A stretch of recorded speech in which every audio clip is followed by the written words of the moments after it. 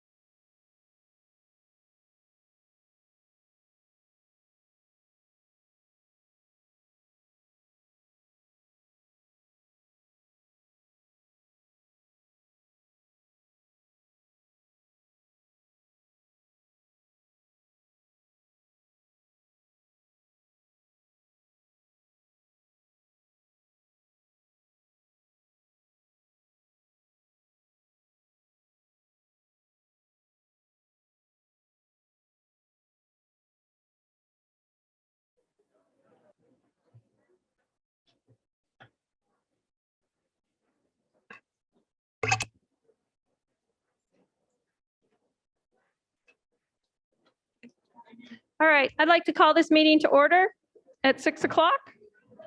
Announce the board met in closed session and no action was taken.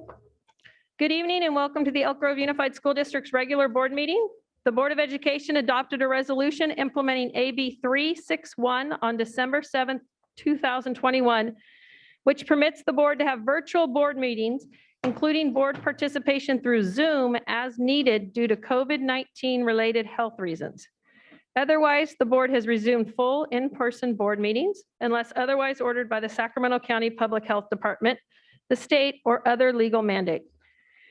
Live streaming of full in-person board meetings will also be available to the public via the Zoom platform. Today's meeting is being video recorded and will be available on the district's YouTube channel.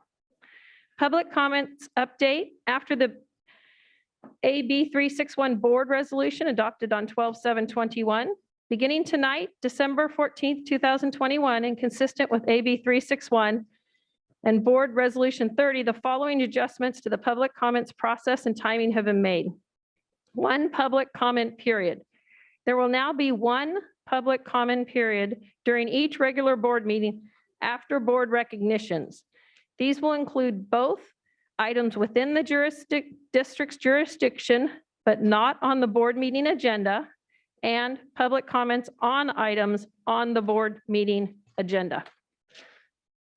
Members of the public will be provided an opportunity to address the board at the designated time specified on the board agenda. During the board meeting at the specified time, the public may make public comments either in person in the boardroom or virtually via the Zoom platform. All public comments will be heard in the following order and at the following approximate times. Approximately 7 to 7:20 will be for items not on the agenda. During the first public comment period, public comments may be made on items not on the board agenda, but within the school district's jurisdiction. Please note that if the public comments are on items not appearing on the posted agenda, the board cannot take action or discuss the public comments other than the board president possibly briefly acknowledging the comments. Approximately 7:20 to 7:40 is for items on the agenda. During the second public comment period, all public comments may be made on items that are on tonight's board meeting agenda. Please note that the board may make a comment or ask a clarifying question related to public comment on items that are on the agenda.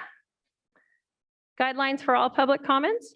If a member of the public wants to comment on an item on the agenda that will be heard before the scheduled public comment, the comment can be made at the time when the item is heard by the board. A person wishing to be heard by the board shall first be recognized by the president.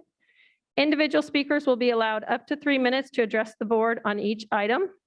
With board consent, the president may decrease the time allowed for public comment depending on the number of persons wishing to be heard on a specific topic.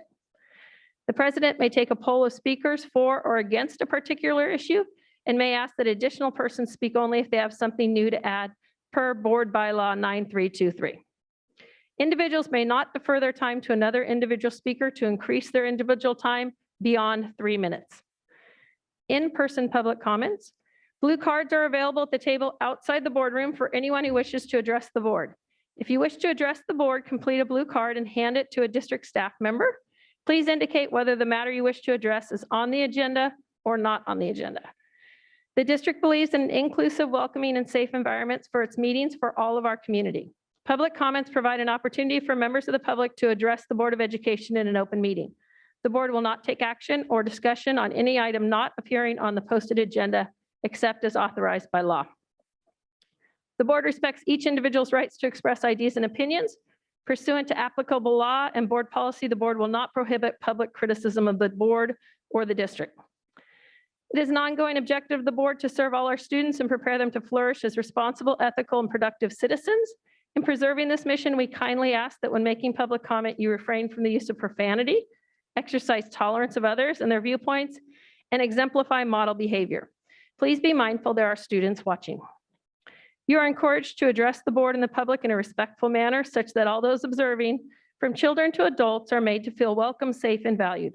The board will not permit any disturbance or willful interruption of board meetings. Persistent or excessive disruption by any individual or group shall be grounds for the board president to terminate the privilege of addressing the board. Zoom audio public comments.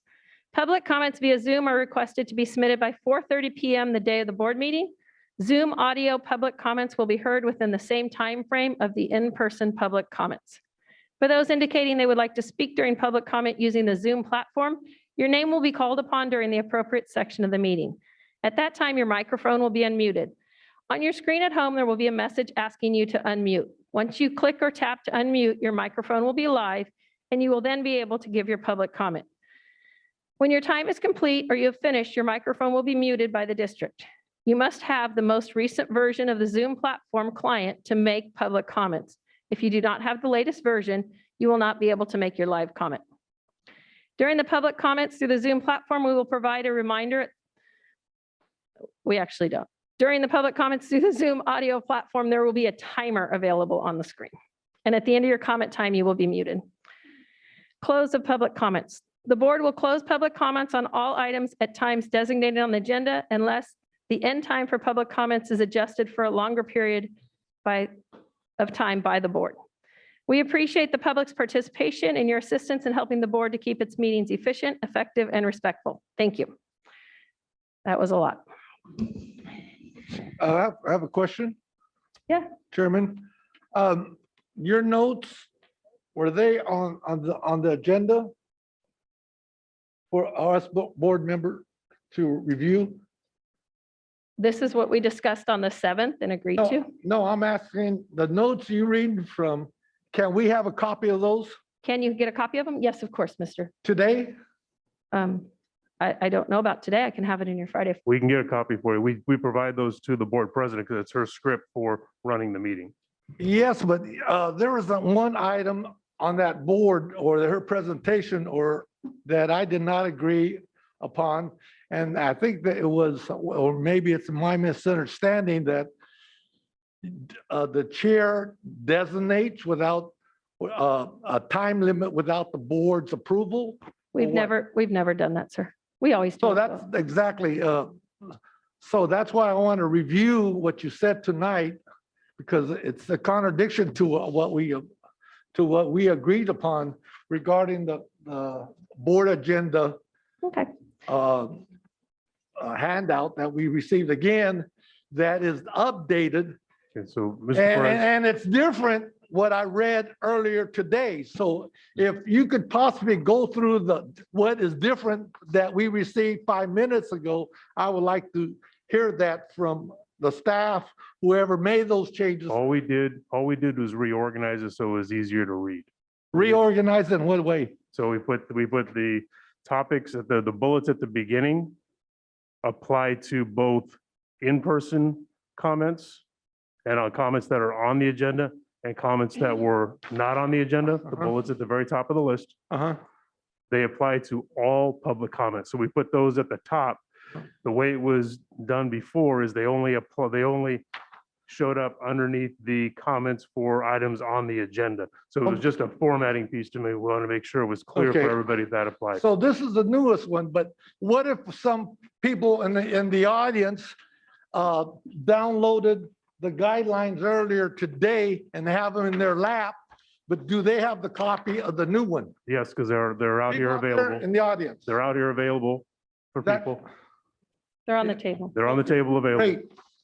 Yeah, that's what I'm concerned about. We're good? And so Thank you. we are going to get a copy of your presentation today. We can get you a copy of that, yes. Thank you. All right. Moving on, we'd like to do the Pledge of Allegiance. Joseph Kerr Middle School, Ms. Clark and her principal. And it'll be presented by Dr. Crystal Martinez-Soler.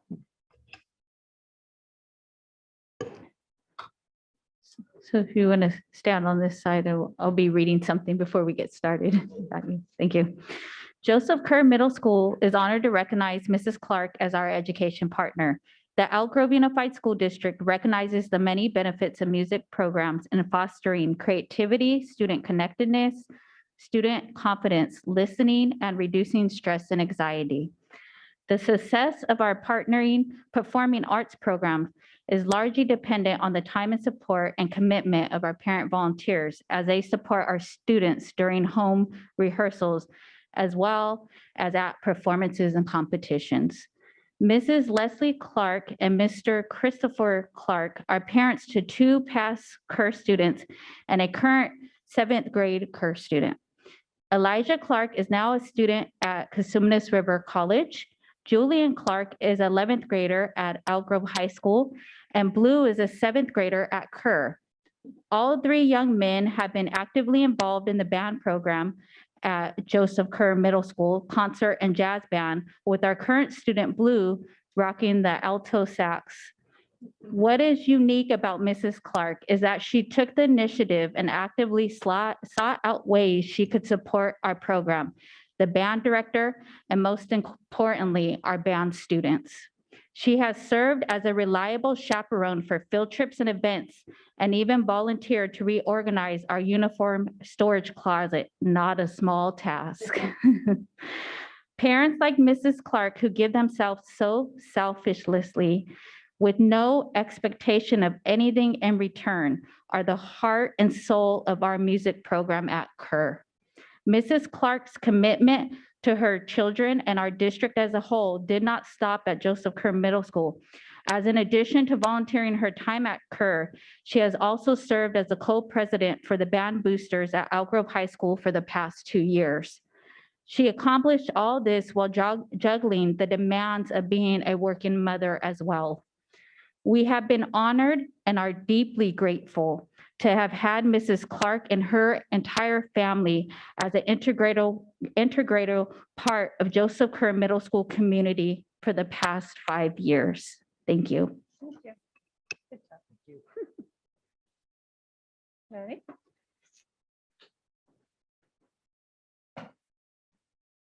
I pledge allegiance to the flag of the United States of America and to the republic for which it stands, one nation, under God, indivisible, with liberty and justice for all.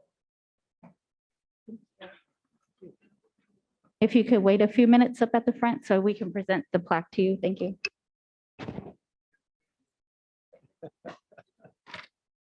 Thank you.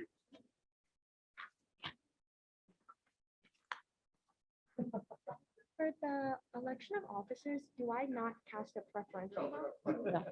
And then also, Yes, not. for student expulsion, it had me as a vote, but then it's a student expulsion, so.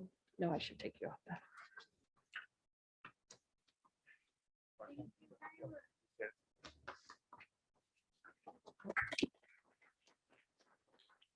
Big round of applause. Thank you very much for all you've done for our students.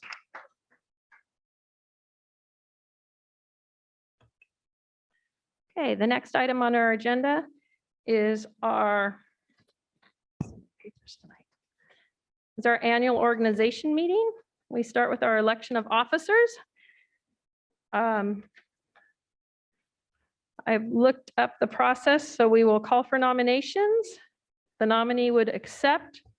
We would need a second. And then if there was a second nomination, we would move on to a second person. Nominations are not debated. And that are the process.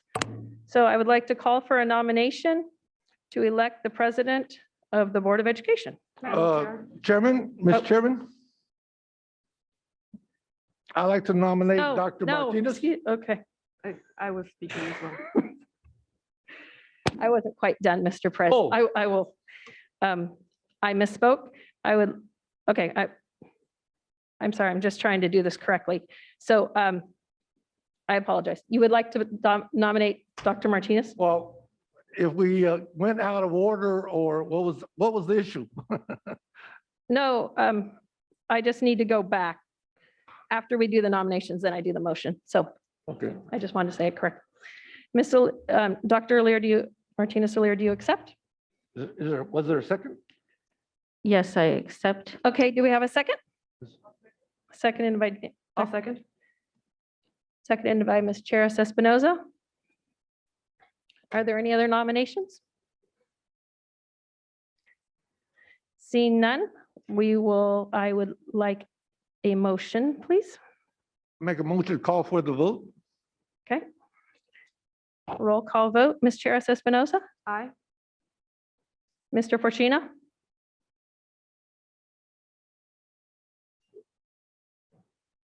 Aye. Ms. Jamerson, Aye. Dr. Martinez Lear. No, you can vote. You can vote for yourself. Aye. Mr. Perez, Aye. Mr. Yang. Aye. And myself. It's unanimous. Congratulations.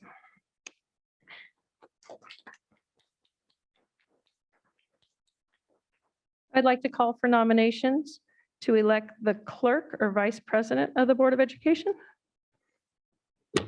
Yeah, I'll nominate Sean Yang. Do you accept, Mr. Yang? It will be an honor. Do we have a second? I second. Do you have any further nominations?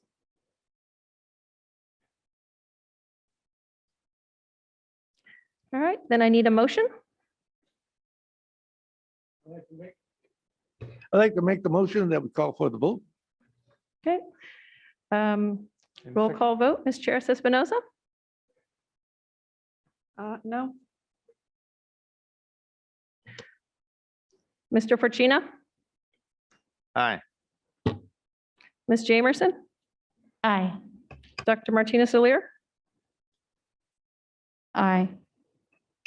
Mr. Perez, Aye. Mr. Yang. Aye. And I am a no. It passes 5-7. Congratulations, Mr. Yang.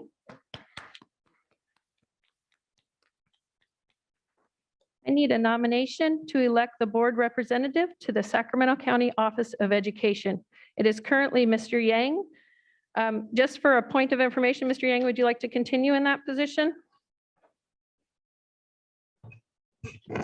I would like to give opportunity to someone else. Okay. So is anyone we have a nomination for the representative of Sacramento County Office of Education? Madam Chair, I'd like to nominate Gina Jamerson for that position. Ms. Jamerson, will you accept? Yes. May I have a second? Aye. Thank you. And then the motion? I'd like to move for the appointment of Gina Jamerson to county representative. Thank you. Ms. Charis Espinoza, Aye. Mr. Fortuna? Aye. Ms. Jamerson, Aye. Dr. Martinez Lear, Aye. Mr. Perez, Aye. Mr. Yang, Aye. and myself. It's a yes. Congratulations, Ms. Jamerson.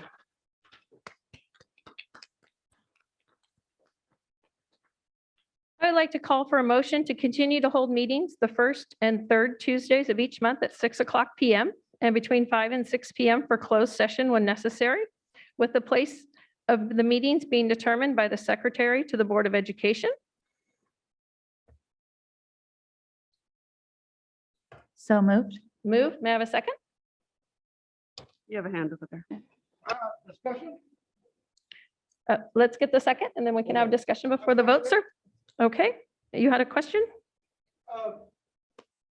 Throughout the year, a lot of. Is your mic on, sir? I would like to see the calendar of our board meetings because a lot of our board meetings, because they're on Tuesdays, we have Mondays, which are holidays.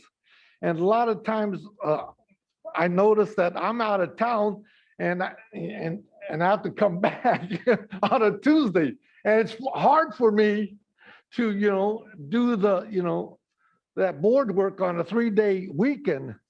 And I was wondering if we could possibly be flexible. And when there's a holiday before our meeting, we could actually have it on a Wednesday, the following day. Anybody else want to entertain this idea? Has anybody? No, I actually think the predictability of our meeting date is really critical to parental involvement. So no, I would not entertain that idea. Parental. I agree on that point.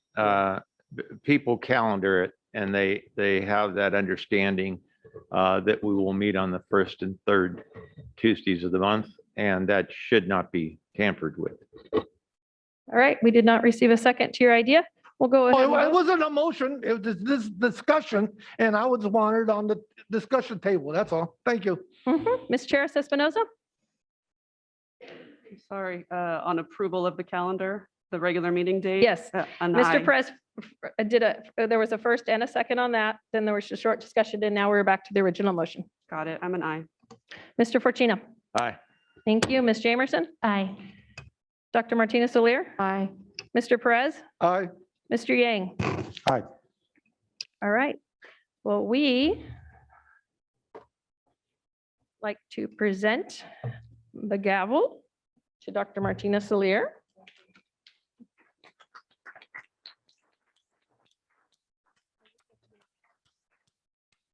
And I would like to present this gavel to President Albiani for serving during our COVID times and many of our school closures. We appreciate you serving in the president's role. So thank you. Thank you. Please give us a few moments to switch seats.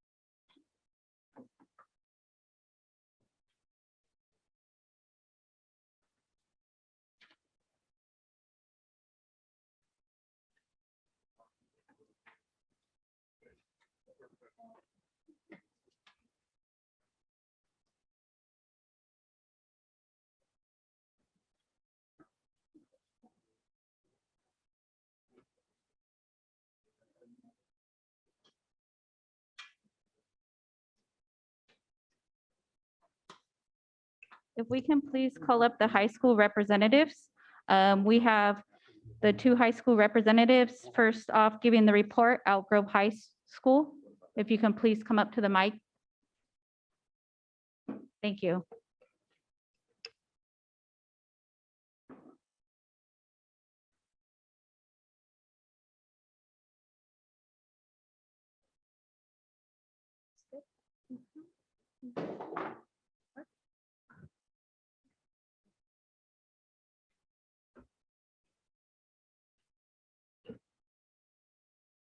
Good evening, Board President Martinez Alier, members of the board, Superintendent Hoffman, and Ms. Avalos. My name is Lena Andrade. And I'm Julia Wangsgard.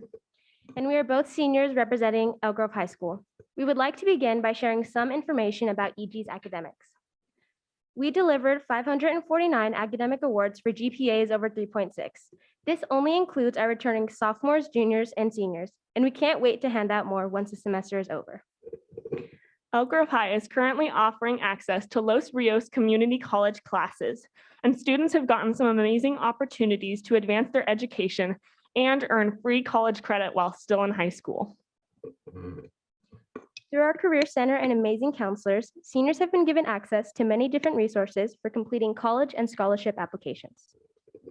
The wide variety of workshops have been a big help in finding information about college and making important decisions. At Oak Grove High, we have been offering free tutoring after school in the library every Tuesday and Thursday. It is ran by our volunteer peer tutors, and students can get help with any and all subjects from teachers and fellow students. This past week, we hosted Cookies and Cram, where students got together to eat cookies and study for finals. We've decided that cookies must be the cure for end of semester jitters, or maybe we're just becoming smart cookies. To encourage positivity and unity at Oak Grove, our ASB leadership class has posted inspirational notes all around school, and we can't wait to celebrate National Kindness Week this February. We have had several successful Spirit Weeks this past semester, my favorite being Alternative Backpack Day, because who doesn't want an excuse to carry a trash can, suitcase, or car seat around all day instead of a backpack? We were absolutely astounded by the creativity of our students with ice chests, mini shopping carts, and laundry baskets to carry their school supplies for the day. In September, we held a blood drive where we collected 18 units of blood that will save 54 lives. Go Herd. This year, our Club Rush welcomed a variety of different clubs and activities, and they have already gotten off to an amazing start. The Environmental Club is working on limiting mask waste on campus, and our Friday Night Live Club, another one of our many clubs this year, has planned our Red Ribbon Spirit Week, and that was successful all across campus. Elk Grove High School's arts programs are doing great. Our campus has been under quite a bit of renovation, and our new culinary building is looking better than ever. Our culinary arts program can't wait to get inside. Our marching band and color guard has had a very successful season after not being able to practice in person for over a year. The band supported the football team by playing at every home game, and at band competitions, they brought home many first and second place awards and even won grand sweepstakes at the recent competition in Lodi, California. They are currently working on their audition piece to submit to Carnegie Hall in New York, hoping to perform there in 2023. Our football team went all the way to Northern California playoffs, and we just hosted our Cartwright Craze basketball scrimmage to promote the beginning of our winter sports. We also heard that thanks to all of you, we will be able to host outdoor dances in the spring, circumstances permitting. Everyone is excited, and we've already begun planning our winter homecoming. Our FFA program jumped into community service this year, assembling 99 care packages for the Elk Grove Food Bank and raising over $2,000 worth of donations for victims of the Calder Fire. We sent 7 students to the National FFA Convention in Indianapolis. Thank you to Ms. Albiani for 3 of those 7. We had national finalists in public speaking and agri-science and sent 2 delegates to represent California FFA on the national level. Our mock trial team has started off the season strong, receiving praise in their 5 scrimmages, and they are preparing to represent EGHS in the Sacramento County competition this January. Board President Martinez Alier, members of the board, Superintendent Hoffman, and Ms. Avalos, we are so grateful for the opportunity to share about what's going on at Elk Grove High School. As a school, we have so much to offer and still so much to do, but we can't wait to show you where we're going. Thank you. Thank you. We can please have Monterey Trails come up.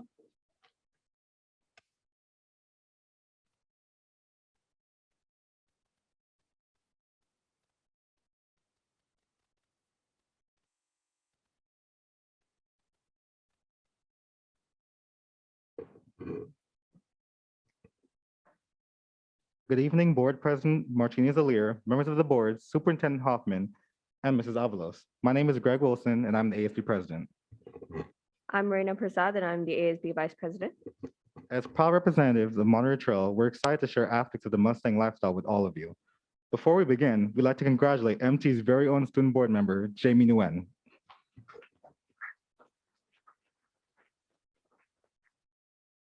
Jamie is a perfect example of how our student body always finds a way to excel. One of the ways to recognize their excellence in academic achievement is the Fall Awards Night, where 171 students achieved a 3.75 or better grade point average on the Fall Honor Roll, and 458 who have a 4.0 or better on the Honor Roll with distinction. To support our student body in academics, our librarians assisted in renovating the library and rearranged it to improve after-school tutoring. The library held the Fall Scholastic Book Fair shortly after, which was met with huge success. The Link Crew program encouraged attendance to after-school tutoring by assigning passports to check in and win prizes. Speaking of encouraging programs, our College and Career Center has provided several opportunities for advising in college conferences during and after school. They have arranged weekly activities divided for individual grade levels on college and career guidance. Our career technical education program is expanded with the addition of the medical assistant course to pursue the pre-med path on our very own campus. Additionally, our Data Cyber Patriots have completed two rounds in the annual Cyber Patriot nationwide competition and qualified for the highest grouping of platinum. Our remaining teams received 2 gold and silver levels, which is remarkable. The semifinals competition will be held next month as we strive for potential nationals. Our Cyber Patriot team, known as Rice Bowl, had competed in the annual California Cybersecurity Institute 2021 competition. We are pleased to say after an intense 7-hour live broadcast competition on Twitch, Team Rice Bowl won first place in the high school intermediate division.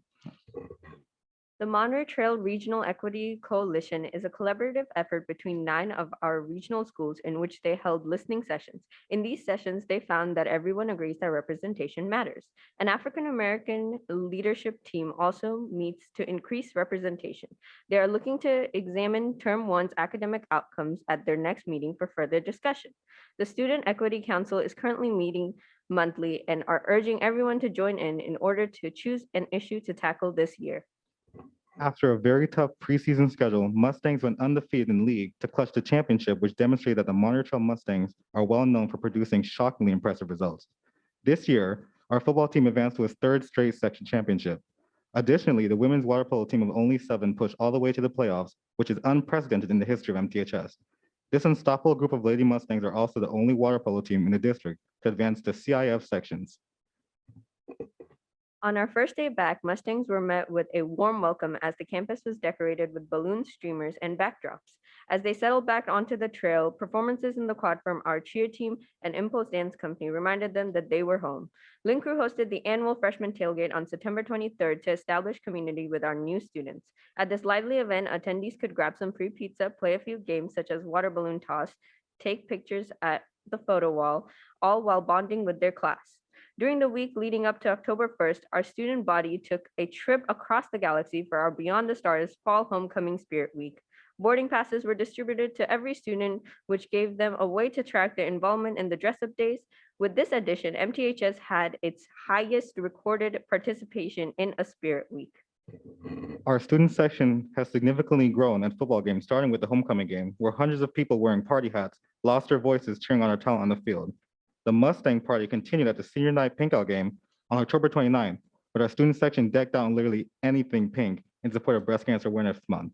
On the same day, the senior council held MT's first senior tailgate, where the class of 22 gathered in the quad to eat and experience special entertainment from their apprentice dance company, Poly Club and Haka, as well as a highly anticipated performance from our very own ASB secretary with a surprise guest. Seasonal lunchtime activities like pumpkin decorating and peppermint counting at a festive field at campus as students gather around booths outside the cafeteria to create or play a themed game.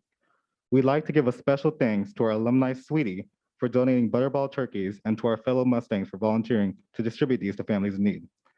The winter movie night with an introductory lighting ceremony gave our students another opportunity to get in the mood for the holidays.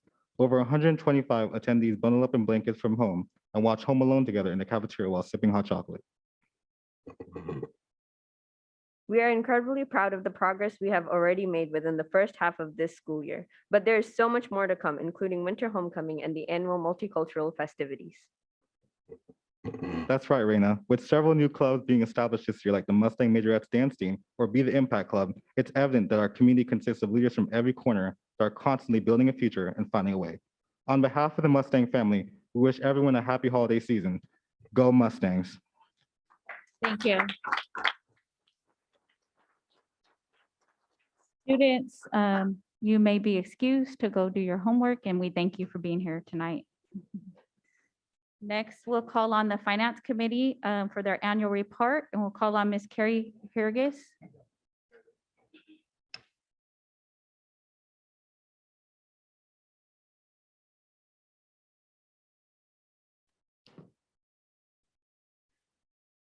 Good evening, President Martinez-Alaire, and members of the board, Superintendent Hoffman, and Ms. Avalos. This evening, you are being asked to receive the 2021 Finance Committee Annual Report. Ms. Angie Wangsgard, the committee chair, will be presenting the report. But before she begins, we would like to recognize the contributions of the committee members. Their time and efforts are much appreciated. With that, I would like to introduce Ms. Wangsgard. So nice to be here with you all tonight. I wanted to take a minute on behalf of the Finance Committee and tell you how grateful we are for your leadership during these crazy times. I know you might hear that a fair amount, but as we've been hearing from the departments and all the hard work that they're doing, we just wanted to let you know that we recognize specifically the leadership that you are giving, and we see the wonderful things happening in Elk Grove Unified. With that, I'd like to give my report. So just, I know most of you may know this, but just to make sure for anyone listening that they know, the Finance Committee is an advisory committee to the school board, and we provide community input shared with the board on matters relating to district finances. So the committee has members appointed by each board member, as well as 3 community members who've been appointed at large and 1 appointed by the superintendent. Currently, there are 11 positions, but 2 of them are unfilled, the positions appointed by trustees Jamerson and Yang. So throughout the year, we hear from different departments, and we also hear updates on the interim and general budget reports. We had 9 meetings this year. They were all on Zoom. And we hope to be able to start meeting in person in 2022. So in January, we met with Superintendent Hoffman, and he gave us an overview of the financial state of EGUSD. And we talked about returning to in-person learning. I think that feels like 1,000 years ago. We mainly discussed new revenue and the expenses related to the pandemic. In February, we heard from facilities and technology relating to the pandemic. And from that meeting, we had one specific suggestion. We asked that the district analyze teacher usage of subscriptions, software, and other technology to be sure the outcomes are justifying the cost that they are being used. In March, we got an update from mental health services. And from that meeting, we support the increased spending on mental health services. And we'd like their department to enhance the way that they measure their outcomes for the new and enhanced programs.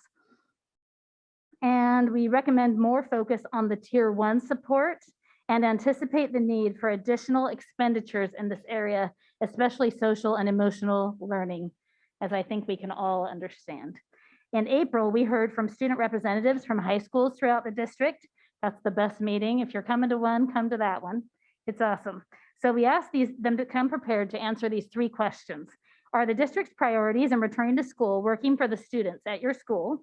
Do you feel students are being left behind? And how has the past year changed your perspective on education? And what suggestions do you have for success in the future?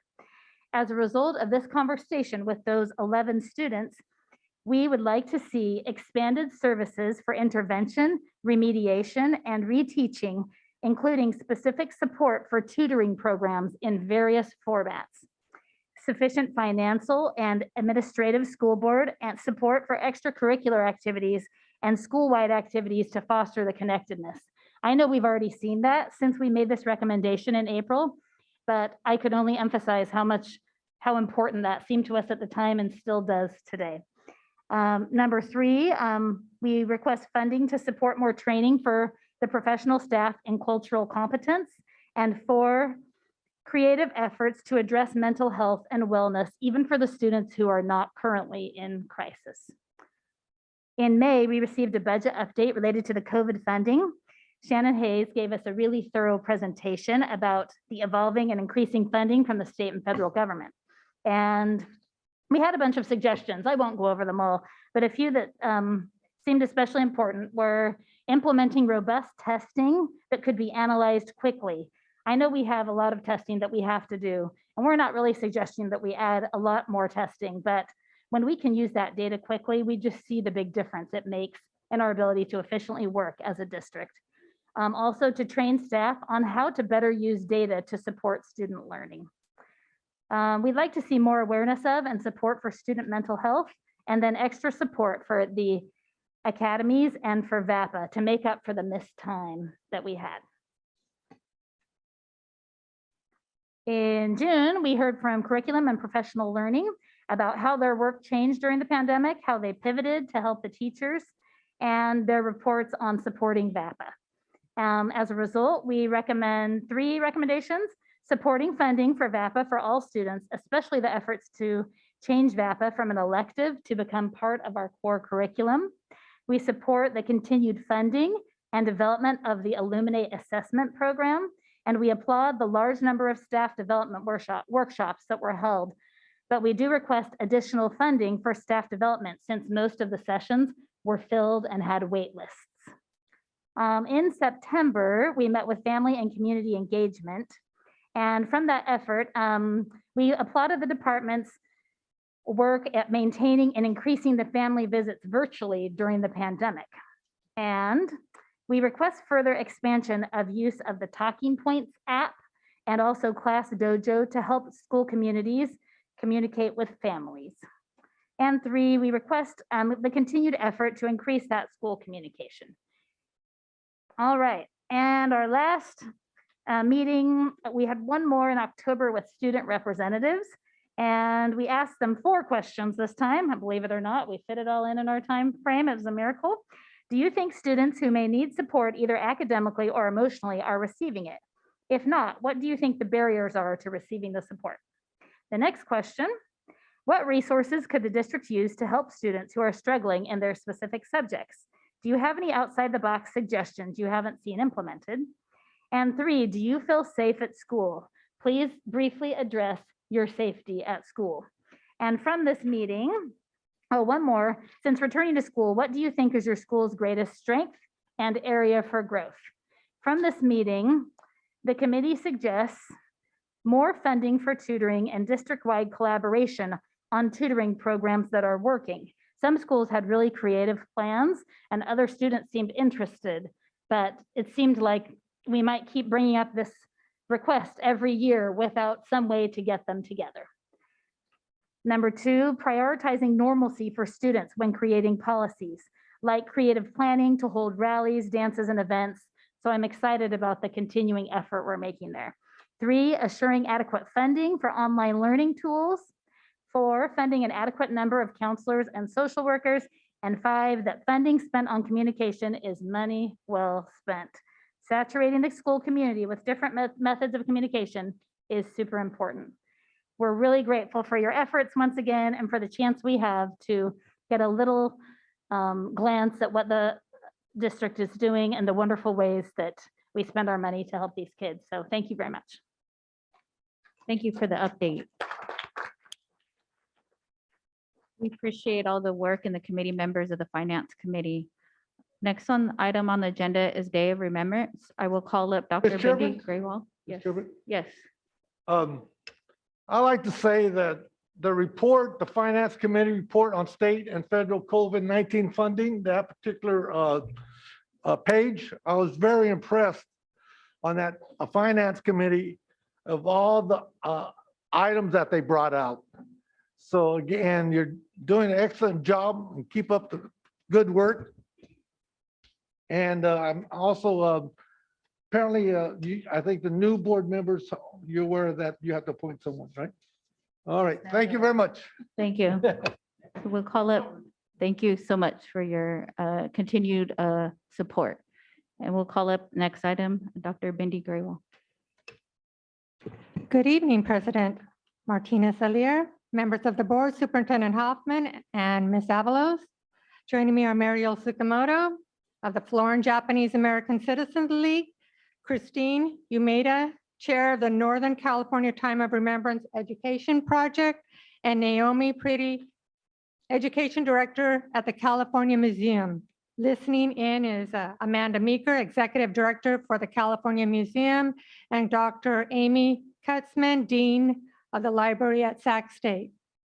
The Board of Education is requested to adopt Resolution 32, reaffirming the Day of Remembrance, originally introduced by our district in 1983, which declares annually a Day of Remembrance across the district, acknowledging the efforts of the Japanese American Citizen League, the California Museum, and Sac State University Archive Library for their work in continuing to make the events of the internment of Japanese citizens during World War II a living history set lesson, teaching future generations responsibility as American citizens to speak up and defend our constitutional rights. This year marks the 80th anniversary of the executive order signed by President Roosevelt in 1942, and the order proclaimed California, Oregon, and Washington military zones and led to the forced removal of 120,000 Japanese Americans to incarceration camps during World War II. And in 1988, President Reagan, recognizing that a grave injustice had occurred, signed HR 442 into law, authorizing payment and an apology letter to each surviving internee. Annually, our Elk Grove fifth grade students visit the California Museum, the longest running exhibit titled Uprooted Japanese Americans During World War II, which surveys a century of Japanese history through the personal stories of formerly interned Californians. The exhibit runs through the end of January through the end of March. And this year, students are going to be able to access this important information both in person and virtually. Before the board takes action, Ms. Tsukamoto would like to say a few words. Thank you so much. You know, it's really a privilege to be able to speak to all the board members and the support that you have been giving this program. The Elk Grove Unified School District is the only school board that has consistently supported this program. And remember, it's not just our sad story, and a sad story of American history. It's about teaching the future generations about their rights as American citizens and having the courage and the voice to fight for that right. I grew up in this community. My parents in the 1930s are graduates of the Elk Grove Unified School District. Of course, I don't think it was unified at that time. Half the students of Elk Grove had to leave in 1942. Most of them didn't get their diplomas because they had to leave before graduation. And two teachers from the Elk Grove Unified School District, Mrs. Colton, and I can't remember the other teacher's name, but they drove in 1942 in I don't know what kind of car from here to Manzanar, which is at Bishop. And those of you that know that road, can you imagine what that was like in 1942? I don't think there was a road in some places. And they tried to take the graduation certificates to the students that they thought were there. But of course, everybody was not there in one camp. And I want you to know how important it is for the future generations of children to understand you can't allow a group to lose their constitutional rights. And that's what this is about. And I want to thank the board members for your support. And Mr. Forsina came to several of our programs. And the year he came, Tom Matsumoto was an Japanese-American soldier who served overseas. He was 100 years old and stood up and spoke. And so we do have a history and a connection here. And I hope that some of you will, you've gotten a flyer. We have a program that, you know, it's not designed for students, but we try to tell the public not only about our story, but the connection that we have to other groups. And this year, we're going to feature our connection to the indigenous people. 7 of the 10 camps that we were incarcerated in were indigenous land. We share some of that history with other groups. So I invite you to participate in that program and thank you for the support that you have given this program all these years. We've had, I don't know, what, 50,000 students that have gone through the program. We now have teachers coming through that were 5th grade students that heard my mother speak. So thank you for what you're doing, not only for Elk Grove, but for the future.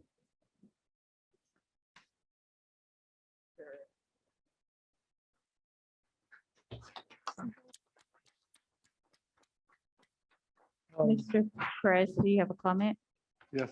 On our day of remembrance, Resolution 32-2021-2022, it doesn't have a dollar amount on this particular resolution.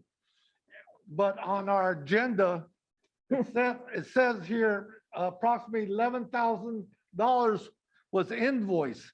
Was that for last year, or did you spend it or didn't spend it last year? That was the cost of students attending the program. There is a cost, but the museum gives Elk Grove Unified a reduced amount. As Okay. you know, any museum has to have some charges for the expenses that they use. So we did spend the money for last year when we were in COVID and they went to the museum, correct? Well, some went to the museum, but the museum also offered Virtual. online Right. virtual Okay, programs. And that also involved technology and the cost that it required to provide that kind of service. okay, so that's clear. So what I was concerned about, if it wasn't used, I was wondering if we had disencumbered that money and gave it to, or going to give it to you this fiscal year, this school year. Or are you going to receive the same amount this fiscal year? No, it will not be the same amount. It will be based on the number of children that actually participate Very good. and the amount of money that is spent to provide that program to them. Okay, so that's written within our little contract. All right, well, thank you very much. Very successful program. I've been there myself and talked to your fellow community there. And it's my understanding, a very well-known gentleman that worked there has passed this last year. Do you recall what his name was? I didn't read the article. I'm not sure. Okay. who Well, you're anyway, talking about. I had a very good conversation on the history of this issue. Thank you. Thank Madam you Chair. for the presentation. Madam Yes, Chair, Yes. really quickly before you walk away, ladies, I want to express my appreciation for all of the work that you continue to do. I had the ability recently to bring some out-of-town guests to see the permanent exhibit at the California Museum, which I had seen before, but I think every time we are exposed to this exhibit or this topic, we glean new lessons from it. It just, the power of that is just something I really can't express in words. So I want to thank, I know Ms. Meeker's on the phone, but all of you for continuing to educate Californians about that. I want to thank the JACL also for continuing to advocate on behalf of other more current victims of human rights violations and civil rights violations, and being really a model for not just students, but for educators and adults in terms of how we need to teach these difficult parts of our collective history. So thank you so much for your work. Any other comments? I think Mr. Yang has a comment as well. Well, first I want to say thank you for the presenter for sharing a wonderful story of our resolution 32, the Day of Remembrance. As we all know, the United States of America is made up of all varieties of people, Native American, immigrants, refugees, all around the globe. And today, you and your staff showing us what standing for our constitution rights is all about. And this reminds us that we all have rights as a citizen. So thank you. Thank you again. And at this time, I'd like to call for a motion to adopt Resolution 32. Madam Chair, I know you Yes. can't see Carmen over here, but I Okay, think, yeah. sorry, Carmine. And then any others, please let me know. Yeah, thank you. I first started attending Day of Remembrance with Chet Medicine. And the one thing I would like to say with respect to JPL, JCL has consistently put on informative programs that are done so in a learning way, in a positive way, not a negative way. Certainly, the message that we take away informs us with respect to the problems that were faced by so many and the challenges that they had. But JACL and all of the presentations provide the information in a way in which it allows you to not only understand the impact on individuals, the lessons that we need to take away from that, but in a way that gives hope that with the lessons, we don't repeat the history. So can't wait for this year's program. It's going to be virtual this year, I see. Yeah, but definitely we'll be a part of that. Thank you.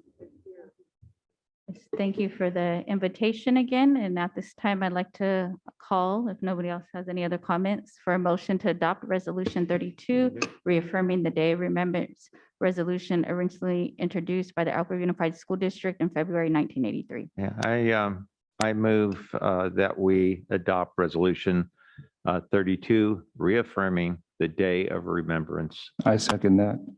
So we have a first and second, and I'll conduct a roll call vote. Mrs. Nguyen. Aye. Mrs. Albiani. Aye. Ms. Trias Espinoza. Aye. Mr. Forcina. Aye. Ms. Jamerson. Aye. Mr. Perez. Aye. Mr. Yang. Aye. And myself, it unanimously is approved. Thank you.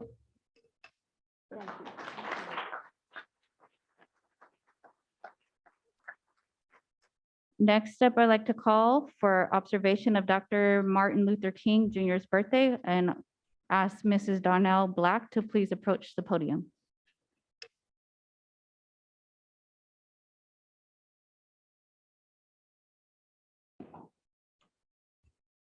Good evening, President Dr. Martina Salier, members of the board, Ms. Nguyen, Superintendent Hoffman, and Ms. Avalos. I'm grateful for the opportunity to present resolution number 31, designating January 17th, 2022 as a celebration of Dr. Martin Luther King Jr.'s birthday. Dr. Martin Luther King Jr. devoted his life to the struggle for justice and equality and is universally recognized as a proponent of nonviolence in the pursuit of freedom.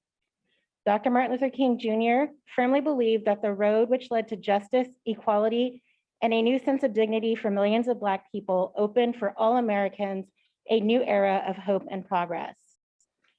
Dr. Martin Luther King Jr.'s birthday not only reminds all educators of our responsibility and privilege to assist our students in developing their skills to reach their dreams for achievement, but is also recognized as a National Day of Service, which calls for Americans from all walks of life to work together to provide solutions to the most pressing national and local problems. The instruction in the Elk Grove Unified School District acknowledges the contributions of Dr. Martin Luther King Jr. Teachers may employ a variety of activities, including lessons from our adopted curriculum, assemblies, presentations featuring highlights of Dr. King's life, and speaking and writing activities based on his speeches.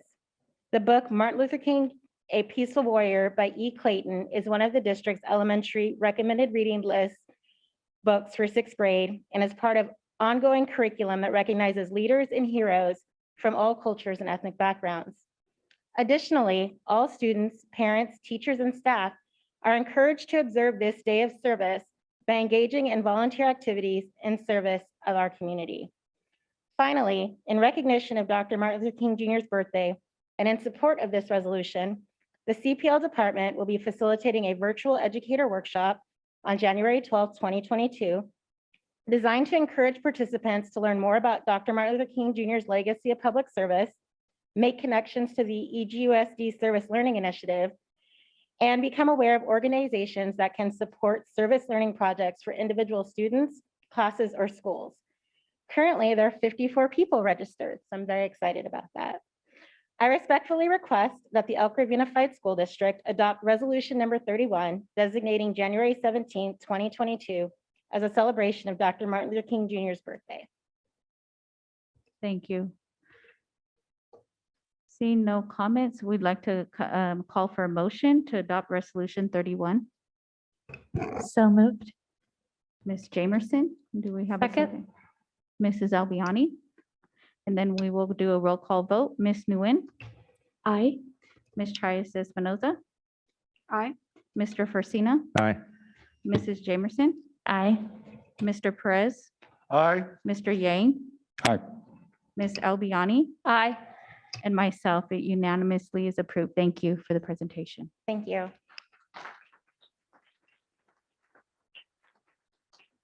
Next item on the agenda is student expulsion and voluntary transfer recommendations.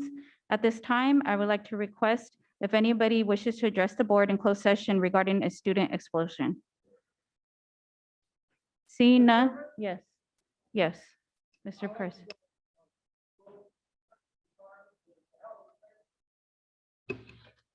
Yes, I'd like to go into closed session to talk about the health and safety of this issue. There's very important issues that need to be resolved and clarified, and we need to do it behind closed doors. Does anybody else on the board want to second that? Seeing none, then we will move forward. I will ask for a call for a motion to approve the recommendation for student expulsion. So moved. Do I have a second? Second. I will conduct a roll call vote. Mrs. Nguyen? Oh, sorry. Mr. Forcina, Aye. Ms. Jamerson, Aye. Mr. Perez, This is a very important issue. I am voting no. It is a endangerment to our community, and we need immediate attention to deal with this issue behind closed doors. thank you for your comments. They've been taken down. Mr. Yang? Aye. Ms. Albiani? Aye. Ms. Cheris Espinoza? Aye. And I myself. So that's 6-1. Yes, no. Next item on the agenda is public comment. At this time, we will ask for public comments for items not on the agenda.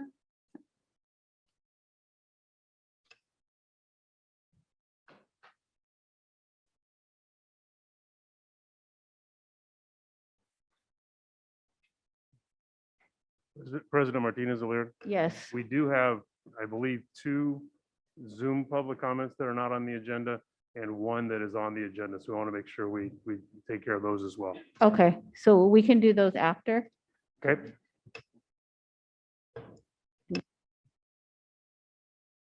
So we, as a board, usually do a vote on the time for the amount. We have 10 public on items not on the agenda.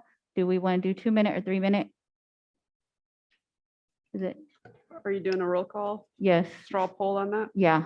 So Well- Mr. Forcina, Should always be 3 or longer. okay. So we'll go with 3 then, standard. Everybody else is 3. Okay. So I'll call on Mr. Yang to please call up the first person. Just before I start, for a point of clarification, should we give a warning at 2:30, or should we just go ahead and let it? They can see the time. Yeah, our warnings interfere with people's train of thought. That we have a timer. Okay, got it. So the timer will be on. Okay, first person will be Charles Washington. What is that? Okay, and the following individual that follow Charles will be Heather Washington.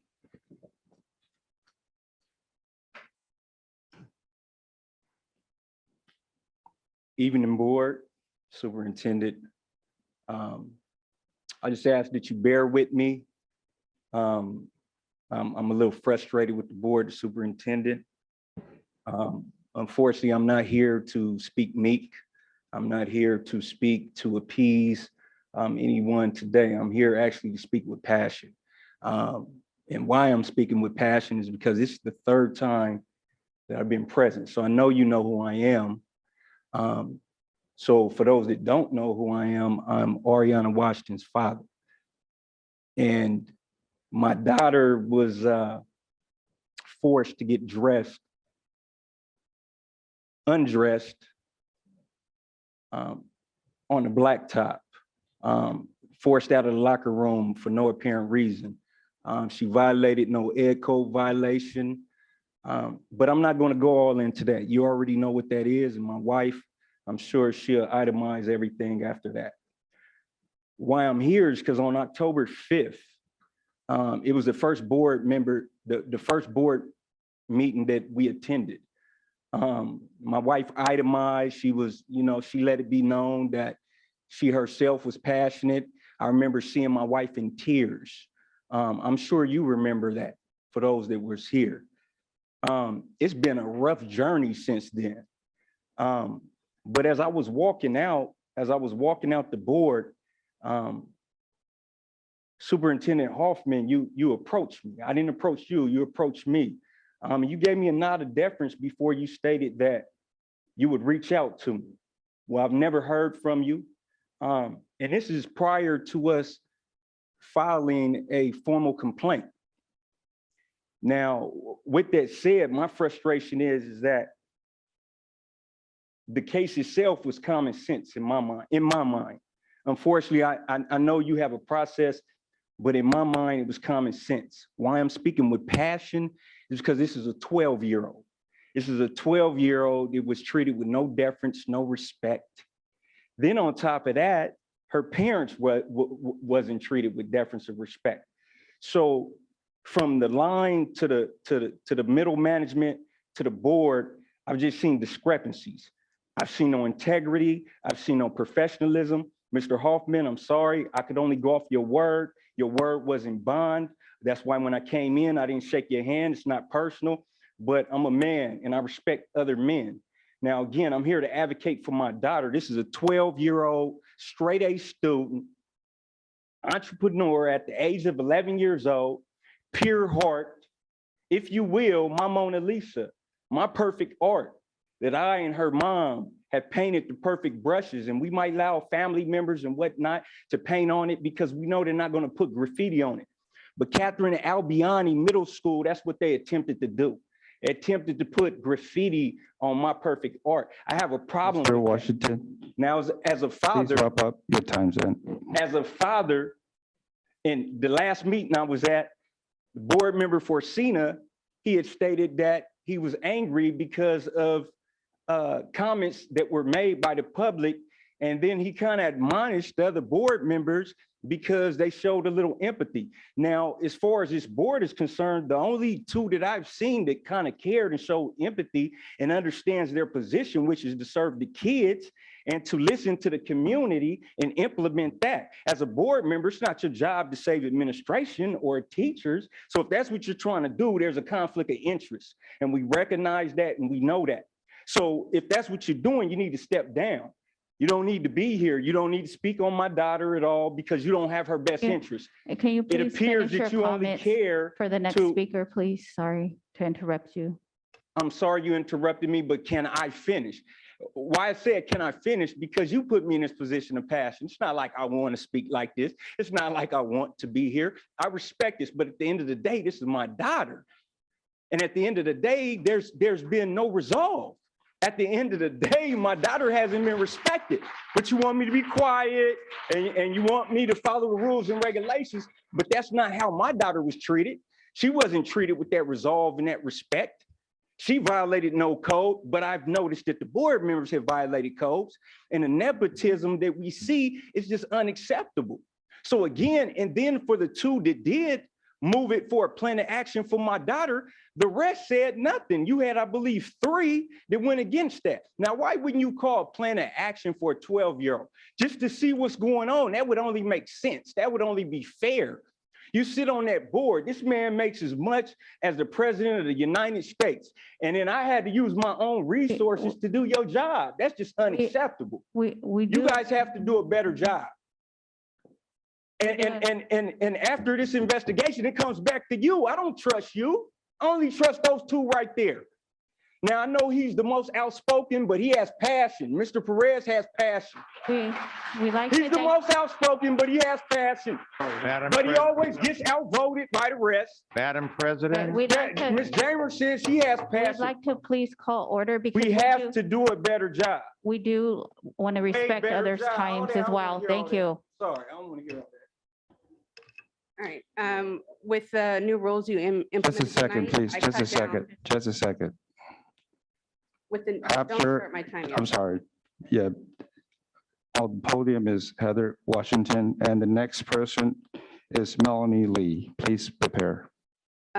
Before you start my time, I did cut down my speech about 4 paragraphs with the new rules you implemented tonight. So I'm doing my best to get within the 3 minutes. I just ask that you not cut me off. So to piggyback on him, board members Jamerson and Perez, who acknowledged what happened to my daughter was wrong and unjust and did request a call to action, but were silenced. Thank you for speaking on October 5th. And I just ask that in the future, because this vote regarding the termination of Principal Bahar and Vice Principal Kasho come back to this board. I ask in the future, don't ever let your voice be silenced for what is right. Civil rights violations, discriminatory practices, racist behavior, and harming a child physically, psychologically, emotionally should never be tolerated, and immediate action to protect children should be meet your main priority as a board member. To the board members who are of non-Caucasian descent, but sat silently when you heard my daughter's story in October, remember your own family's history in this country and the generations before you who were persecuted because of the color of their skin and were thought of as inferior. You too are the descendants of the subjugated. Black, brown, LGBTQ, white allies and advocates for the disabled need to be a united force against the white oppressor in order to make positive change for all. As one of you mentioned in the November board meeting, Black families come to you with 400 years of pain. Your comment is 100% true, but it does not negate that our children are still victims of those same discriminatory and racist practices. So I encourage you to think about your comment in reverse. Instead of Black families coming to you with 400 years of pain, instead say, the white race has had 400 years of history in power and oppressing people of color, and many of their descendants still practice that same racist and discriminatory behavior. In closing, to the white board members, specifically for Sina and Albiani, who have family that are administrators in the district and are personal friends with administrators in the district, specifically Ms. Bahar and Ms. Vice Principal Couchot, as indicated in my November 20th email, 24th email, and December 3rd email.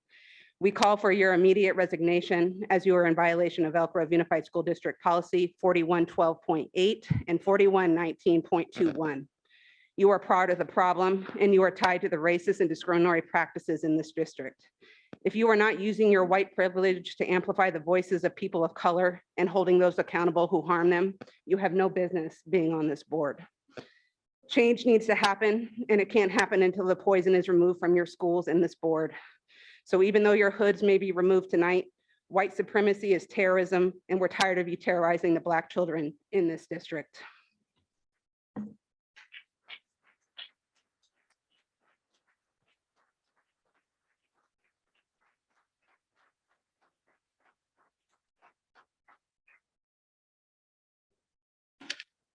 On the podium is Melanie Lee, and next up is Lupe Burrell. Good evening, Superintendent and board. Good evening, Superintendent and board members. Thank you for giving me time to talk. I would like to start with the overarching concept of dignity. Back there, there is a sign that says that a school should be a safe zone from bullying, harassment, and slurs, which will not be tolerated. During prior speakers, I heard several subjects touched on: student mental health, returning to normalcy, and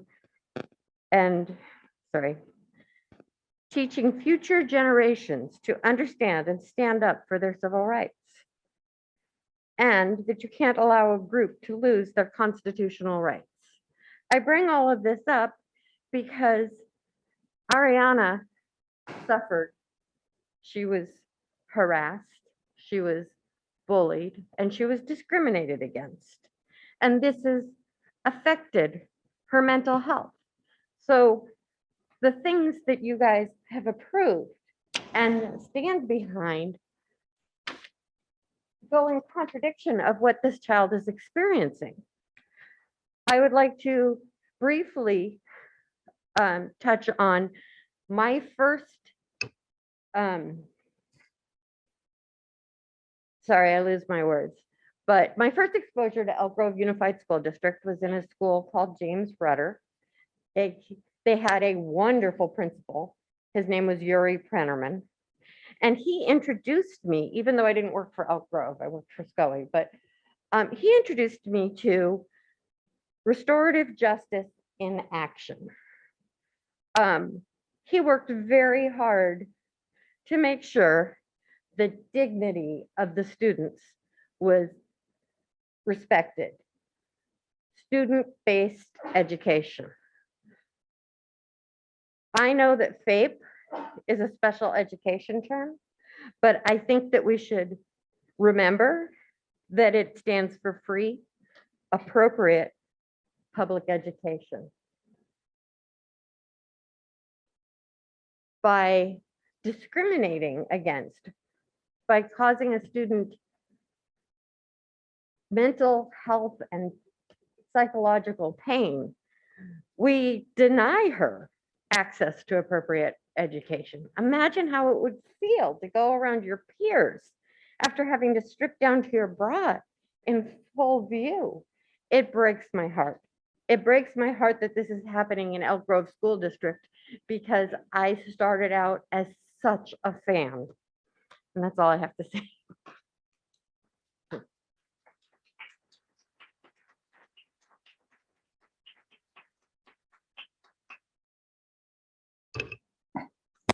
Sylvia Wilhelm. Next up is Nick Moran.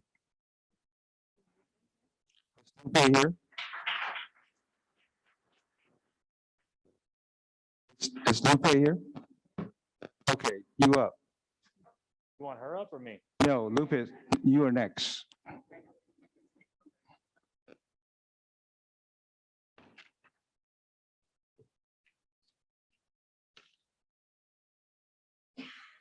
Hello, I'm Lupe. I don't know, do I need to? Please, yeah. Thank you. Thank you.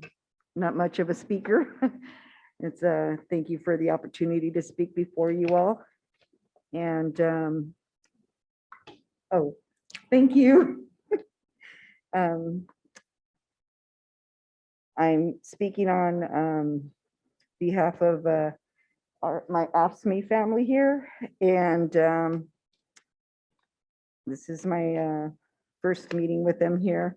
I just wanted to share some of my concern that I've noticed especially this year, and it's many of my coworkers and friends in the district and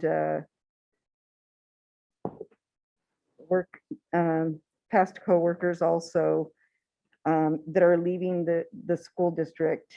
And the reason for that is they're finding jobs that, pay more, start off, with benefits and bonuses and all that. When I first started for the school district, I was like, wow, I'm working for Elk Grove Unified. I was proud that my kids were raised in this school district and stuff, and what it had to offer, not only for my children, but for myself and, my household. And, seeing that friends are leaving and that I've been with the school district 12 years, and they can go somewhere else and get starting pay, benefits, and bonuses and make just as much as I'm making now, or just maybe a couple of dollars less. It's like, what are we doing here? So I just wanted to share that with you because it really hits home. We've got to put food on the table. We have to pay our bills. Some of us have mortgages, rent, and some people even have to be forced that they can't even do for that. They have to make choices, to pay a bill or feed their children, or even, get behind on their rent. It's sad. It saddens me. And it has affected our household some. And I'm pretty sure it's affected, a lot of the people that I worked with, and that's why they've had to leave too, and thank you for listening, but I just wanted to share that with you. That's it. Thank you. Thank you.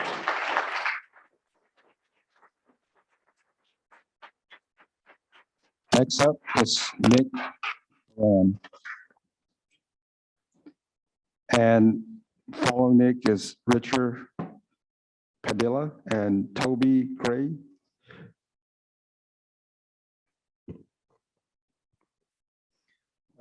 Hello, Board, Superintendent Hoffman, and everyone else here tonight. I'm here to speak on how hard it is to keep employees working for EGUSD.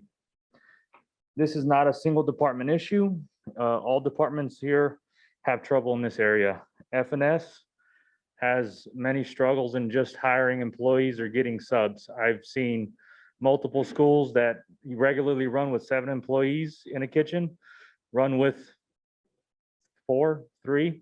It's very detrimental to feed these kids, so I could only imagine how hard it is to do that when you have a lot less people. Our custodial staff in a very similar boat. One may move up and leave a vacancy that causes an issue throughout a campus, and we don't even have subs to fill those vacancies on a regular basis. We're lucky if we have a sub come through a school. Grounds. I don't know how many people have left from grounds for other job opportunities because they may have a Class A license or certification that somewhere else is offered significantly more. And M&O, maintenance and operations. Our department keeps all these facilities running and keeps everything going and make sure the kids and staff have a safe place to work and come to school. In my team specifically, we haven't had an electrician for over 3 years. We posted the job 3 or 4 times. We have a job that's been posted 3 times that we haven't even filled as a low voltage tech. So we have a lot of hardships in the employment area. We cannot keep people here because of the job opportunities at other school districts and or just other job opportunities, period. It's not the place that people want to come and work. It's not the career that has been offered in the past. This has created more work for our members, for for them to continue and keep the schools clean and safe and everything else. And we're willing to do all that work, but it's backbreaking labor to keep up with the new demands and everything else. So I'm just here to show that our members are not so happy with the current offer that is offered for our bargaining. And I mean, we're just here to show that. And as you can see, we have a whole back room full of people, and this is just a small portion. So thank you for your time.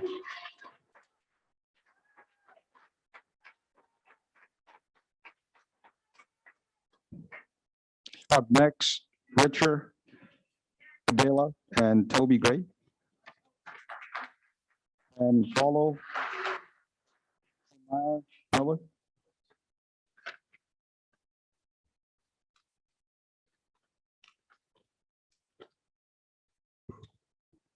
Good evening, Board President Martinez O'Leary, members of the board, Superintendent Hoffman. My name is Richard Padilla. I've been an employee of the district since 2009 and currently on the bargaining team for ASME Local 258. I come to the board today to shine a light on the efforts of my peers that seem to be consistently overlooked. While I understand how difficult it was for teaching staff to transition from teaching students in classrooms to teaching students' families and caregivers over distance learning, it seems like we forget the challenges faced by other employees in our district. We've seen food service workers transition from feeding students on campus to feeding communities in front of schools, on buses, in the middle of heat waves, fire season, and inclement weather.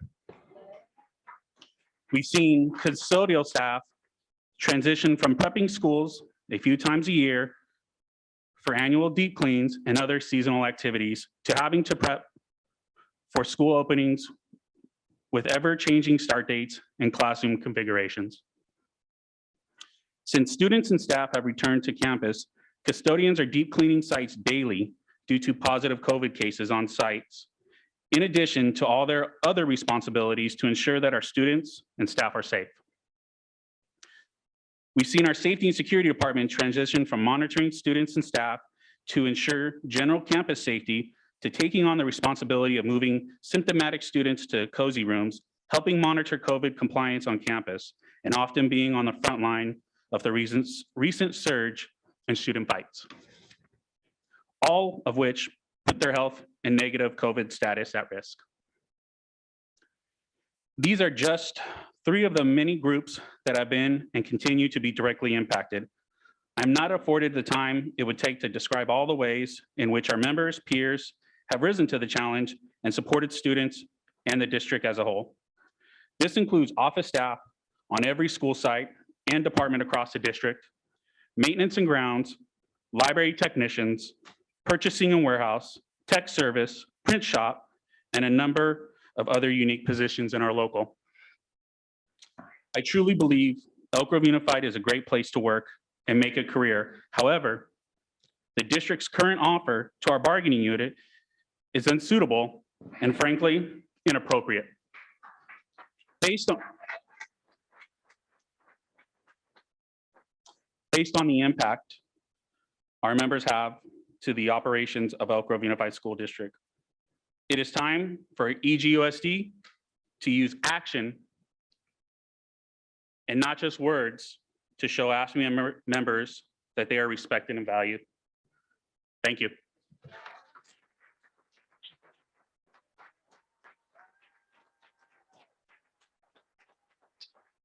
Next, Jemai Miller, followed by Heather Finchner. Hello, good evening, President Martinez Leroy. You guys threw me a curveball at the last second, so just want to make sure. Thank you, members of the board, Superintendent Hoffman. We thank you for your time tonight. You know, I got a script and I always like to stick to it, but I just want to say that the efforts of the people who have come here tonight to speak, not even just AFSCME people. We've been here for several board meetings and we see people speak. And I just want to say it takes a lot of courage to do that. So I just want those people to give a round of applause themselves because that takes a lot of courage. This is not something everybody does all the time. But I will get to the point. So you've heard very real and difficult situations and scenarios that have come from the real lives of bus drivers, mechanics, other classified positions within Elk Grove Unified School District. As a classified bargaining unit who represents other classified employees that are dealing with very much the same situations, we feel those. We feel those strongly. We are dealing with minimum wage impacts. We are dealing with low staff. We are dealing with all of these things, just like these other positions are. For a while, I thought that maybe we'd be reaching a boiling point as far as how the economy is, as far as how hiring from the outside is, outside of opportunities. Everywhere around here is offering $15, $17, $18 an hour. But I think the more that we're into this, we're in the boiling point and something has to be done. AFSCME is the food service workers.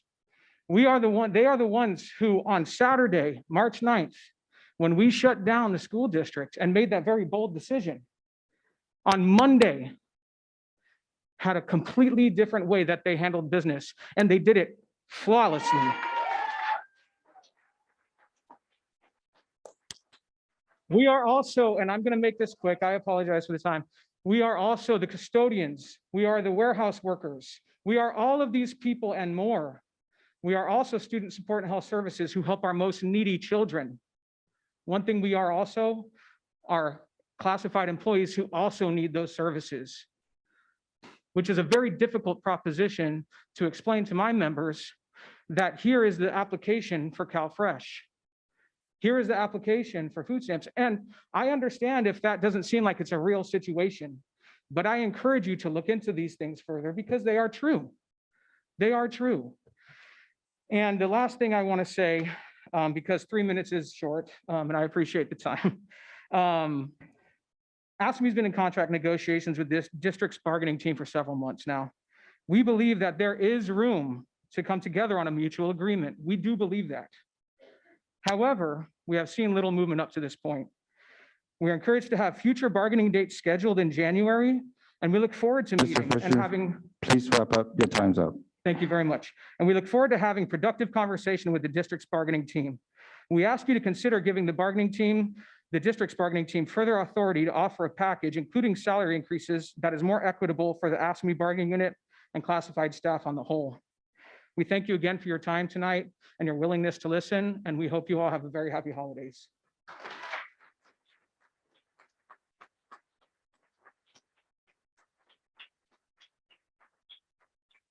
Up next, Noreen Pryor. Follow Sylvia Lopez. Good evening, everybody. First, I want to start with something positive. So I had a chance to attend the Monterey Trail Regional Equity Coalition meeting. It's my second year with that group. I am very encouraged with the movement and their intention on focusing on the students who need the most resources, and that's Black students, and putting things in place for them. So I'm very happy that Ms. Laura stayed so that I could give her a shout out in that whole coalition, the work that they're doing. Couple of things. So I'm still waiting to hear from your staff about a follow-up meeting with the administrators over at Consumnes Oaks regarding Jalen Flannery. I know that I've sent emails. I have yet to hear back. I'd like to hear from somebody really, really soon. Additionally, I attended the FBSU meeting, which is Families of Black Students United. The parents of the sister junior high school connected to CO requested that you all put together a forum so that they too can express the trauma their children went through being on a lockdown for a suspected active shooter. So they're asking this district to put together a forum so that they can communicate with the administrators, ask their questions, and communicate with you as well. So we'd like to see that put into place. And then, quite frankly, I have to address the frustration of my parents that were up here earlier, the Washingtons.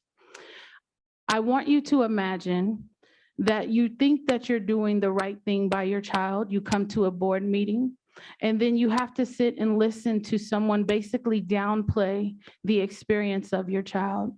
None of us were there, right? So if there is video of this incident that exists somewhere that refutes what the child reported to her parents, I'd like you to produce that. If you cannot produce that, what I would like you all to do is to take the child at her word. She explained an experience she had with your administrators. This is on you. And you're going to have to figure out how either you teach your administrators to do better or you get rid of them, period. That's what it has to be. For the parents to come up here and come time after time, I'm on the email string that they're asking questions. They're not being given appropriate answers or full answers, for that matter of fact. They're not being told the information that they're requesting. What I would like you to do is direct your staff to answer the question. If they don't know, it's okay for them to say they don't know, but do not pull our leg, do not pull our chain, do not piss on our leg and tell us it's raining. Don't do that anymore, because what you're going to have is a bunch of pissed off parents, and you can't afford that. You need every one of those students on your campus so you can get that ADA. So why don't we treat parents with a little more respect and we start answering their questions? I would really, really appreciate it. And I'll leave that there.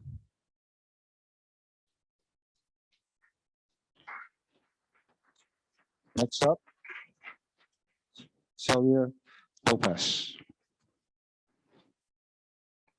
And Mr. Superintendent, do we have a public comment on through Zoom? We have two, I believe, that are not on the Okay. agenda.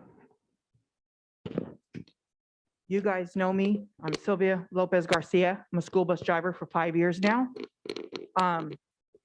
We might not all be here, but we're showing up every time to this meeting. We're gonna be showing up and telling you guys, pay us. Not just us bus drivers, everyone that works for the school district. I chose to come here instead of RT because RT is hiring right now until 8 o'clock tonight, paying $22 starting, plus a $2,000 bonus. And you're wondering why we don't have bus drivers. This week alone, we have lost 3. This is their last week bus drivers. We don't have that many. How many times do we have to come up here and say something? You guys know that minimum wage has been going up for over 5 years. It's not news. They announced it 5 years ago. But everyone that was here, because now I know some of you guys are new, but I know the ones that have been here could have done something. Every year, done something. But you guys waited until it came to this point where we can drive down the street and see a sign that says 17. $17, $20. We cannot hire people. We can't keep people here. Who's gonna clean? Who's gonna take these kids to school? Like I said, I chose here to speak and tell you guys need to do something. This little petty negotiating is not working. Come to our job. Because right now, I haven't seen any of you, anyone. Months ago, I said for you guys, come on by nicely. Nicely, please come on by. Come to the schools. Talk to the people. Talk to the custodians. Talk to us. Talk to our mechanics. We're still down mechanics. We got buses that are breaking down with kids on them, and we're scrambling trying to get them to school. And the mechanics, we can't hire them. I got paid more as a starting mechanic at Sears than here, and Sears went bankrupt. That says something. When I have the superintendent making almost $500,000, while we're over here getting food stamps and Medi-Cal. Again, in this week alone, 3 drivers are walking off the job. Think about that. Who's gonna take those kids? I'm hanging in there. I'm hanging in there. That's not even the food services. I've been watching all the jobs. Electronics, who's gonna open the gate at Pleasant Grove when it breaks? Because it breaks down multiple times in 1 week. Who's gonna fix it? Who's gonna be the electrician? None of you guys. I don't see you guys coming to the work sites and schools. Come and with us so you can see what we deserve, because we don't deserve this little petty cash that you guys keep throwing at us. And if that's not the case, you're not going to go there, then you guys need to be voted out. Seriously, because we need people to represent us. Ms. Lopez, Represent us. your time's up. Please wrap up.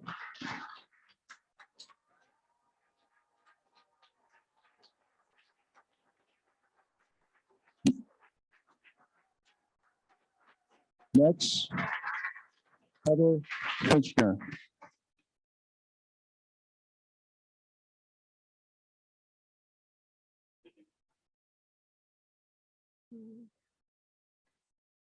I have a quiet voice, so if I don't mind.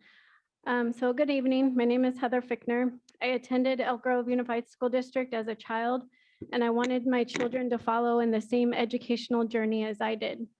I wholeheartedly believed Elk Grove had high standards for educational excellence.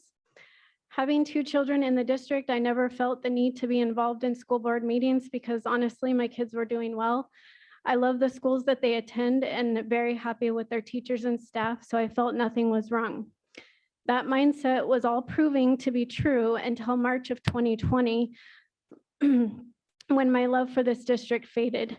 You have done a complete disservice to our children throughout the whole COVID experience. This district was the first to close down and the last to reopen. You have been the last to offer any sense of normalcy to our children, such as dances, fundraisers, social experiences, and parent involvement. This is an absolute shame. And let's not forget that distance learning was a complete joke. Our kids lost half of their education that year. Tonight, however, my focus is on the mandates. Superintendent, you sent an email within hours of the governor making the decision to make it mandatory for our children to attend in-person learning if they are vaccinated, or only if they're vaccinated. You did this with no regard to what parents want. Choosing to get our kids vaccinated with an experimental drug is a decision us as parents get to decide, not you. It is also a child's right to attend in-person public learning regardless of the status. There is no science behind this decision. It is purely tyrannical and a government overreach. Let's talk about the vaccine. We know for a fact it is not a cure. It has not stopped or slowed the spread. The new Omicron variant 79% of those people have been vaccinated. Vaccinated or not, both can get and spread COVID. It is not a magical drug that is going to stop this pandemic. Kids are not at risk of dying of COVID. Sadly, there have been children who have died, but they had comorbidities and underlying conditions that already jeopardized their health. Kids are at a higher risk of dying of cancer, drowning, car accidents, and suicide than they are of COVID, and that's listed on the CDC's website. I will not let my kids get this experimental drug in which the full data on safety and efficacy for me to make a truly well-informed decision will not be released for 55 years. No one, and I mean no one, not a doctor, scientist, or you, have any idea what the long-term risks are to an entire generation. I simply will not trust the science narrative because Big Pharma, Dr. Fauci, and whoever else wants me to. I will not hand over my kids as your guinea pigs or lab rats. I fully support anyone who chooses to get the vaccine, but I do not support anyone forcing Ms. to get it. Fitchner, your time is up. Please wrap up. Okay. The mandates are proving to be wrong, unethical, unconstitutional, and by the courts. For example, Medicare, OSHA, federal employees, and private citizen mandates have all been blocked by the court. It is only a matter of time before this will be here too. I urge you to do the right thing. You're not heroes and the cause to end the pandemic by forcing parents and students to choose between your agenda and their health. Leave personal health decisions up to the parents, healthcare providers, and focus on an outstanding education you once provide. Be the hero and stop these mandates. Otherwise, I will be removing my 2 children from this school district that I used to love so much.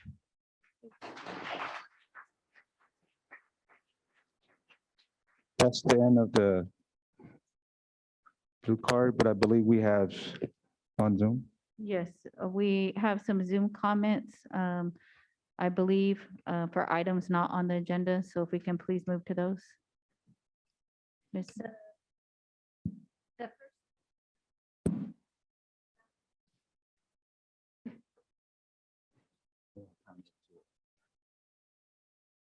Okay.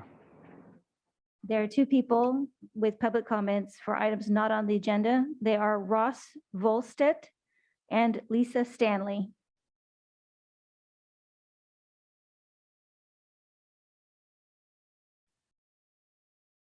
Good evening, Board, Trustees, Board of Education. My name is Ross Volstead, and I would like to take a moment to talk to you guys. I gather you can all hear me at this point, so thank you for your time. I think it is important to know the character of a person that is especially placed in the charge of our children. They should have integrity, humility, honor, courage, and commitment. I say this because I cannot be quiet any longer. As a first-year teacher and a coach at Tokay High School, I first met Principal Chris Hoffman. I was passing out jerseys to the freshman baseball team. I guess I wasn't doing it right. Principal Hoffman called me over by saying, and I quote, "Hey, what the hell are you doing, you little punk?"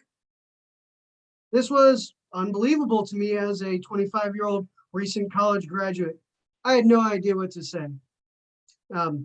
Wouldn't be the last time though. Principal Hoffman would verbally attack me on multiple occasions while at Tokay High School. If Principal Hoffman would do that to a new teacher and talk to people in that manner, who else would he talk to like this? How else would he act? Now he is your guys' superintendent.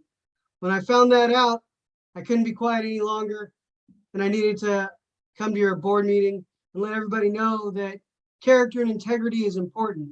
I learned that through my 15 years of active duty military service and multiple deployments. So when I see someone like that in charge of children, my God, Chris, just watching your district at this point, it looks like it's in a disarray. I think it might be time to step down, resign, have some respect. I mean, you're making $500,000 a year, you know, run for a board seat, do something else, but get out of the way. This isn't the place for you or people like you. So with that, I yield back my time. Thank you.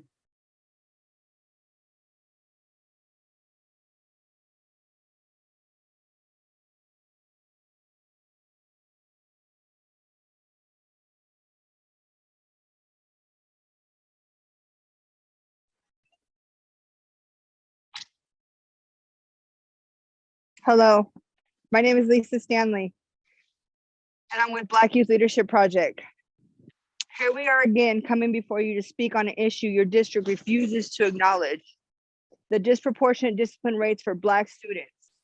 BYLP has consistently shown up to board meetings, showed up for the victims and their families, and fought and continue to fight beside them. And we have even presented proposals to your district to resolve these issues, to no avail. Here we are. Since the last board meeting, there have been more Black students not seen, not heard, harassed, pushed out of the classroom, left to feel they don't matter, suspended and expelled for childlike behaviors. Many behaviors often overlooked when done by their counterparts. More Black students on your campuses have been forced to endure micro and macro aggressions and blatant racism by your teachers and administrators because your leadership is trickled down. Why would they have to examine their behavior when there has been no accountability and consequences thus far for the mistreatment of our Black students? The school board must first show some courage and take a stance against these injustices. I want you to just consider the privilege in this leadership, the privilege to go to sleep not having to worry that your students are being belittled, undermined, and punitively disciplined at school. The privilege knowing that your students are being encouraged for standing up for themselves, encouraged to participate and often put in honors classes versus being labeled loud, angry, or obnoxious and seen as a threat. The privilege that law enforcement would never walk your student out of the classroom as a suspect or be a cause of your child's death. The list goes on with examples so great to share. And oh, how great the privilege when you can choose to ignore or act as if these problems don't exist. The privilege to believe the lie that these Black students shouldn't have done this or that, should have just listened, etc. You know that lie, that they deserved it. I'm here to tell you, you are complicit. There is no difference in the perpetrator and the one who stands by idly. You both have a price to pay. When you refuse to speak up and speak out and make the necessary changes, especially as you sit in those seats claiming to care about all children, you are the problem. Furthermore, Mr. Hoffman, this is not surprising. Thank you, Mr. Washington, for sharing. Thank you for the gentleman that just shared before me. This is our superintendent. You specifically are at it again. Your treatment to Mr. Washington is egregious. You have previously lied about Miss Lorene on record and about being in contact with us, BYLP, over and over. I'm appalled at what I heard. You are completely the problem. To everyone else, it is time to use our privilege to speak up. Nothing will change unless we make it our problem. We need your voice here at every school board meeting, speaking up in the workplace, our sports fields, everywhere these injustices are happening. Please reach out to me. I run an Allies to Abolition Support Network and would love to connect. Thank you.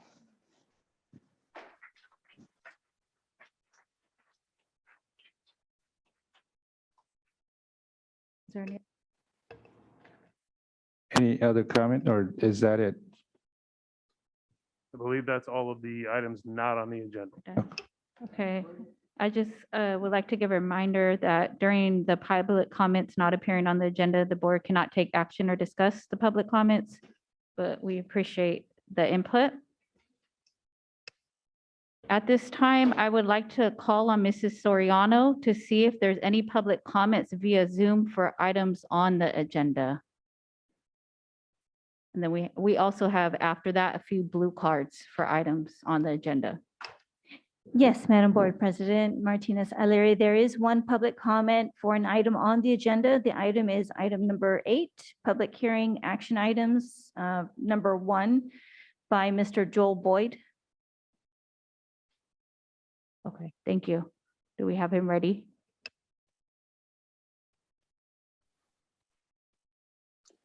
Yes, good morning, board. Can you hear me? Yes, we can. Thank you. Okay, good evening, Madam President, board members, Superintendent Hoffman, Ms. Avalos. Thank you for having this opportunity to speak at the board meeting. First of all, I'd like to thank Mr. Pierce and the board and superintendent for listening to my input and other people's input and moving this agenda item a little bit up in the meeting agenda to give more public members opportunities to hear what's going on. This is one item that I really don't have a whole lot to talk about right now because I really want to hear. I'm very interested in hearing more of the presentation. I think it would be irresponsible to speak right now without hearing just by reading the presentation. Over time, when this topic has come up, I've grown to have an appreciation of Trustee Perez for his inquisitiveness and keeping this topic in the forefront. So I want to thank Trustee Perez for asking the tough questions about this topic. My big question I have is why? Why are we doing this now? And I know that at the SCOE meetings you talked about changing the population, even out the population of the board, trustee areas, and then there's some waiting on census data to come in to see if you need to reshuffling. But it appears on some level that there are some people that are nervous about losing their board seats, and you're changing the game so that you can keep your board seats because there's a changing demographic. There's more parents that are involved in the school district. And for that matter, there's a large constituency that would like to see a change in the school board. And this appears to be a power grab by some to hold on, to their board seat. So my big question is, why are we doing it now? Is there a way that we can hold off on doing this until we get better concrete information on population from the census? Right now, taking a look at the maps, there's just a shuffling of a few areas to give a person a few votes here and there to hold on to their seats. And, the board is diverse, but it's not inclusive. It's not inclusive enough to really be able to address the real issues that are going on in this school district. So again, I'm going to yield back the rest of my time. I thank you for moving the topic higher up in the agenda. And again, Trustee Perez, I want to thank you for asking the tough questions and keeping this topic alive. Thank you all for your time. Thank you. Is there any other Zoom public comments? No. Madam Board President, there are no other public.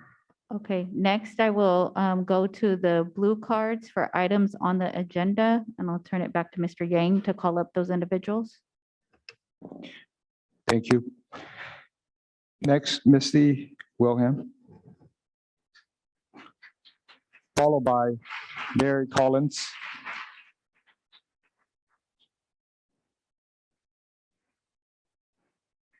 Good evening, members of the board. I'm Misty Wilhelm. I'm back again. This is now my third time speaking. I'm a para with EGUSD. I've been here for 6 years. Most people think paras are just in the classroom to deal with behaviors and assist the teacher. But what many of you don't know is that we teach. In my classroom, I teach fine motor skills. Another para teaches math while our teacher works on reading skills. I make my own lesson plans. I teach my subject in small groups and pull kids to work one-on-one for individual needs. I help the teacher write IEP goals and work with our school's OT specialist. I am a teacher within my classroom. So tonight I'm going to teach you some math. Over the last year, consumer goods and services have gone up an average of 6.8%. Let's break that down into real world numbers. Last year, my grocery budget for the month was $1,000. I have 3 growing teenagers. They eat a lot. That 6.8% means my monthly grocery budget went up by $68. For the year, that works out to be an extra $816. Shoes for my kids last year ran me about $300. That means their cost went up by another $20. Clothes, we averaged about $600, so that went up by another $40. Gas prices at this time last year was $3.11. Today, the average is $4.59. Filling up my tank 3 times a month, my gas went from $186 a month last year to $275 this year, meaning my gas went up another $730 for the year. I'm sure you see where I'm going with this. Just those 4 item categories alone, my yearly cost went up $1,606. That doesn't even include all the day-to-day expenses that most people have. You're proposing a 2% increase. For me, that would work out to be about $514. For just the cost of the 4 categories I listed, your cost of living increase is $1,092 short. Again, that doesn't even cover all the rising costs of everything else from electricity to gas, car maintenance, and medical expenses. 2% is not even close. You say you value us and care about keeping us, but you only offer 2%, a number that doesn't even cover half of what the cost of living has gone up over the year. While you enjoyed your Thanksgiving break, I worked my second job. While you enjoy your Christmas break, I will work my second job. Many of our parents couldn't be here tonight because they are working their second or third jobs. That is not acceptable. We should not be working 2 jobs while you, Mr. Superintendent, get a yearly pay increase that is more than any of us make in the year. None of your employees should be on food stamps when your pay increase is more than what we make in a year. I challenge all of you to go home and look at your budget. See what bills you would be able to pay with less than $1,600 a month. It's not going to be a lot. And I know my time's almost up. I just want to say we've all seen the news stories from around the nation of teachers and support staff leaving schools in droves due to low pay, disrespect, and no support from our upper management. Do you want EGUSD to be the next news story? Thank you. Next, Eric Collins, Good evening. followed by David Panavon. Okay, good evening to the superintendent and to the board. I want to start by saying I love my job. I love my school. I love the children that I work with. And I love the difference that I can hopefully make in the lives that I encounter every day. I didn't choose this job. It chose me. I'm a para, and we don't just assist, but we lead as well. And it's hard to survive on the salary that we paras are paid. It's an insult that most fast food workers, grocery store workers, department store workers, and many more are paid so much more than we are. And we work with the lives of children with special needs every day. Our sites are so short-staffed that at times we do the job of 2 to 3 paras, and we give it all we got. We do everything from changing diapers to teaching them how to use the toilet on their own, from teaching the alphabets to teaching them how to read. We look up to children that many people look down on. At this time in society, money is one of the top ways of showing appreciation and gratitude. We have felt unappreciated, and I have personally been embarrassed to say how much money I make doing what I do. Elk Grove School District is one district with many parts. We're supposed to be a family united together. That's what I thought when I took the job. So please look at the whole picture, especially our sacrifices that we give every day. Look at what we need also. What if you were me? What would you expect? So just like the rest of the world is doing right now, money is what they're giving people to get them to stay on the job. Money is what they're giving people to come to a job. We're not going to get more people coming. We are so short-staffed that only thing that draws people is money. We do it because we love it. And you know what? If I don't get a pay increase, I'm going to still keep doing this job because I love what I do and I love the children. But it would be nice to feel like you love me as much as I love what I do. Thank you.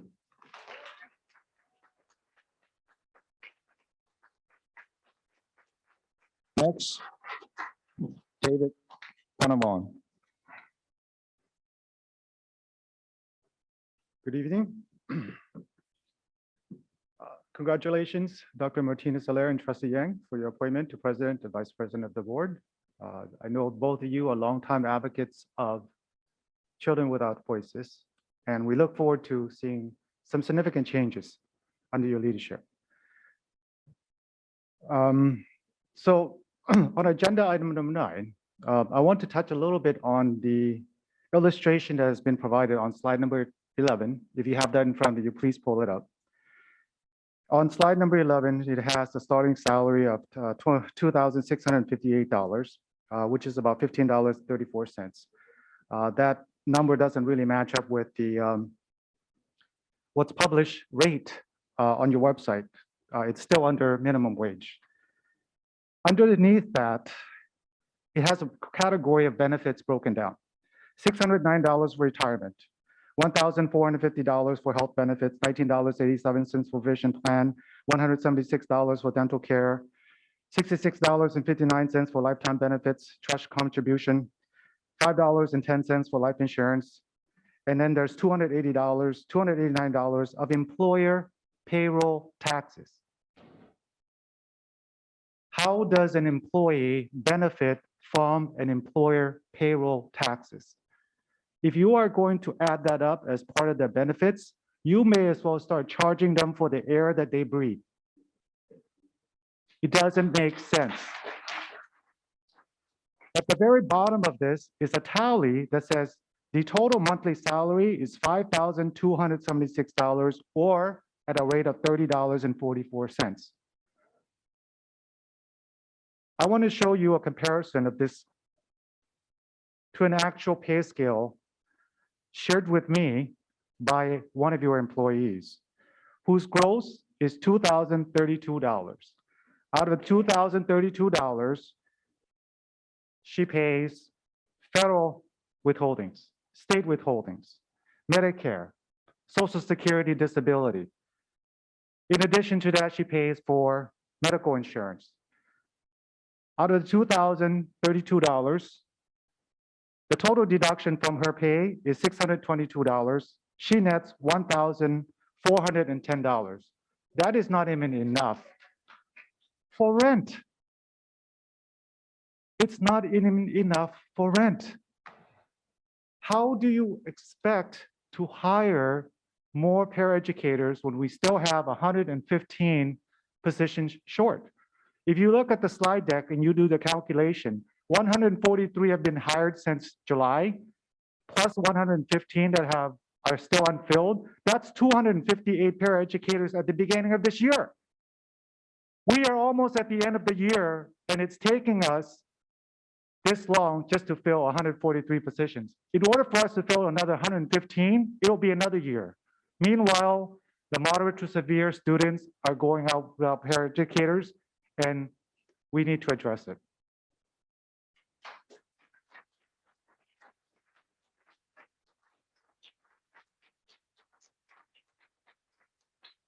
I believe there are no other public comments on these items on the agenda. Okay, seeing none, we will move forward with the next item on the agenda, which is the consent agenda. I would like to call for a motion to approve items 1 through 41 on the consent agenda. So move. Second. I would like to conduct a roll call vote. Ms. Nguyen? Aye. Ms. Jamerson? Aye. Mr. Perez? Aye. Mr. Yang? Aye. Ms. Albiani? Aye. Ms. Chair says Venosa? Aye. Mr. Forcina? Aye. And myself, it's unanimously approved items 1 through 41. I would like to take a 5-minute comfort break at this time before we move on to the next agenda item.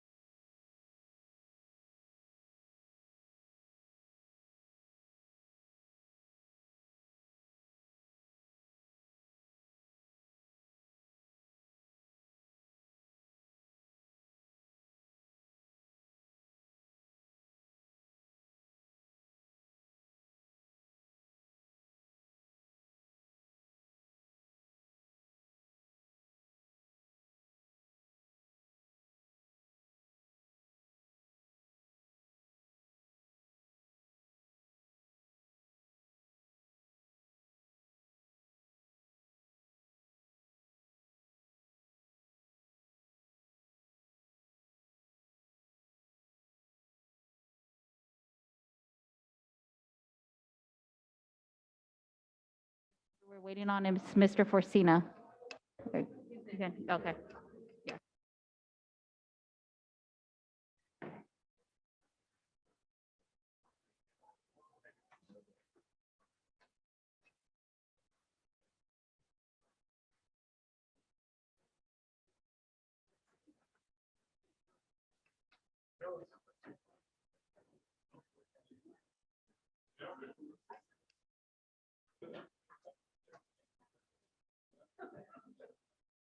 Okay.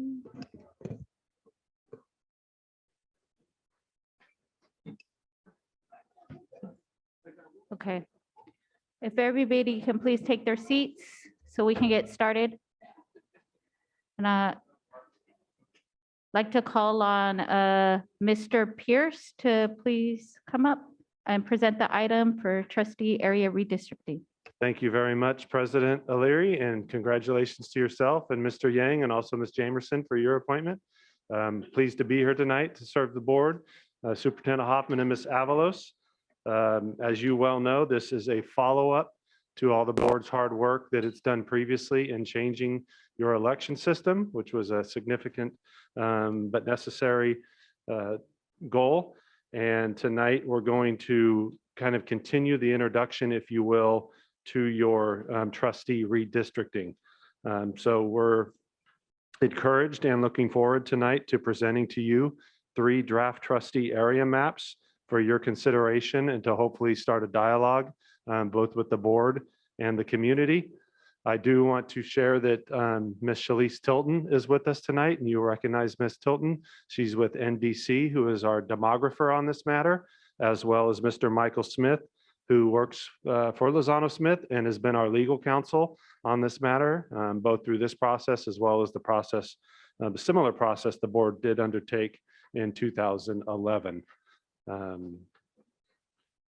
So I'm just going to run through a few slides here. I'm not going to dig into this just because this is an item that we have covered in all of our previous conversations on the matter. But I think it's important that we keep these things at the forefront, both with regard to the federal laws around voting and voting participation, but also just to keep in mind the traditional redistricting principles. I know you're all familiar with those. And as we go through some of the drafts and hopefully answer some questions, you'll see and learn that there's kind of a push and pull with some of those principles. If you address a change in one area, it might impact one of those other principal areas. But we're looking forward to that undertaking and working through that process with you. Just want to reiterate the timeline for both the board and the community and the people that are watching. You'll recall that we made a presentation on November 16th, which was just the initial information regarding the process that we plan to bring forward to the board. The maps that you're going to see tonight were published in both the Sacramento Bee as well as the Elk Grove Citizen on December 7th. We have included those in 2 of our Friday community outreach presentations, as well as all of our social media postings. And that will continue. If the board modifies any of these maps moving forward, we'll continue to post those for the public well in advance. So too, I want to remind everybody that we have a dedicated web page that is full of information around this, and everything that's posted publicly is also posted there. So the availability of all these maps, a very handy interactive map tool as well as all the census data that supports those maps. We're here tonight to begin that process, December 14th, January 19th, which is 7 days prior to your next board meeting. If necessary, we have the reminder that we will be posting any amendments to maps 7 days prior or any other future hearings as we move forward. January 26th, which is actually an all-day board meeting, we do have it on the timeline to have the board consider moving the item forward there. We can look at different map possibilities. We can revisit these maps and we can solicit additional community input.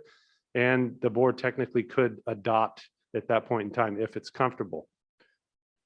Depending on the board's comfort level there, we have calendared February 1st, which is a regular scheduled board meeting, as well as February 15th, which is a regular scheduled board meeting, as optional and board meetings that may be necessary for you to ultimately take your adoption forward.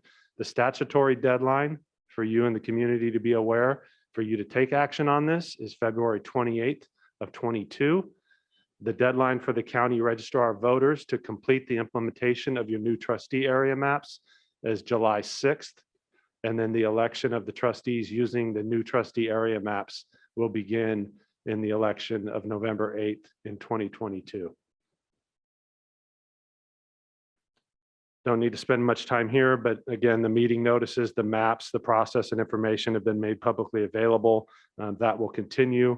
Superintendent Hoffman did afford us some good time with the superintendent parent advisory meeting. And they heard a presentation very similar to what you're going to hear tonight. They gave us feedback and also some suggestions with regard to how to stimulate involvement by community members moving forward, and we will take that input as well as their suggestions. Tonight's meeting, we want to review the population balanced draft trustee area maps, and that's an important distinction in that all the drafts that we bring forward to you meet the legal mandates. They do follow typical redistricting principles, but the most important factor right now is that all of them be balanced population-wise using the 2020 census data. I know we did have a public comment earlier, and Mr. Boyd and I have corresponded via email, and I just want to make it clear based on his questions that every 10 years, the board and all elected bodies are required to evaluate the census data and to assure that their election areas are equally balanced. It's a mandate, it's required, and this is something that you have to do in order to meet the legal requirements. So it's not something that any one or two board members want to make happen, other than it is your obligation under the law. So we want to provide and receive input from the community regarding these draft maps, and then we'd love to hear your input tonight as a board, and potentially if there's one that you may prefer already in looking at these three maps. And with that, I will turn it over to Ms. Tilton. Thank you. Thank you, President and trustees. It's my pleasure to be back here this evening to discuss new maps.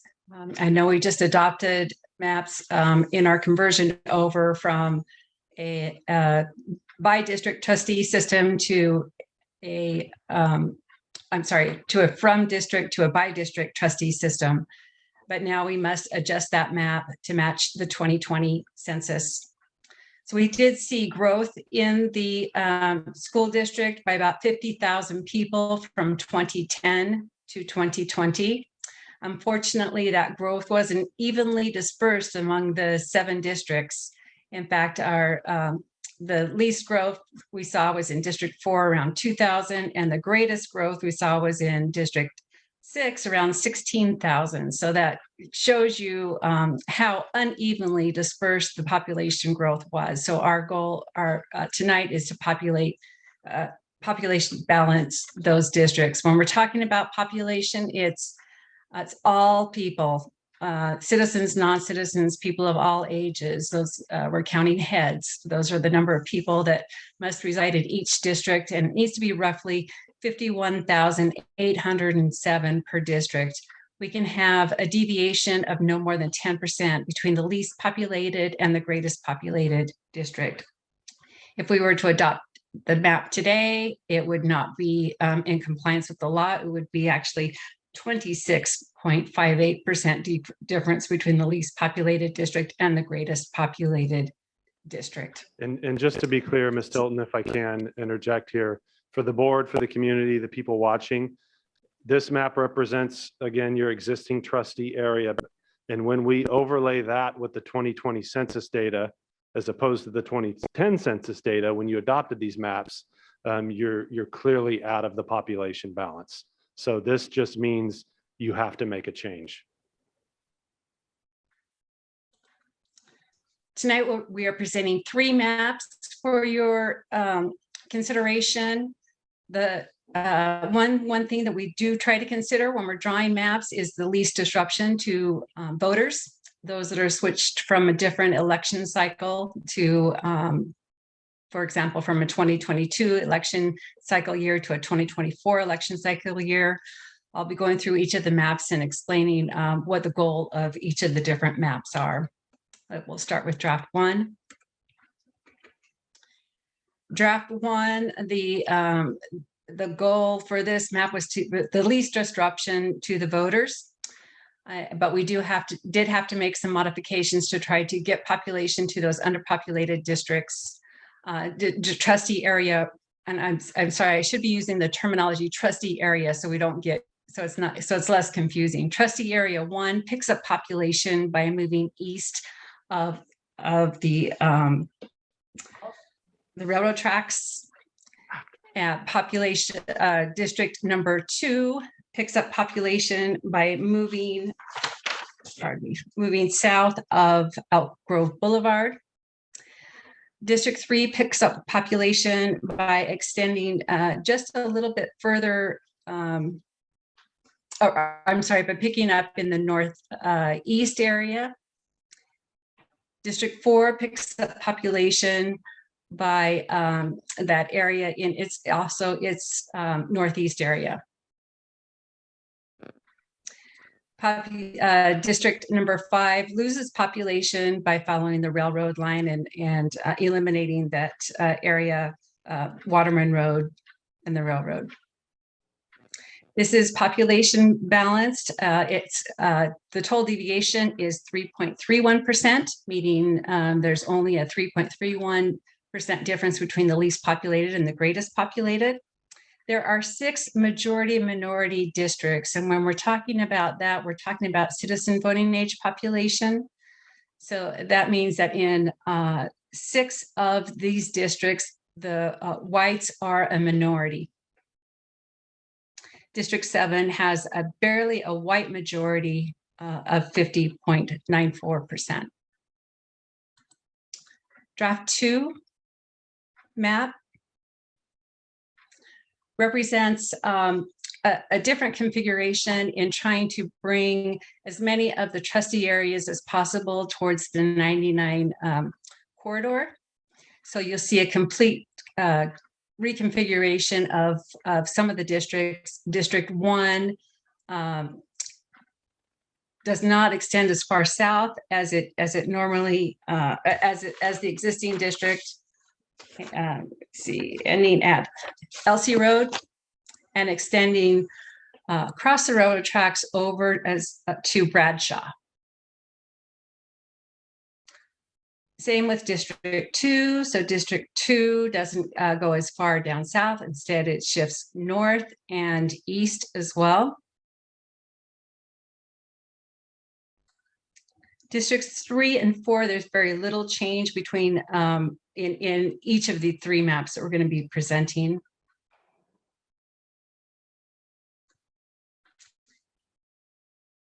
And District 5, there is also shifts south and east so that it goes past the 99 freeway.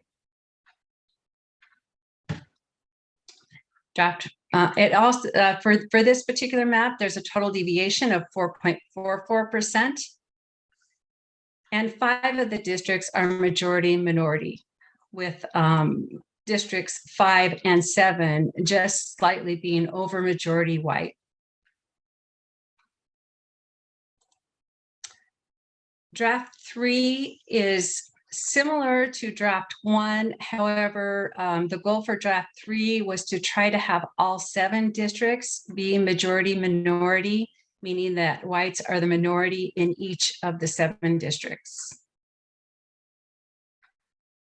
So you'll see a very similar configuration with some change between in the southern area of District 2 mostly. And also an extension of District 5 goes further east to Folsom South Channel. The deviation is a little bit higher, but definitely within the legal parameters of 7.16% for draft 3. The next slide is just for your convenience in seeing each of the demographic comparisons of all of the draft maps. So draft 1 on the next slide shows, and the right-hand section, the citizen voting age population, just for clarification, those are US citizens who are 18 years of age and older and eligible to vote. This is the category that the proponents will look to see the strength of our protected class groups in any particular district. And again, most of them have a majority minority, meaning when you calculate the Hispanic, the non-Hispanic Black, and the non-Hispanic Asian American, those 3 categories together are greater than the white category. Next slide. Also provided for you is a breakdown of the existing, a breakdown of each school and what proposed district they would fall into. We do show how it is existing today, then draft 1, draft 2, and draft 3. This particular sheet is listed by school. The next slide is sorted by the existing districts. We felt that may be useful to the board and able to, what schools are in your district now, and then you would be able to look at each of the columns to see if there is any change.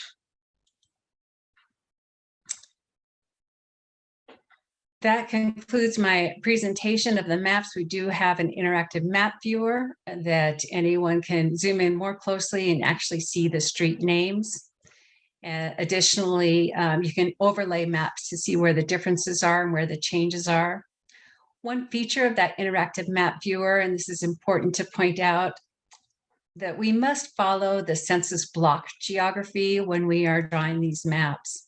So you may look at the maps and think that some of the lines seem funny, and in many cases it's because we must follow that census block geography. In some cases, we have very large census blocks that have unique creative boundaries of wrapping around different places.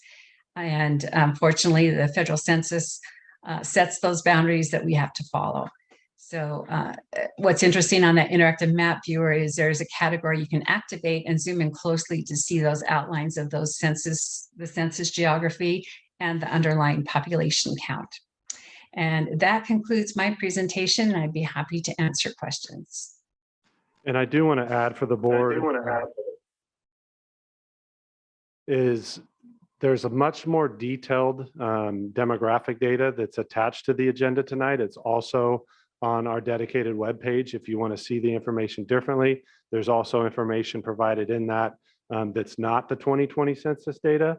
There's some voter registration numbers, there's some voter turnout numbers, household income, language spoken, age of households, just a multitude of different categories if you'd like to look at that information.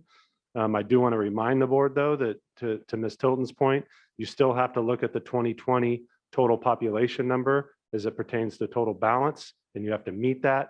And then if majority minority is an interest of the board, we do want to look at the citizen voting age language. And I certainly, again, I've said this before, so I don't want to reiterate too many times. It's a difficult thing for staff when we make presentations and yet we don't have a recommendation. That's not typical. It's our job to recommend things to you typically. This is the board's work. This is the community's work. So I don't want any answers that we might give you tonight to infer that we have a preference in one map over the other. We will tell you if something's not legally justifiable. But if in our answers to your questions, it appears that we're favoring one over the other, I apologize in advance. It's not our objective. To that point, I do want to share, we missed a couple of highlights for you. Option 3 also does provide to meet one of the underlying principles in drawing maps, and that does provide for growth. So from the 2020 census data to the 2030 census data, you can imagine that trustee areas 6 and 7 are just going to continue to grow. So you're allowed to give yourself that opportunity, assuming the total deviation isn't above 10% when you adopt the map. Option 3 does give you a little more flexibility in that regard. Draft 1, I think Ms. Tilton actually slightly overpopulates 6 and 7 compared to the other districts. And then in option 2, it overpopulates 7 and just underpopulates 6 by 43 people. So that growth, those will end up being very large trustees areas through the next election cycles up until you adopt new maps in 2031. And with that, I'll be quiet and we're happy to answer any questions that you might have. So are there any questions from the board? If there are, should we just do roll call? I mean, down the line? Mr. Fursina, do you want to start? Rob, I almost deferred my position to others, but I'm just gonna ask a couple of simple questions. You know, when you know, I pushed this whole concept of by trustee area voting many years ago, and really it had more to do with the ability of an individual board member to get out and know their constituency as opposed to the at-large system, because that's a very difficult task. I also believe that irrespective of who was voted in each area, we all had a responsibility to maintain the integrity of the district and represent everyone. So we had to wait until we got the new census data to do this. But you know what? I'm just going to be real honest. I've heard people state beliefs. I've heard people address me and make accusations. So I'd just like to ask you a couple of clarified questions. Sure. First question. Have any of the 3 maps been drawn to protect a current board member? No. Have any of the board members influenced you in the development of the maps? Not whatsoever. Do the maps to the best of your ability and those who.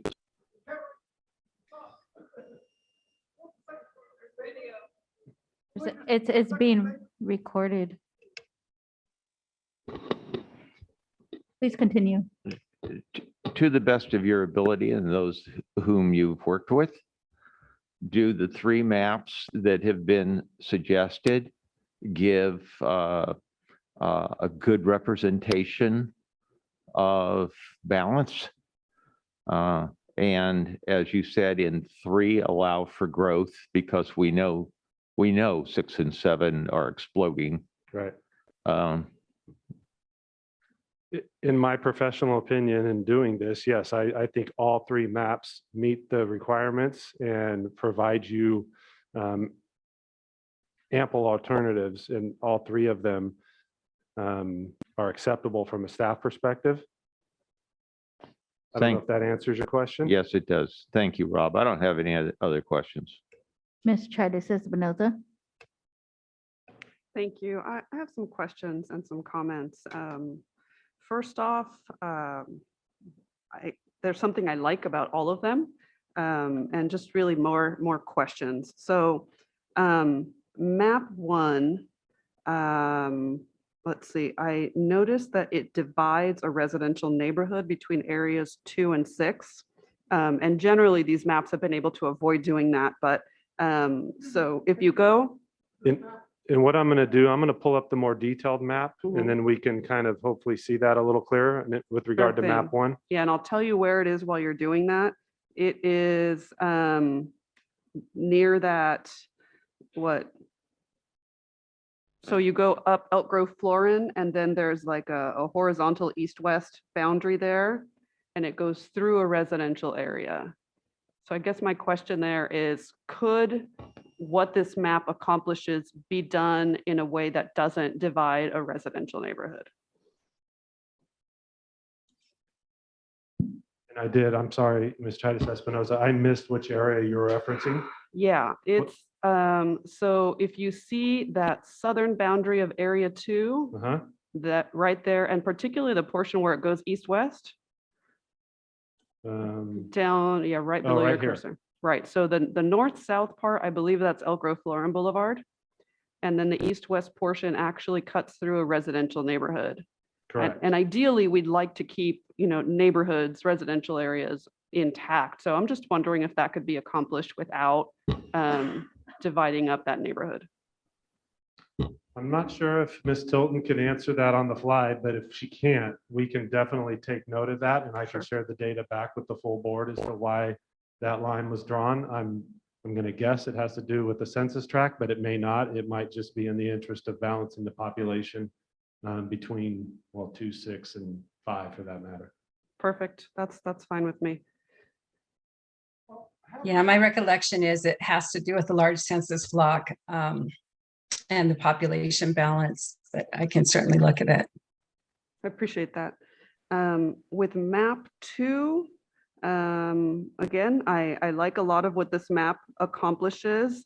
I'm not sure why having more districts that cross or are near Highway 99 was a goal, but maybe that's something someone expressed at some point.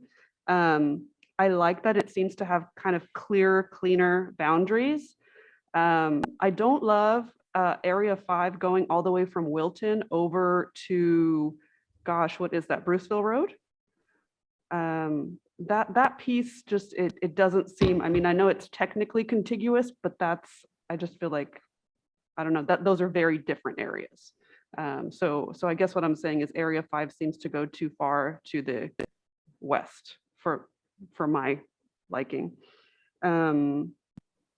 But again, with respect to Area 6, I can work with all of these.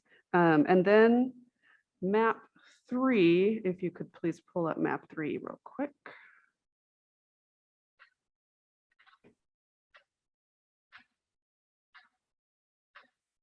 Yeah, map 3, that northern, again, kind of bolded.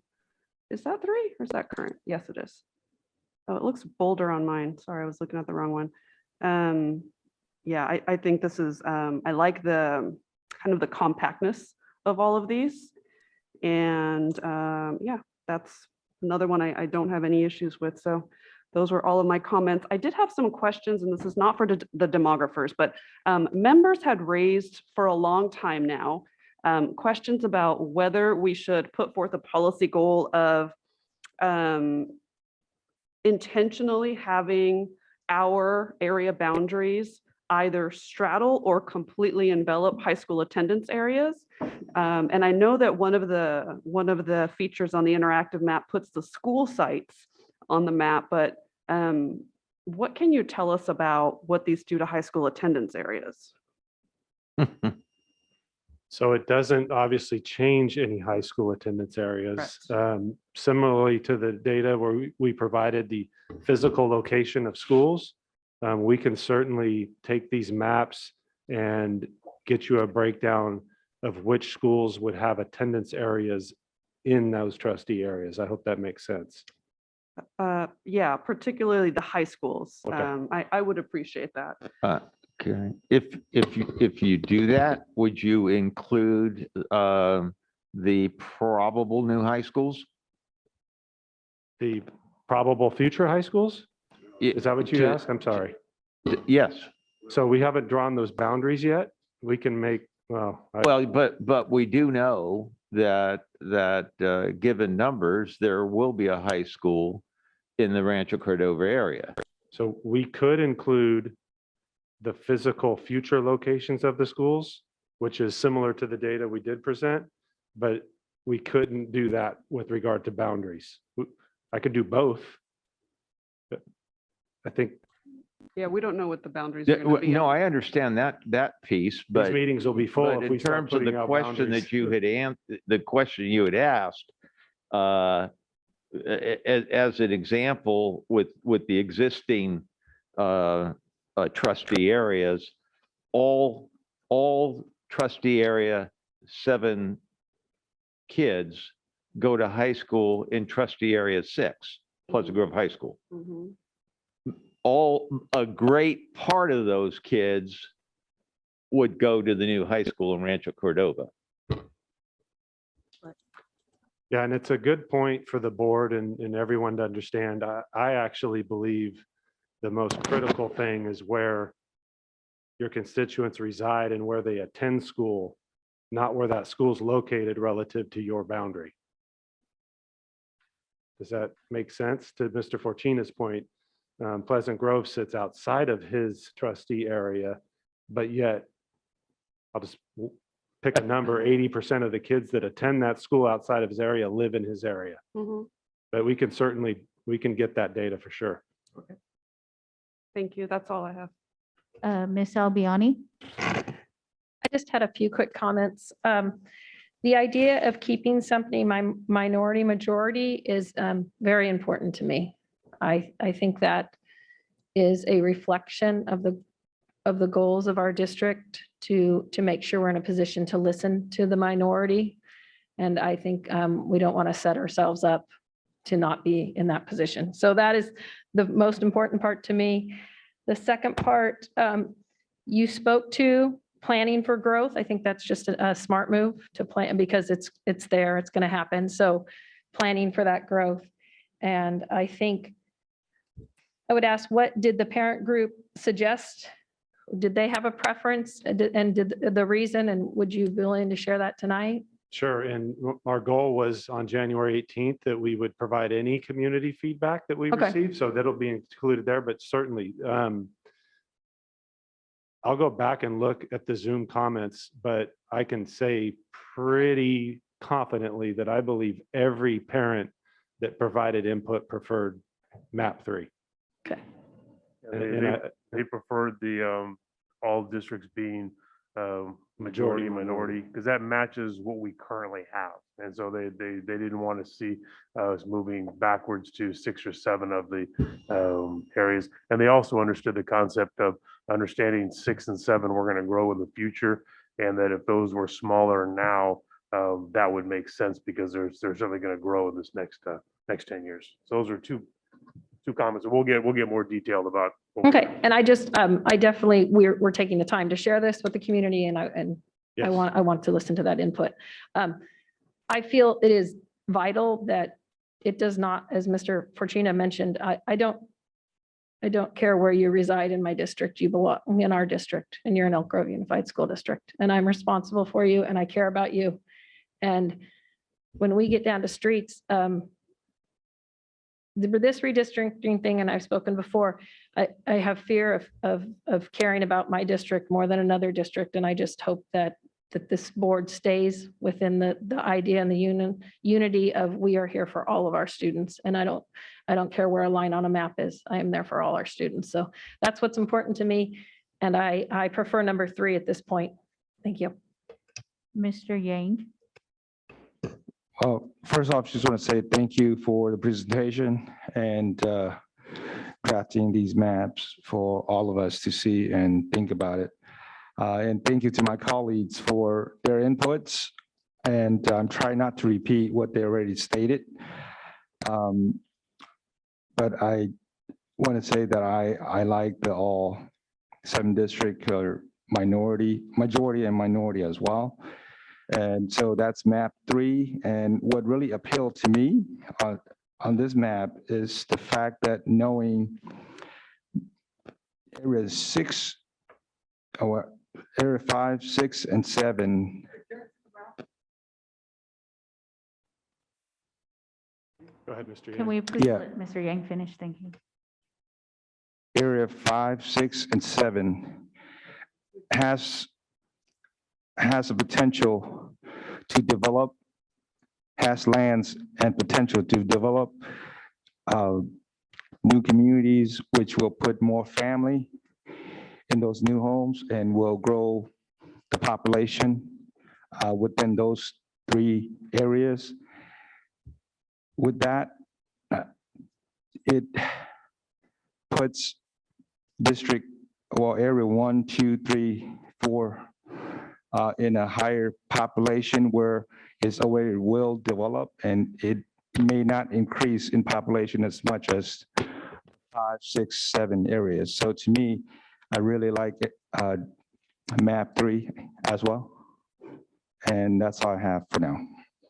Thank you. Ms. Nguyen? Thank you so much for your presentation. I can definitely concur with everyone else that I also really enjoy map 3. I think that we see a lot of benefits in it. And one of the big ones being not only is every district majority minority, but there's also a greater balance between the different racial groups. And I think that's also a very important aspect when we look at the amount of voting age citizens. So thank you. Thank you. Mrs. Jamerson? Thank you. I think we're all of like mind here in looking at map number 3 for all the same reasons I support that my colleagues have stated. Yeah, and I had similar concerns of map 2 as Ms. Chavez Espinosa. So map 3. Mr. Perez? Comments or questions? Mr. Perez, is now the time.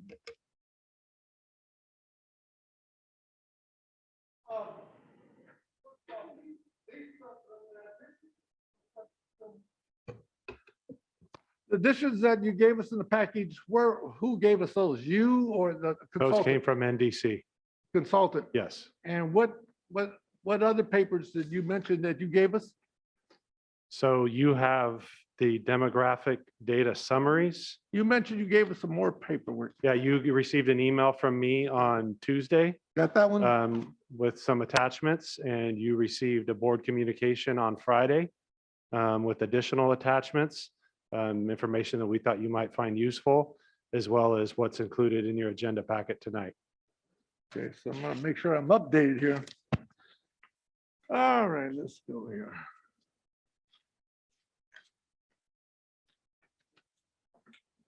Mr. Forcita, did you mention which map did you like? No, I did not. Are you going to? We don't need to at this time. I didn't Yeah. need to Okay, at the okay, point was that I wondering- spoke. I was just wondering if I missed it.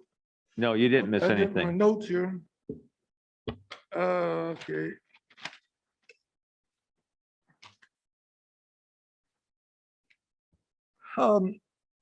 We had a meeting November 16th, and you gave us some paperwork regarding the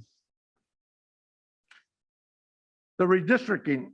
And I have some questions regarding that because of the fact that it kind of is different from the paper you gave us today and the calendars.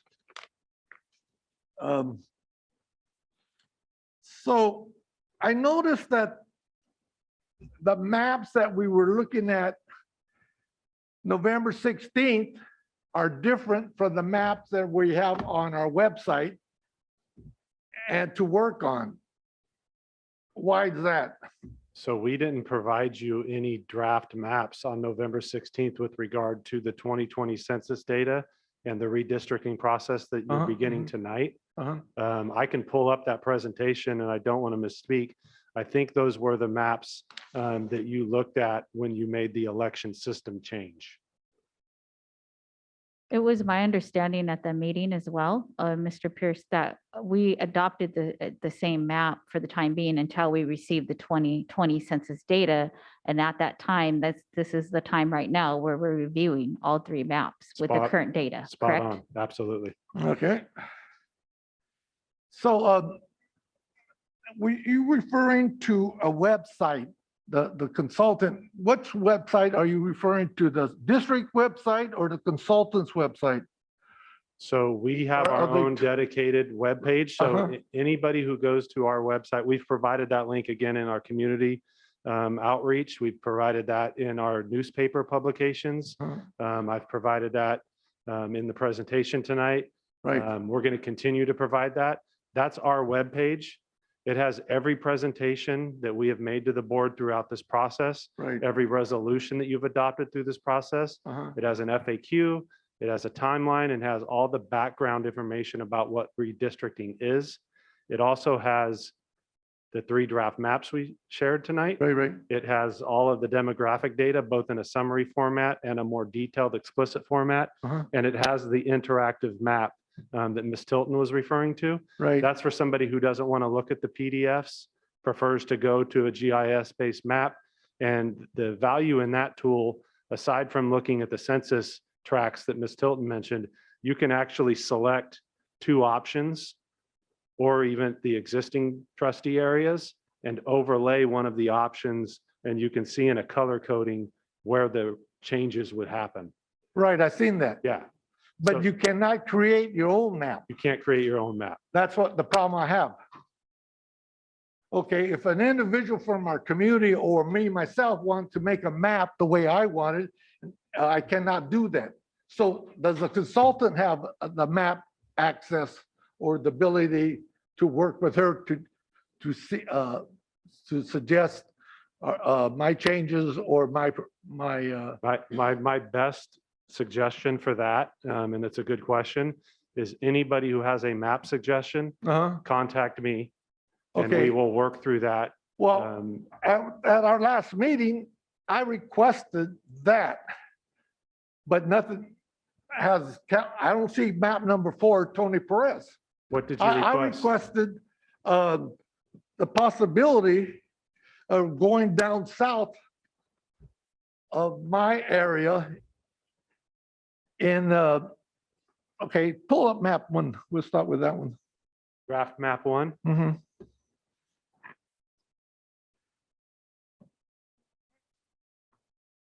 Okay.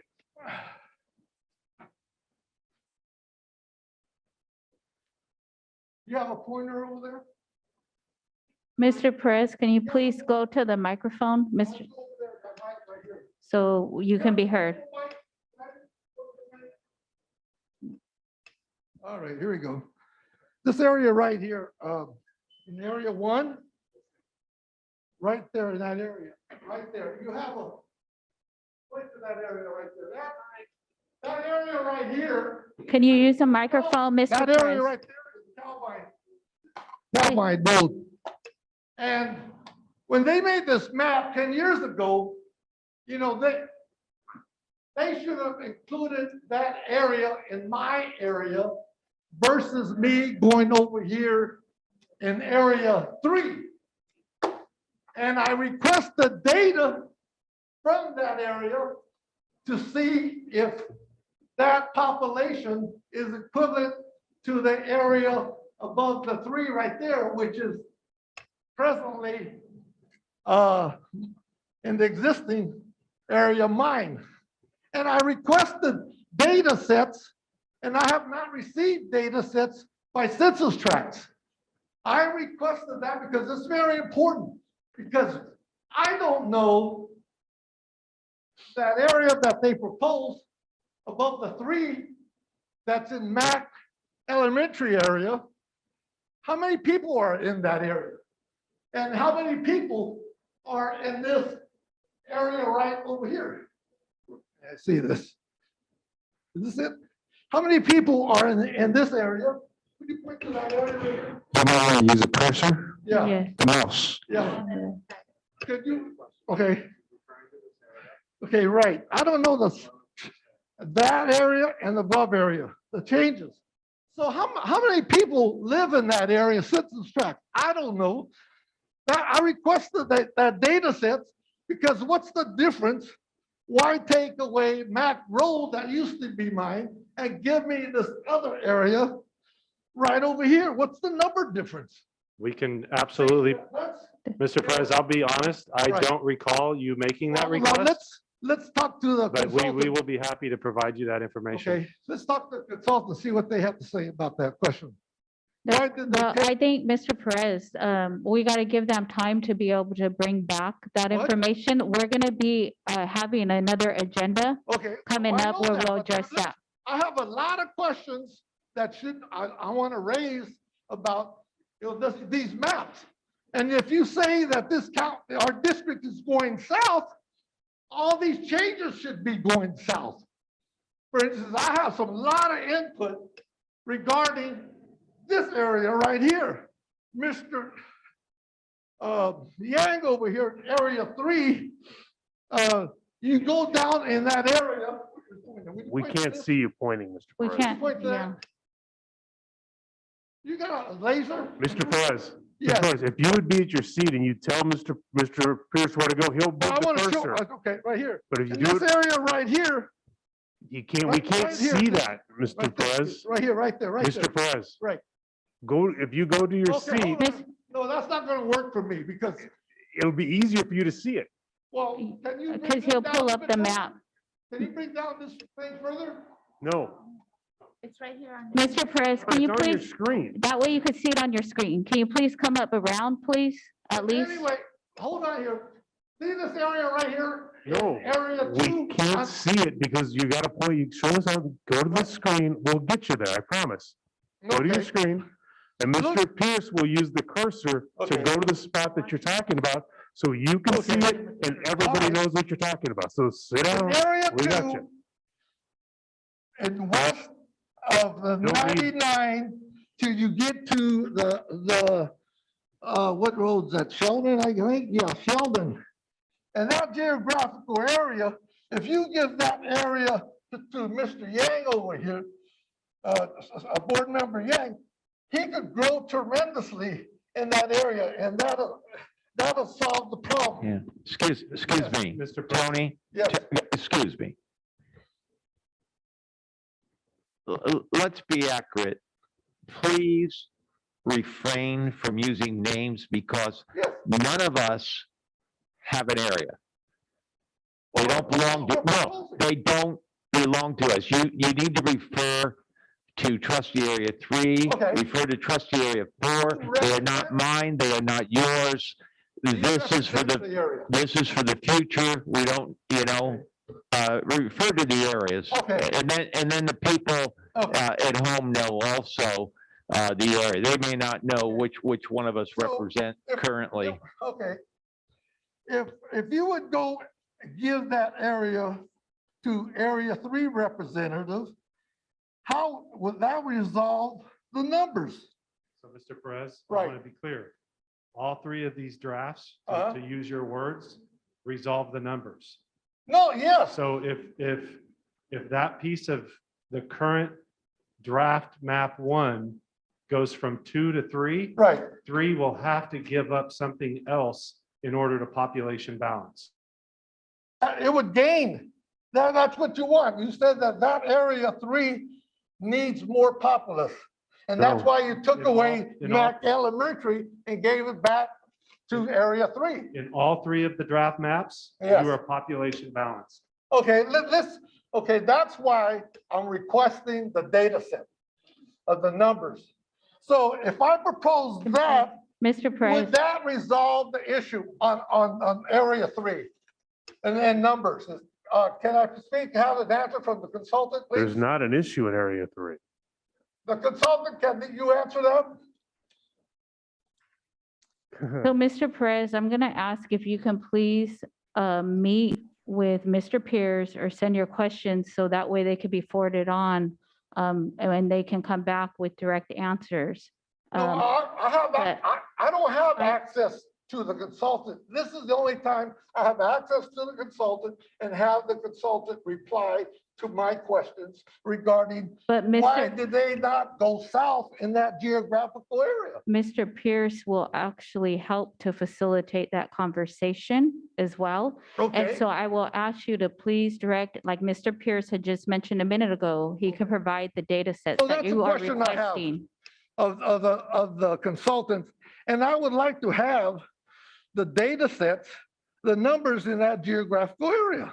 And then I like the area 2, and I agree, who mentioned that it should go even further south and not divide. Can you go up to that? Okay, yeah, a little bit further. Can you use the other map, maybe? Maybe this map number 3 is more, what do you call it? Map 3. Yeah. Yeah, map 3, I think is a good map that would be good for area 2. But yet in area 3, it should go further down to Sheldon, a little bit further, and give back the Mac Elementary back to me, to number 1. And so with that, and then in this one area, that blue area above Calvine Road, that should go to me, or number 1, and see what the count will be. But Mr. Perez, one piece there is we're trying to make sure we population balance. Yes. So part of your movement is into 7, because 7's one of the areas that we need to bring down. So that's Oh, why. exactly. I have some suggestions on that. I haven't gotten there yet. But that's where you pick up. So on that's what I'm concerned regarding 1, 2, and 3. Those suggestions. So can I have a map showing that and the numbers? And so on area 4, I looked at all those areas, and in map 1, 2, and 3, there's not very many changes. I think, what? Yeah, there's no changes on the 1, 2, and 3 map. So that geographical area, whatever map we have, would represent the same. So Mr. Perez, there's changes for area 4 in all 3 drafts, all be them minimal. but the minimum, exactly, but they don't All act. that suggests and all that tells you is that area is already balanced with its 2020 total Exactly. population. Right. It's close to that ideal number. Exactly. And so, and all those little curves in over there, that little northeast corner, if that made those numbers correct, leave it like it is, like the map 3. So there's no issue on that one. Okay, let's go down to 6. We know in development, in number 6, 5, and 7, these 3 are growing. These are the issues within our district. 6, with time coming, it's probably going to grow, but within 10 years, we'll probably have to divide that up with area 4. Who knows? But 4 number 6 is no problem to me in all these maps also. Can you? In terms of the drafts, you're comfortable with area 6 in all 3 drafts? Is that what you're saying? No, but in map 3, if it was He's left like, comfortable with draft 3 of the map. yeah, Mr. Perez, I would just like to remind you, you've been commenting for about 15 minutes. So if you can please finish some more comments and then redirect your questions to Mr. Pierce so he can bring that back to the board at the next meeting. well, I didn't please. know there was a time limit. This is an issue that we should have no limit, It's the because first. this is going to affect our district But for the this is next the first, 10 years. we understand that. We're not saying you won't have more time to address And I this have a item. lot important issues that I want to bring out on record. So that's, Mr. Perez, can I ask one question of you? no, because you're going to Mr. bring, Perez, you're one gonna- question, come on. you're going to, because not- you're just going to make up my time, and these other board members are going to get upset because I got This is my only 15 time. minutes. One question? Okay. Come on, we're, okay. So thought process, and just trying to, is 3 of the 3, is 3 closer to what you're thinking of? Because I'm just trying to think of a place to start Okay. for making your Okay. adjustments. Would that be the place to start? I think 1 and 3 are the best. Number 2 is definitely out of whack with all the other Okay, that helps requirements us. and mandates. That helps us. So if we can Okay. help us have the conversation about what tweaks you think And that's would what be I'm for doing. number 1. Yes. And what tweaks for number 3. Right. But that would help us a great deal. Exactly. And so that's what I'm trying to express to you. There's tweaks, and then if the growth is going down, the areas 1, 3, and 2 should grow south. And then you cannot, like the area 2, I mean map 2, man, that goes against You don't guidelines. need to talk about that. If you don't Okay. like map 2, no reason to talk about it. That's, and you keep community cohesiveness in that way. And so, like I said, 3 should go, where you propose change on draft 3 should go even further to Sheldon to get more numbers, give back. And see, we have a natural, I have a natural boundary, not natural, man-made boundary, which is, you know, the south, the railroad tracks. And you know, on the other side of those railroad tracks, you know, it's not very, you go. So number 5 is on draft 5, I agree with. You mean draft 3, area 5? Draft 3, area 5,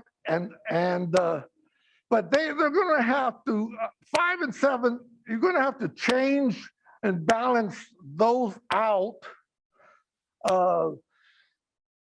You know, whatever you can with the numbers, and again, I brought this point to Mr. Hoffman. We need another layer. We need another layer in this map of the school, high school boundaries, junior highs, and the elementaries to keep that cohesiveness in these communities and try to take that into consideration. So we appreciate the comments. I We'll- finished. Yes, but looking at the Okay. time of this Okay. item, if you One can more please, question. Okay, one more, question. finalize your question. Thank you. Okay, one more question, okay. And again, I've been studying this issue a lot. And again, the biggest issue or question I have, what official redistricting database are we using? There's no credit to say what database. Okay, I went to the what do you call it, the Commission of Redistricting webpage, and they have this databases here stating what to use, but nothing on these maps state what database. Mr. So Perez, to can you use me- your regular to mic? me, There is no credibility until you tell us what database you're using. Can you use your regular mic? You don't need the handheld anymore. I like this one. But Yeah, that yeah, one's yeah. easier to hear you on your regular mic. Regular mic. There's no, I feel, okay, I feel, can you turn that off? There is no credibility to this report unless you state what database you're using. You know, I could very well just send this to the We understand the question. Commission of Voter. We understand the question. Let us Okay. answer the question. So I could very well, what, We understand the question. Let us answer the question. who's going to answer the question? Ms. Tilton, can you reference the database with regard to the 2020 total population numbers? Yes, thank you. And that information is listed on those detailed demographic summaries that Mr. Pierce distributed to the board and also are posted on the website. So at the bottom of those detailed demographic summaries, it refers to the data sets. The total population is from the 2020 decennial census. And then the American Community Survey information that's provided in the demographic summary is from the 2015 to 2019. Yes, that's exactly what's being shown, highlighted.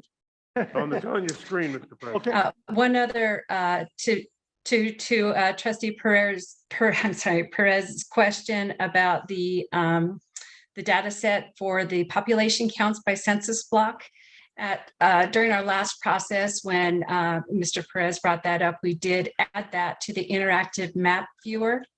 So when you bring up any of those maps and then zoom in very closely, if you've selected the 2020 census blocks with estimates, then you will see those population counts and you will know exactly how much population is in each of those areas of which you're speaking.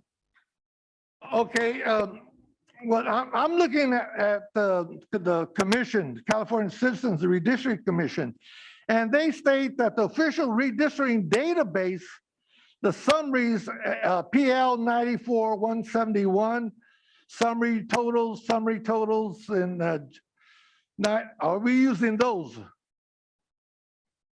Yes, sir. Where does that state we're using that one? I don't We're see required that. by law to, we're using the data set required by law. No, but I think It's you provided need- by the California statewide database. Well, I need to see that in print or someplace because that is the official redistricting database. So he's requesting just to have it on that printed somewhere in the future. And Mr. Perez, I will hold you to, that was your last question that you were going to ask. So if we can please move forward. And so I could meet with Mr. Pierce, Robert Pierce, regarding all the other issues that I did not have time to express. I would be more than Absolutely. happy. Also, are we going to have a workshop with the consultants and the community? And are these consultants going to come to our community to talk to our community? Or will they be available to meet with the community members in area 1 through 7? Do you have the time to do that? I'm going to go back and look at the calendar, Ms. Tilton, but I believe your plan is to be here in person on January 26th, but we'll go back. There's some dates where they can be in person. As I Right. told Mr. Perez during the break, every elected body in the state of California is going through this right now. Mhm. So there isn't a night when Ms. Tilton isn't usually dealing with 2 elected body board or city council meeting or county or water district, you name it. So it is difficult for her to be in 2 places at one time. But she will be here, I know, for January 26th. I am planning on having at least 2 community meetings myself. I'll be conducting those just to elicit feedback and provide information. And then I'm going to bring that information back to the board as well. There's people in the community that are very concerned that we do justice to our communities of color. And if this board is really honest that they want majority representation, they should have those individuals here to listen to our community when they redraw these maps. Like I said, 15 minutes is chunk change or chunk time to deal with this issue that's going to affect this area in our district for the next 10 years. And it's sad that we have made a limit. We're doing this multiple times. Yeah. Multiple times. It's Mr. not a Perez. limit. This entire time, we've been presenting for like at least 90 minutes to an hour on the topic, and each of us has made comments, and we do have future comments that can be made as well. So I would like to move on with the item, and at this time, call for the opening of public hearing. Are there any other public comments at this time? I don't believe so. They were already made previously. And then I would like to close the public hearing and then move on. My comments will be saved for the next meeting because of the length of time we spent on the topic. I would like to call on and thank you, Mr. Pierce, for presenting the item. And I know you'll be researching, bringing more information back. So thank you. I would like to call on David Riley to present the tentative agreement.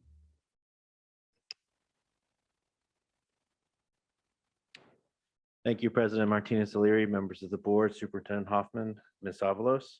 The tentative agreement between the Elk Grove Unified School District and the Psychologists and Social Workers Association for the 2021 and 21-22 school years was ratified by a vote of the PISWA members, and the AB 1200 review was approved by the Sacramento County Office of Education.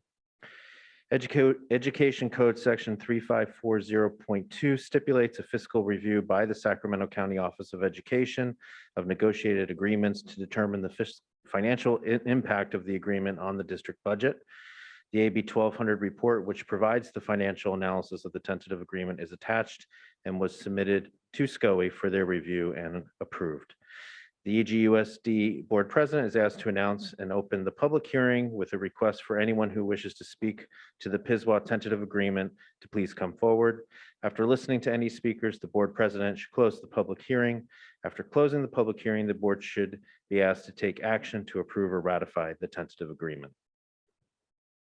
I would like to, at this time, open the public hearing and call on Ms. Zante Soriano to see if there's any public comments made on this item. Board President, Ms. O'Leary. Are no public comments. He changed it. I would like to close the public hearing and call for a motion to approve the tentative agreement between the Elk Grove Unified School District and the Psychologists and Social Workers Association for 2020, 2021, and 2021, 2022. So moved. Moved by Ms. Jamerson, do we have a second by Ms. Albiani, and we will conduct a roll call vote. Mr. Perez, Aye. Mr. Yang, Aye. Mrs. Albiani. Aye. Mrs. Chair Espinoza, Aye. Mr. Forcina, Aye. and myself, and it's unanimous. And Thank then, sorry, Mrs., it wasn't here, sorry, Mrs. Nguyen, or Miss Jamerson, sorry. Aye. It's because you made the motion, so sorry. So all those in favor, we're unanimous vote, and we're gonna move on to the next item. So thank you, Mr. Riley. Thank you. The next item is recruitment retention for paraeducator and presented by Amerik Singh. Good evening, Madam Board President, members of the board, Superintendent Hoffman, Ms. Avalos, and our staff and community. I'm here to present an update, a report on the recruitment and retention of paraeducators in our district. So the objectives for the night is to provide an overview of the recruitment and retention efforts of paraeducators in Elk Grove Unified, and to discuss successes and challenges in relation to the recruitment and retention of paraeducators. Oops. So you'll see throughout my presentation, I try to answer some key questions as I walk through this presentation. One of our first questions we try to answer is, what's our current reality in relative to our workforce needs? So if you look at that slide, we try to give you an overall picture of our paraeducator needs in our district. One of the things that's common in a lot of districts, including ours, is we have various types of paraeducators, because we have paraeducators who serve in the general ed classroom, we have paraeducators who serve in our preschool programs, and then we have paraeducators who serve in our mild moderate programs, and then we have paraeducators who serve in our moderate severe program. Try to capture this data for us. If you look at each of those paraeducator type positions, then we have the number of FTE, number of people is how we think of FTE, and what the program need is, and how many of them are filled, how many of them are vacant, and then what's the percentage of filled, and what the percentage of those FTEs which are vacant. One of the things that you will see through that slide is a majority, a vast majority, I should say, of our paraeducators are in the moderate severe programs. So 742 FTE out of the 854 FTE paraeducators that is allocated in terms of programming needs in our district are in the moderate severe programs. Out of the 742, so I'm just going to kind of talk through that one because I think there's some nuances to that data point. 654 of them are filled. And out of the 654, I want to note that there are 81 of those which are filled by a non-public agency that we have a contract with to provide us with paraeducators when we need them. Now, it is always our intent to fill those with our own employees first and foremost.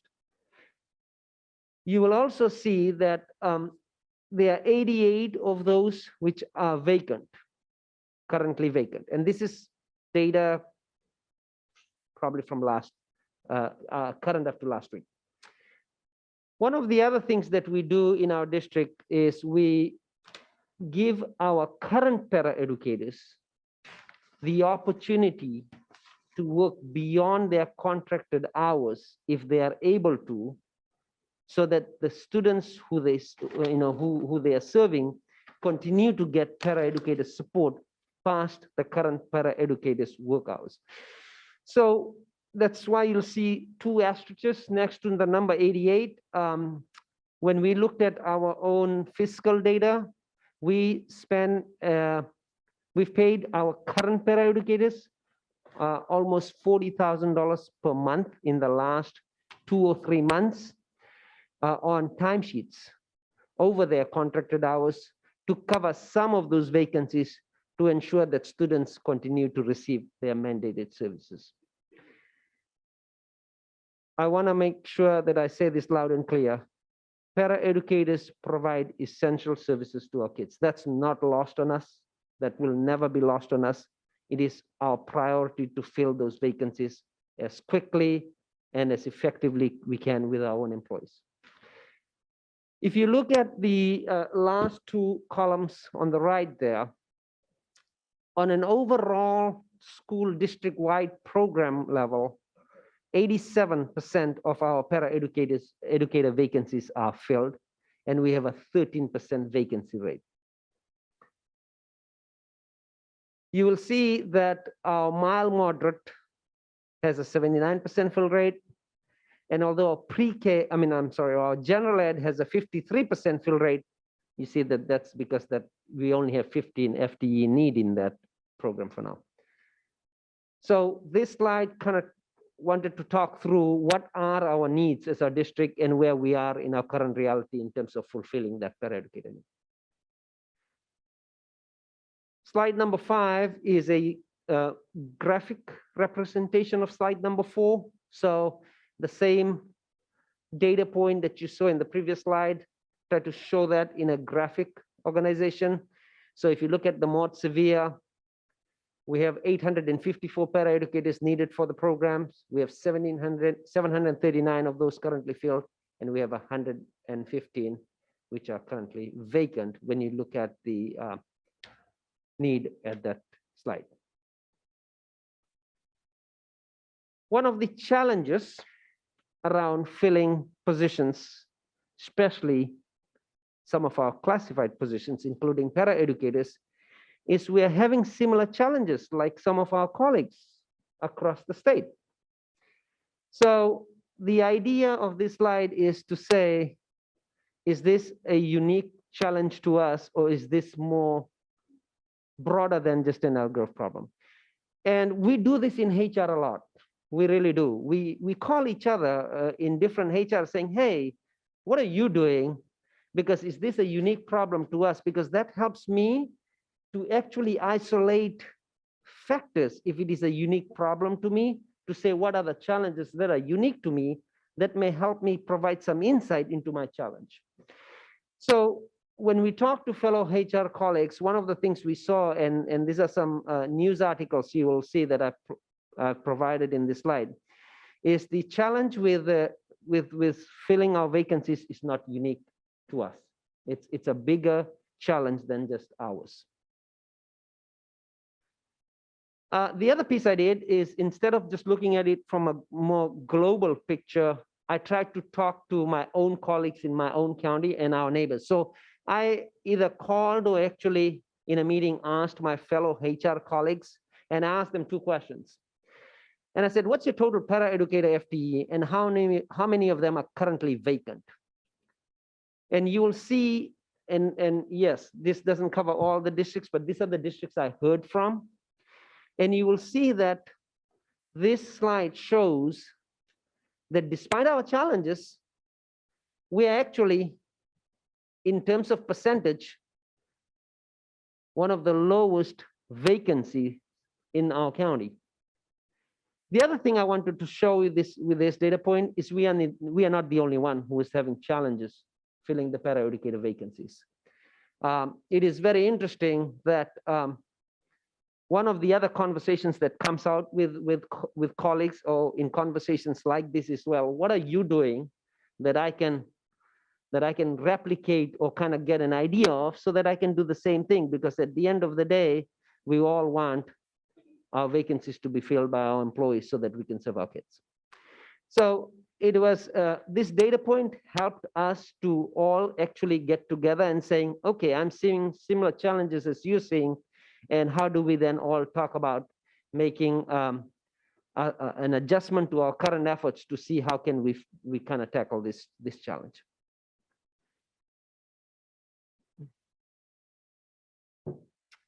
So the next question we asked ourselves is, what does our recruitment, hiring, and retention tell us about meeting our workforce needs? Because that is one of our prime objectives, is to meet our workforce needs in HR.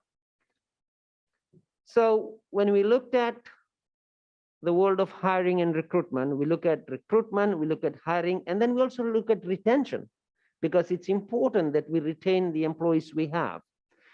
So when we looked at classified or paraeducated recruitment, hiring, and retention, in terms of the recruitment bucket, I'd like to call them buckets. In terms of the recruitment bucket, we've had 2 hiring events very specific just to classified positions in our district. So we've had one on October 7th, where we had 135 attendees. And then we had the second one on October 21st, where we had 85 attendees. And those 2 events were, we used our partners to advertise them. We used our schools to advertise them. We put them in our community newsletters. And we did not do it specific for paraeducators. We did it for all classified, but it was mainly a classified recruitment event. And one of the other things that's always a forefront of our of our recruitment practices is to look for a diverse pool of candidates, because that's another goal of ours, is to diversify our workforce. So it's about also diversifying our candidate group. So in addition to those 2 hiring events, we've also kept data in HR of how we're doing. We like to see what data tells us about how we're doing. In an overall scheme of things, since July 1st, we've hired 143 paraeducators so far. We know that is still short of our need. We know that. But we also wanted to know, are our hiring and practices and our recruitment efforts, are they paying us any dividends? So we collect data on that. The other challenge of hiring and recruiting is retention. That's the other piece of this puzzle, if you want to call it. So since July 2nd, we have received 14 paraeducator retirement notices. And then we've had 44 paraeducator resignation notices in HR. And that is why I think it's important to see the complete picture, because even though we have had those many hiring practices, we still have a need for more paraeducators, because the hiring doesn't suffice our need when you think about the retention piece of retirement and resignations. One of the other things we have done this year, and we are still in the infancy stages, so we are still kind of developing this, is we have worked with our research and data team. We've actually got some feedback from other partners, and we've included an entry and exit survey to our classified and our certificated employees. And it's anonymous. And it's also not mandatory, so it's voluntary. So, but the idea is when we receive a resignation or a retirement from an employee in HR, while we process that, we send them a survey, and the intent is to find out how we are doing. How are we doing in terms of recruitment, retention, and keeping them as employees? And I'll share some of the questions that we've come up to kind of get to that. So that is in terms of an exit survey. We also have an entrance survey to kind of better understand why people come and work for us. And the idea of doing an entrance survey is to know what is working, and if something is working, how can we keep doing that on a larger scale to keep recruiting? The idea of the exit survey is to say, what did we do to keep this employee for such a long period of time? What are the things that we're doing well? Or what could we have done different so that they would have stayed with us rather than going on to some other position or whatever it may be. So that's the idea of our entrance and exit survey. The other thing we like to find out in an exit survey is if there's a shortage everywhere, where are our employees going? And what are they doing that's different than us? So what can we learn from the other side so that we can keep them and retain them in our district? So those kind of the three buckets we think through when we look at classified or even certificated hiring for that matter. So we also look at current trends in what employees and what employers need.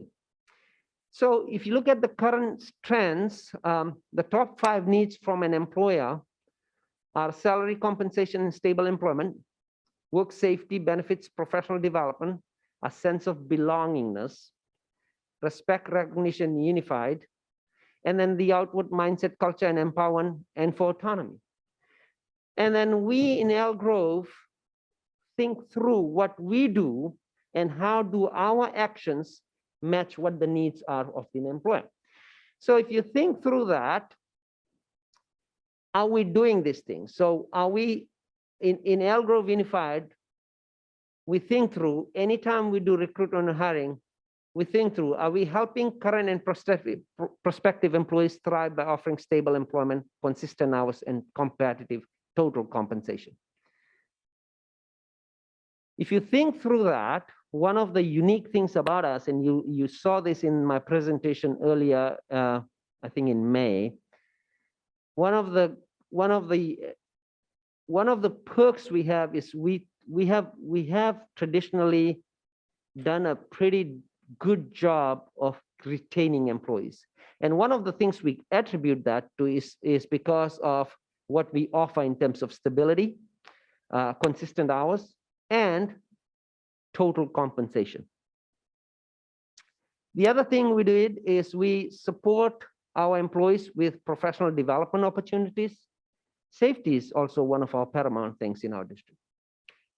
We have a commitment to diversity. We all know that is very important to all of us. We all know that we have a long way to make strides in terms of diversity and equity and inclusion for our staff in general, but that's at the forefront of the work we do every day. We also take opportunities to recognize our employees as much as we can, because we know from the research we've seen that that's important. And then the outward mindset, our work on Abenja really speaks to that. That is very important to us. It's important to our board. That's the commitment for the board. So if you look at the actions we take, they pretty much strongly align to what the top 5 needs are from an employer perspective. One of the other things we do is we look at what the total compensation levels are for our employees in our district. I just want to make sure I call this out. This is based on an 8-hour employee, and not all our employees are 8-hour employees. So I want to make sure to see that. So the starting salary for a brand new paraeducator, provided they've never had any experience doing similar work right now, is $15.34. That's where we place them. Of that $15.34, if the employee was to work 8 hours a day, the district contributes $609.16 towards their retirement. We also, if the employee takes medical coverage for the employee, the spouse, and the dependents, we have an 80% contribution of $1,450 a month towards their medical benefits and health benefits package. You'll see that we contribute $19 to the vision plan and $176.99 to the dental plan. The employer, the district, also has a $289 employer payroll tax. We also contribute $66.59 towards their Egbert Lifetime Benefit Trust contributions. And then we pay $5.10 per employee for life insurance at 100% at no cost to the employee. The reason we share this is these are some of the recruitment pieces that we use to show what are some of the perks and things we offer as a district to try to recruit employees. That's the intent. Our employees also, our paraeducator employees, if there's a brand new employee, gets paid sick leave at 96 hours annually, and then get paid vacation at they accrue at 96 hours annually. Then the right side of that slide shows you what happens when we hire a paraeducator who comes at the top of the current salary schedule. So you'll see that. I think what's important to note is that in total compensation packages, a brand new paraeducator actually, in terms of total compensation, turns out to be $30.44 an hour. And a top of the salary schedule paraeducator turns out to be around $35 per hour. Now, those assumptions are made on an 8-hour paraeducator employee. So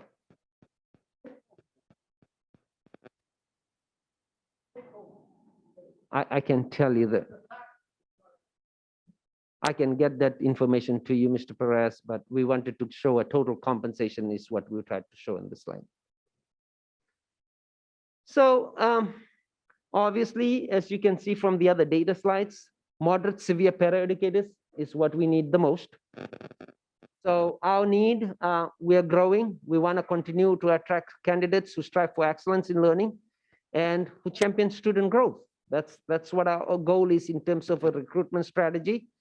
We are one of the most ethically and racially diverse regions in the nation, and we are committed to have similar diversity, inclusion, and equity within our employees. We currently plan to recruit about 115 paraeducators to reinforce to get to our current staffing levels. That's work that we still have to do in HR. And when we seek out paraeducators, we tell them that the work is more valuable, way more valuable to our kids and our students. And most and almost all of our paraeducators probably can tell you that's true. They come and make an incredible impact on our students and our community. They contribute immensely. The other things they'll say is that there is so much self-fulfillment in the work that they get by doing the work they do. The paraeducator positions in our district provide a unique daytime schedule that sometimes works for paraeducators because they are usually parents of our students, so they get to work during the same unique schedules as their children are in school. They don't have to work weekends and they don't have to work school holidays. And we are very thankful for our partnership with our collective bargaining units. One of the things we've started to do in HR is we've started to actually share this with all our new paraeducators as they onboard with us. Our collective bargaining units have a program that help our current employees earn college credits, all the way to having teaching credentials or take courses for professional growth that could be at almost no cost to the employee. And we in HR have started to actually make that as part of our onboarding package, where we share that information with our people. I'll also talk about one of the unique things we have going on is we have about 23 current paraeducators who are part of our REACH program, who will all be highly likely to become teachers in the next school year. So we have some unique programs that we want to offer our current paraeducators that gives them the opportunity to continue to professionally grow in our district. It is without a doubt, we are looking for a special group of people because this work is special work. It takes special people to work in education. We're looking for people who are service-oriented in a strong development mindset for child development. We are looking for candidates who possess an eagerness to propel children forward and ignite their passion for learning. That's what we're looking for when we're recruiting. Why our district? We believe that we're building a brighter future one student at a time. We believe that every student has the potential to do great things, and we want paraeducators to help our children realize those potentials. We also strongly have a very collaborative culture, which I think is very helpful in recruiting and marketing our positions. So when you think through that, what's our need, what the opportunities present, what are the opportunities that those positions present, what are we looking for, and why EGSD? That's kind of the framework we take when we are out recruiting for paraeducators. So I had briefly spoken about our classified surveys that we have initiated. And like I said, still in the infancy stages. But these are kind of the primary questions we're asking for classified entrance surveys. So when people onboard, one of the very first emails they get from us is, congratulations, you're kind of moving on to the next hiring phase. Please complete A, B, C, and D on the platform. And in the meanwhile, please complete this survey while we are waiting to continue on the hiring process. And our idea of using these questions is to say, what are we doing well? What does data tell us about what are we doing well? And then what are areas that we need to refine or get better at in terms of recruiting more quality candidates to our district? So one of the other ideas around that, if you see one of the questions we had is what training they would like. We are in active conversations with our colleagues in curriculum and professional learning department, because we want to see if there are people who come and work for us and if they are genuinely interested in areas of professional development, and can we offer that. So that's one of the things we are also looking for as we are onboarding and recruiting more information.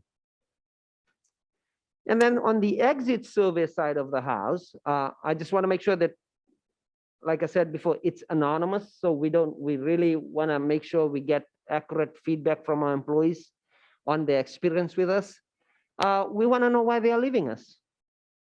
And the 41 who are leaving for retirement will say, well, I'm retiring, and that's the end of that. So, but the others who leave us for whatever reason they leave us, we want to know where they're going. Are they going to continue in the areas of education, and what could we have done to keep them? Now, some of those questions are multiple choice. Some of them are open, where they can really type in and tell us what those reasons are. And our plan is to eventually bring this to the board in our May recruitment and retention to give you some data on what we've learned, and then see what are concrete action steps as part of that. That's why I said this is still in the infancy stages. But those are kind of the questions we are asking in terms of entrance and exit surveys for our classified employees. And we do the same thing for our certificated side of the house, but we have started to get our classified side of the house to do the exit and the entrance surveys. So what improvements have been done in recruitment, hiring, and retention? In terms of recruitment, and some of these are still in process. We have done some creative ads, videos, flyers, some online contents, some creative messaging, very targeted to our classified needs. Just so example of that were the 2 classified job fairs which we did this year. We've got a paid online social media advertising platform going to specifically hire. We promoted our paraeducator hiring day via email to parents, to school staff. We have done some outreach to our Los Rios Community College partners, the Sacramento State Career Fairs. We've done the outreach to our community and some community-based organizations to help us get the word out about our need for our employees. One of the other things that's really interesting that we just had the first ever meeting on is we have a partnership going with our FACE department to outreach to parents and contractors to get more recruitment information out there to our community. One of the things we've done in the middle hiring bucket, like I call them, is we've really streamlined our hiring process, especially in collaboration with special education, because the majority of our paraeducators actually are serving our special education department. So HR and special ed really met multiple times this summer to say, what's our process? How can we make it better? I think I can really proudly say we made tremendous progress, and it's still a work in progress. It still is, but we've made tremendous progress. We're very proud of our collaboration with special ed. They're now interviewing, if not every week, at least every other week. They're interviewing candidates as we are screening and sending them through from HR. And as soon as we get somebody from special education, we try to onboard them within a week in HR so that we can prioritize them, because we know that that there's a huge need for them to serve our kids. And then in terms of retention, there's ongoing effort. Like I said, we've received 14 paraeducator retirement notices and 44 resignation notices. We've done the entry and the exit survey.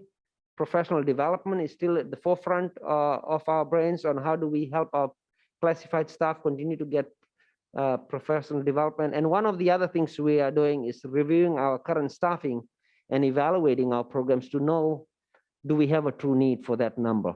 And if we do, where are they? How do we reevaluate our programs so that we are continuing to provide services when we are not able to fill the need?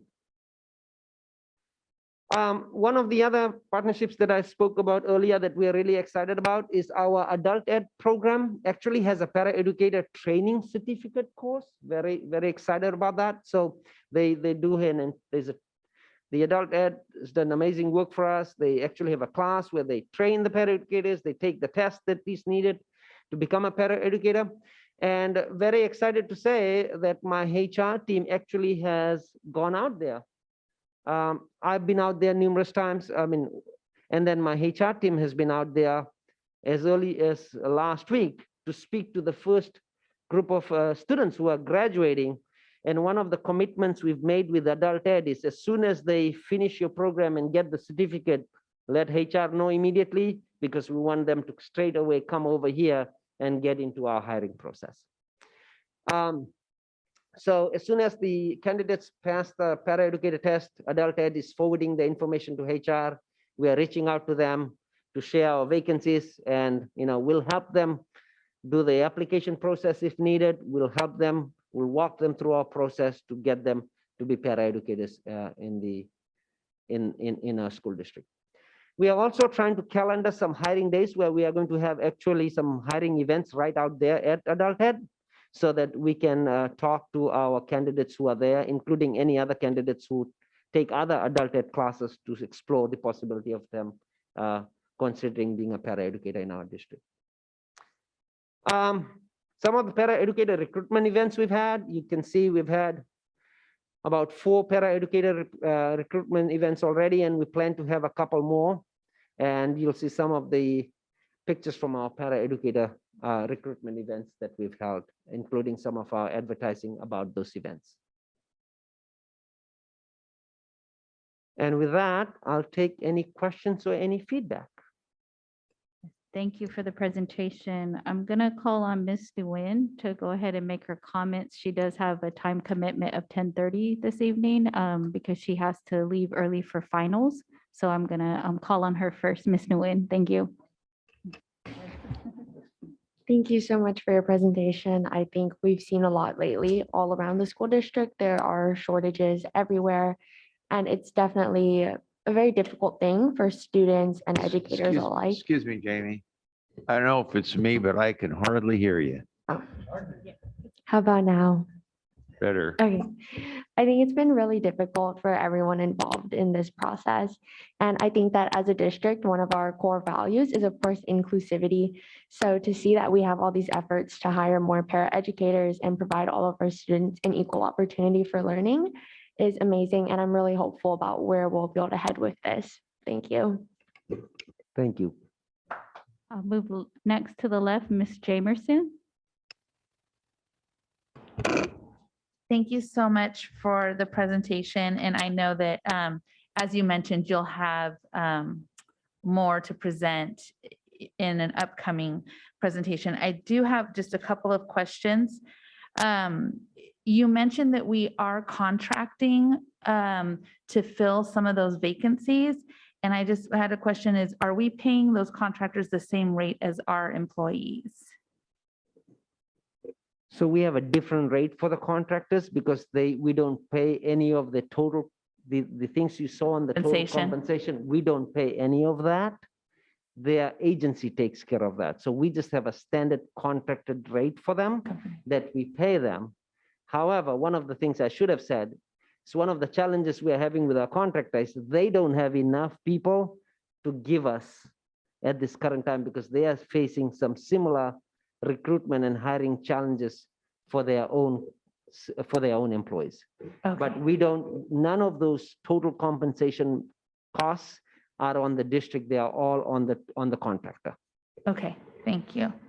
And then I commend you on your efforts in terms of providing a pathway for your employees to earn college credit, for that upward mobility. And it looks like you're doing a lot in terms of the onboarding process. How are you sharing those opportunities with current employees? Are you doing that same type of an effort to get that information to them as well? That is something we haven't done that yet. Okay. But it's on our plan to execute is to let our current employees know. Okay.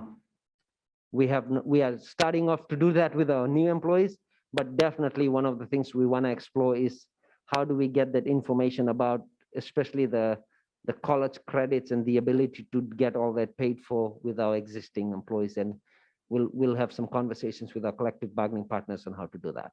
Excellent, excellent. And I'm looking forward to seeing data in terms of how the percentage of the paraeducators that are taking advantage of some of those opportunities, and also looking at those paraeducators that are separating from the district. Are they moving upward into other districts, or why are they leaving, and looking at that data?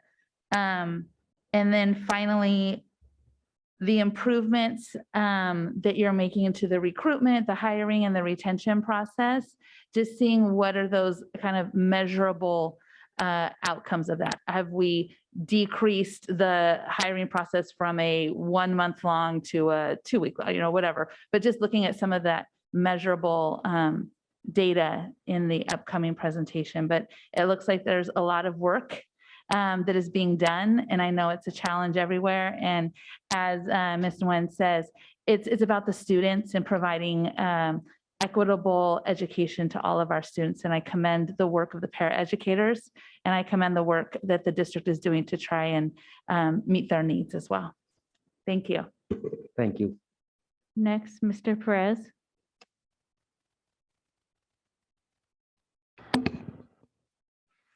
First, I'd like to say I do not support contracting out on any employee union group in our community, and that we should have a policy to have that we shall not contract out, period, across all bargaining units. I do not support that at all. And you mentioned that how many staff are working on this issue? On the issue of paraeducators? Yes, on this presentation. To me, this is a crisis. It comes down to a civil rights issue when there's not enough help in the classroom and the quality of education. That to me is the issue. The bottom line, the quality of education these students are not getting. And it's a crisis. And what I heard today from these union members, it is a sad situation when you have to have 2 or 3 jobs to have food on the table, to have no clothing. I just saw today, clothing went up 17%. They didn't mention that today, but that's the latest statistic of how much is the cost of clothing to clothe your child. And so You know, like I said, this is a crisis that we need immediate attention and put staff behind it. This goes under the heading of school climate, under the LCFF Title I, and a variety of other programs that we need to deal, special ed, to deal with this issue. Okay. When is this contract going to expire that we have presently with his contract employees? This board should sit down, discuss that in the closed session to get rid of that contracting out and not do that and get down to business to hiring local people here who live in our community to support our parents who are dedicated to their students in the classroom. We heard that today. And I'm sorry that I'm trying to narrow it on you, but this goes to everybody on this table and on that side and the community. They need to come and testify again. I heard a lot. It hurt my heart to see that, hear that those comments I heard tonight. Salaries, okay, the cost, the number. You mentioned how many paraprofessionals are actually today are contracted out? So there are 81. 81, contract one. okay, let's check this out. If there's 81 and they're getting paid at a higher rate, but they're not paying, what do you call it, their own benefits, right? And what's the cost of that? You know, are we, you know, what's the long-term cost to that? We are getting permanent retentions of professional staff here in this district as a result of that. Yes, we're kind of putting a Band-Aid on the situation, but the quality and the education, they're not parents that are, that what I heard here, or who are dedicated, will still work for the minimum wage. You know, and it's sad that we need to put more support and pay raises to these individuals. That's the bottom line. That's the only way you're going to have retention. And we have great benefits. I've seen that and I heard that, you know, that's beautiful. But yet we need a higher income level salary. After they get paid, how much is actually take home pay? You know, that's very important. That's needs to be in here. You know, there's all so much taxes. And we had some very good examples of how much it costs for gas, for rent, and what action, and the fact that they're getting food stamps, the fact that they're getting WIC and a variety of other social programs. It is sad. But, you know, I do appreciate that the paper here looks like we're trying to resolve it, and you're on board, and I want to commend you to that. But yet, this issue is probably one of the number one priorities besides these suspensions. Okay, so what's the salary savings? I'd like to know, as a result of not hiring these individuals, how much money did this district pay? Salary, it's called salary savings. You know, we didn't, how much money are we going to encumber after the school year? We're going to have millions, I'm not sure how many millions of dollars, but like I said before, those dollars should be in the classroom. Yesterday, we're in what? Almost at the finals or what? So we need this salary savings should be encumbered for the next fiscal use and use it for increases in salary increases. So that's very important. Mr. Perez, Mr. Perez, what? I want to make sure we're clear. Part of the slide piece that we showed was we are paying for the 81 contracted folks, so that's dollars. So there's not savings there. We're also spending dollars every month to pay existing paraeducators additional time.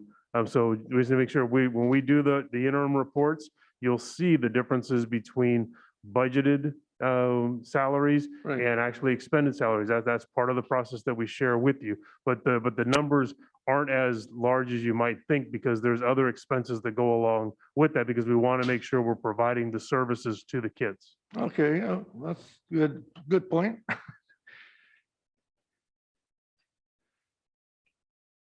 Slide 5, my suggestion, you have the slide 5, please. If I could interject just for a moment, because we're approaching the 10 o'clock hour and we have to call to extend the meeting. So we can make a motion if somebody can make a motion Yeah. to extend the meeting. Yeah, I make a motion, we extend to 11:45. I second it. Mr. Forcina, roll call vote. Oh, aye. Ms. Albiani, Aye. Mr. Yang. Aye. Ms. Jamerson. Aye. Aye. And Ms. Nguyen. Aye. And myself, Ms. Chavez is out. So please continue, Mr. Press. Okay, on a previous, on number 4, I think you had the numbers or the percentages. Yes, okay, the percentages here. And I would just suggest that on the next slide, you have the numbers there, right? Next slide. And the percentages, and because it's kind of visually that suggestion. Let's go back to, I think 4, yeah, 4. So this is broken out by general pre-K and modern, moderate, and the severe contract. Okay, with the special ed, that's the moderate severe. Is that the special ed pop? Okay. Mild, moderate, and My mild. belief is, and this is what I wanted all the time, I mentioned it to other board members, we need paraprofessionals at the general, in elementary, pre-K. We need to up that. We need those resources where kids are not reading at the 3rd grade level because of everything that you could think of. Yes, we need to up that. I personally think, I say this right now, CTA and teachers, I believe I like to see every teacher in this district have a paraprofessional at the pre-K level all the way to 6th grade if they're not reading at the 3rd grade reading level. They need help. Either that or you're supporting, if we don't do that, you're just supporting the prison pipeline. And that's an issue that the people of color are concerned about.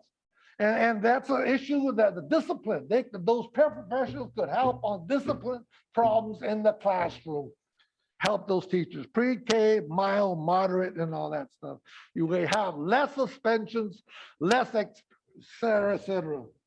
So like Title I, I don't see why we don't have more Title I paraprofessionals. Hey, Tone, Okay. Tone, you know what? I love you.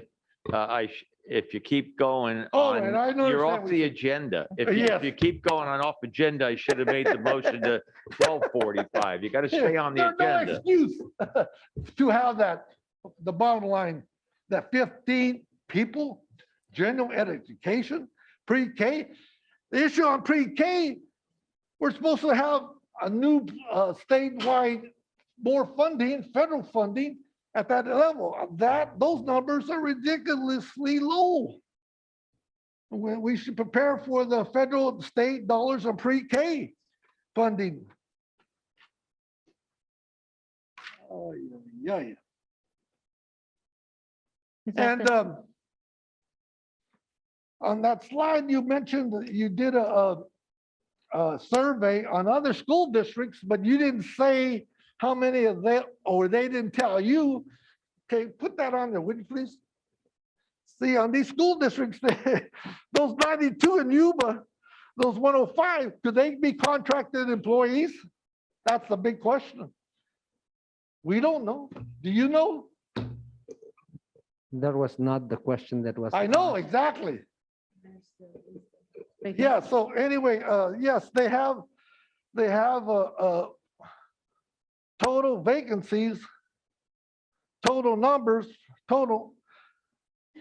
And the vacancy ones, all those that look poor or good, like that Sac City, they could be contracting out, things like that. So there's an issue regarding that we don't know. You don't know. So yes. And the reason why we look so good, if you took out those contracted employees out of that equation of the 8, 4, how would we look? Like those other ones? Is that Okay. are you finished with your comments? at Okay, this so time? anyway, that's on that particular thing.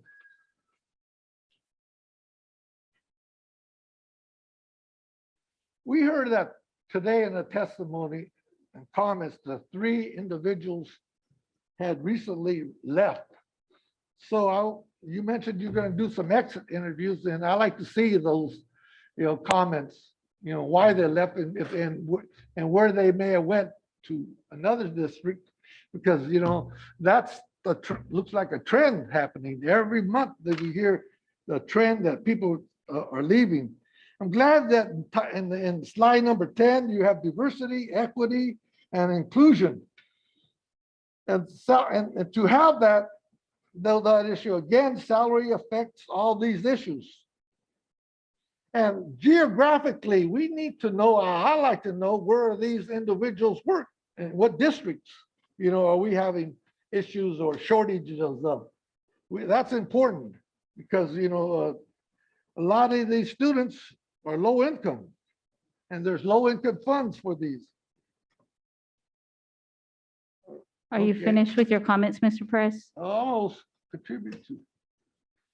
And a big thing that these paraprofessionals, if they should be from the local communities in which these kids are going. That's very important. They have self-worth and self-investment in their communities. So I like to see those paraprofessionals from the communities, the parents in the classroom.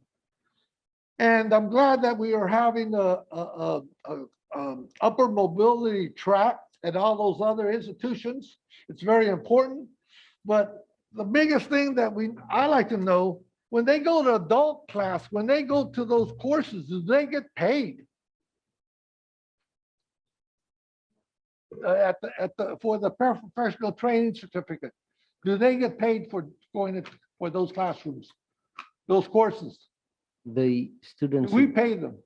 The students who go through those classes, Mr. Perez, What? are currently not employees. We don't of- pay them. They're not employees, he's saying. at this Paraprofessionals, time. do Not- we maybe give not them a for- stipend? Do we give them a stipend to go there? They're not employees. Oh, back before? Correct. You need to have a paraprofessional certificate Certificate. in order But to become a paraprofessional. But once we recruit them or in that adult educational setting, do they have income from any kind? I'm not sure if I'm. Do they get a grant, a loan, support from anybody to become a paraprofessional? We don't know that information. From the We district, don't know that, huh? from the district or from, Yes. Okay, so it looks like to me, there needs to be incentives or some type of college training tuition funding grant. So these individuals who are interested in become a paraprofessional in school districts, and I'm talking about statewide. You mentioned this is a statewide issue. There needs to be redirecting extra funds because we have extra funds at the state level here in California to get professional training, get those parents in that classroom and give them a tuition. Because they're just very similar to like Stockton, California. They give people on a welfare $500 to $800 a month, and they can use it any way they want. So On topic, please. okay, so that's the kind of thinking mentality I'm thinking that we should do in paraprofessional training arena, entry level. We need help from our legislators, to do this issue and our unions to support that. Can you please finish your comments, please? And I will talk to those union members out there maybe later on when I go visit their work sites and see what they say. Thank you very much. Good Mr. report, by the way. Thank you, Mr. Yang.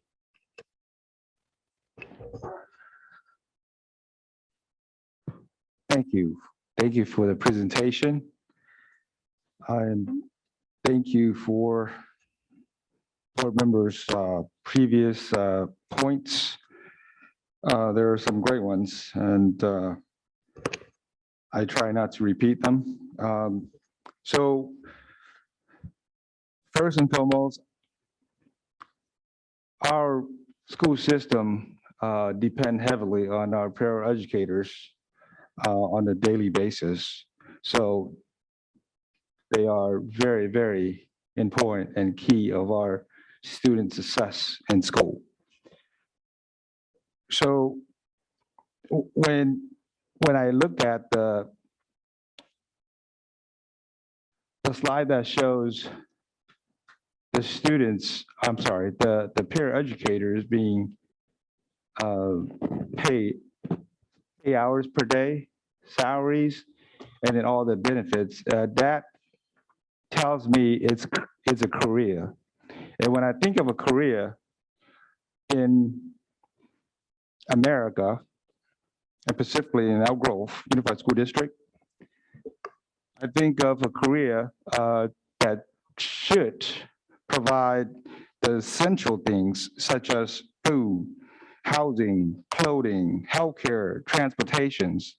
These are like the 5 most important things for all of us, especially the ones that have a career and our parents. So the question I'm asking of myself, and the question that we should ask ourselves is, are paraeducators a career?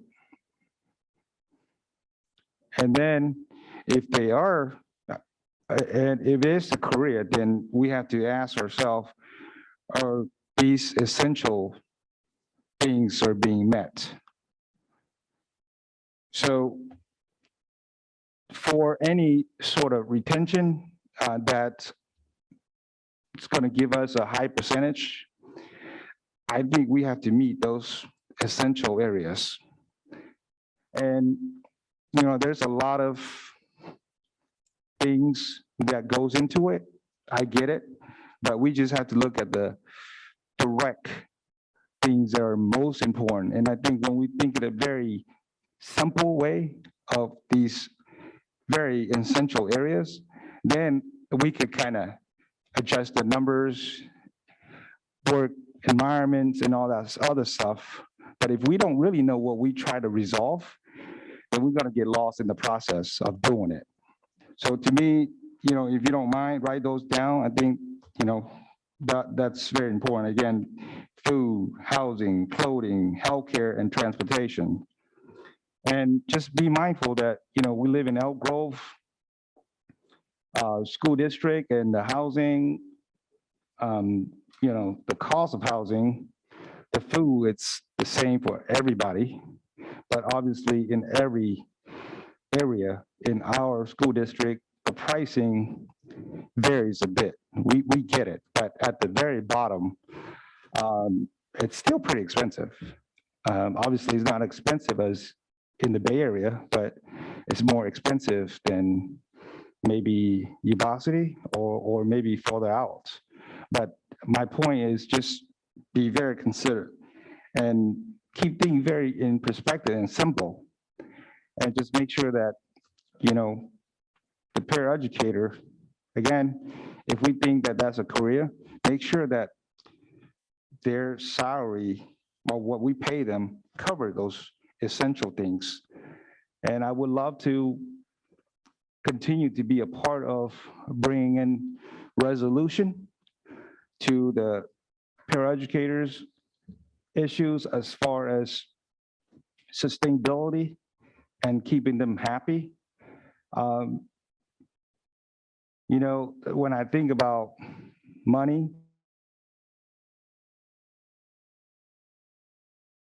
enough money. So it doesn't matter if you make very little or billions of dollars.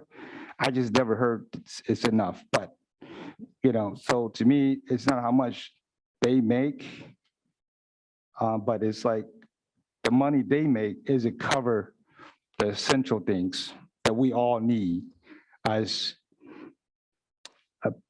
people who has a career, as people who has family, kids to feed. We got to think in that mindset, because all of us have a family, or if most of us have a family, and then we have a family that needs to live in a house, and then food need to be provided, clothing, and the other stuff that I mentioned. So with that, I just want us to keep things in very simple form, but things that need it the most.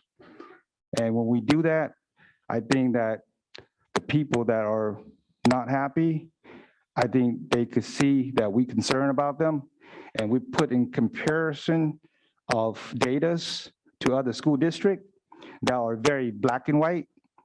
And when we do that, you know, that shows transparency. And a lot of time, you know, when you provide facts, it ease up a lot of people's concern. And I see a lot of concerns tonight and some other nights. And it is our duty to provide resolution and resolve concerns. That's why we are here. That's why I'm here. So I look forward to be part of the solution to our paraeducators, bus drivers, and across the board. Thank you. Ms. Albiani. Thank you, Trustee Yang. Hi, thank you for the presentation. I appreciate having the presentation and showing the value we put on these employees. I think we're establishing systems of feedback and input, and making ways for people to input, that even when we get out of this hard time that we're in, we will have built a system that is better. So I appreciate the work you're doing, not only for today, but what you're doing for the future for our employees and our students, most importantly. It's very important to use all our avenues. It's a full court press. So thank you very much. Mrs. Chartis Espinoza. Thank you. Thank you for that informative report. It was definitely appreciated. I want to address what isn't in it, kind of the elephant in the room, which is any solutions with respect to improving recruitment and retention that are on the compensation side can't be in that report, right? Because we as a district are bound to confidentiality. So if any of us speak to that, that's an unfair labor practice, correct? That is correct. Okay. I just want that for the record, because I'm sure some of our employees and some members of the community are watching, and they're thinking, wow, do they not even think that those are, you know, part of this conversation? Why isn't that addressed? So I want to make sure that everybody flags that.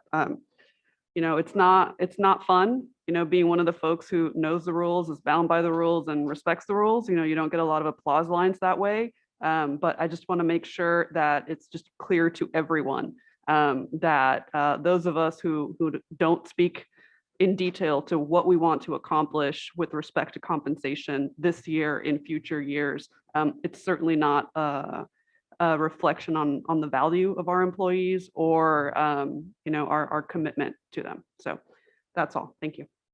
Thank you. Mr. Forcina. Thank you.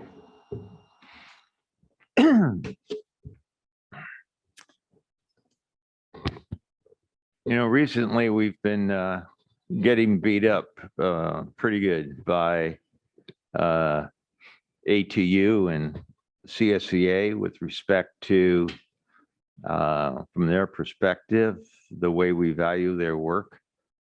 And Amric, I know this came to us in an information sharing perspective, but I react to it as we need to put our best foot forward. And that to me is what this data does. It tries to put us in a good light when to me, a lot of information is missing, and I'll go through some of them. And I guess I just want to make one comment before I begin to do that. And that is that one of the numbers, and it's on slide 4, says that our vacancy is 13%, but it really is 100% to every kid who doesn't have their needs met. And that is a more important number to me than the 13%, even though the 13% is important. Gina asked a question with respect to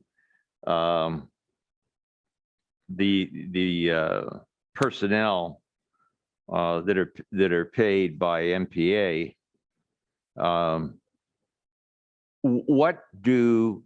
Two questions. What do we pay the contracted people per hour? First question. Second question is, does the money go directly to them or does it go to the contractor? Sean, I know the answers to almost 100% of the questions I ask. Yeah, so I wasn't doubting you. I can get that information out, be very specific. and Which piece? The first question or the second The question? first question, What do they get per hour? correct. And then secondly, do you write a check to the individuals or to the agency? We pay the agency. And correct me if I'm wrong, but we pay the agency and the agency pays the employee. So we can find out what the agency ends up paying the employee, but I can find that information out and share with the board. But the way in which the data is presented and then the way in which we present the data in slide 11 doesn't give us any idea with respect to what those comparisons are. We have no clue what the contracted people total compensation is. So, one piece of the information is there, but not the other piece. The other thing is in terms of slide 4, it says that there's 115 vacant positions, but if we put the non-public school, I mean, the 115 is accurate in that they're not filled. But if we look at the non-public people, that's another 181. The number's really 196 vacant positions with EGUSD employees. So it's really a higher number. And I think that is important from the perspective of demonstrating what we all know, and that is that we have a problem. Do you have a sheet that lists the reasons why we think there are shortages, like A, B, C, D, E, whatever? We don't have enough people. Why don't we have them? Yeah, I mean, I don't have a sheet that says that, but one of the things that's very apparent to me is we are struggling to recruit people, and that's not unique to us. And that's just not unique to paraeducators either. We're having the same challenges with our substitutes. But why? Well, one of the I don't want to put words in your mouth. I'm asking you, why? One of the hypotheses we have when we have the conversations with our partners is we just don't have the level of the workforce to meet some of our needs. And that's nobody's fault, but that's our reality right now, is we are all struggling to find employees. And in some areas, it's harder than others. Like paraeducators is a hard area. Substitute teachers is a hard area. Right. And why? There could be a complex. I hear this everywhere. Oh, well, we're having trouble hiring people. Why? If you don't know the why, we'll never fill them. Yeah, my hypothesis is, I don't know if there's one singular reason for that. There are multiple factors that contribute to that. But like I said, I can hypothesize what that is. And that's one of the things we're trying to figure out in our exit survey is what are the reasons people leave us so that we can see what those are. And if there's things out of that that we can do better, we'd really want to look at those.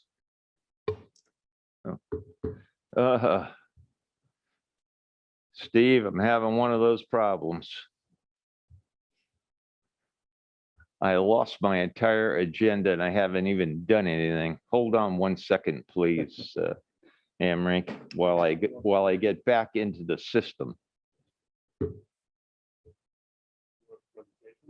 Yeah, I'll get it. Only take me a second here.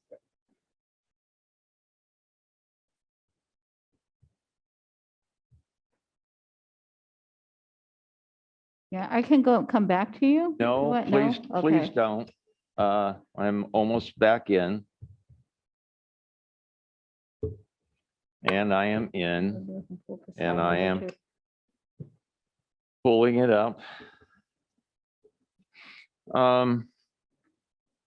Okay.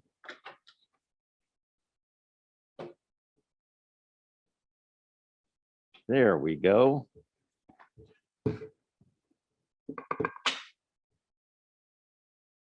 And here we go.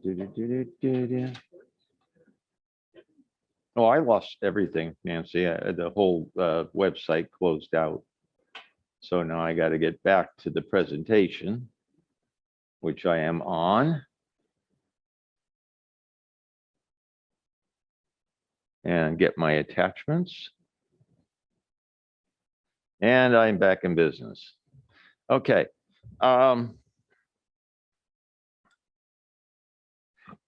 Slide 7 shows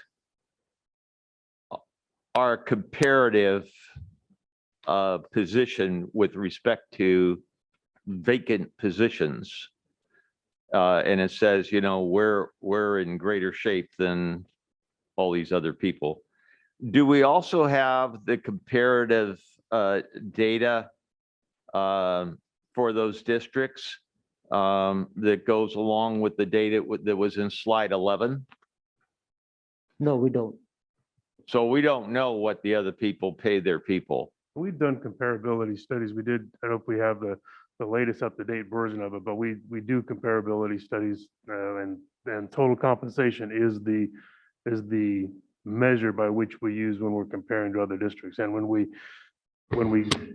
redo the new comparability study, that will be a key component of what we look at. It is a key indicator. I understand that, but we don't have it for comparison purposes right now. And that was, I mean, that was a statement more than a question. We don't know currently what the other people are doing.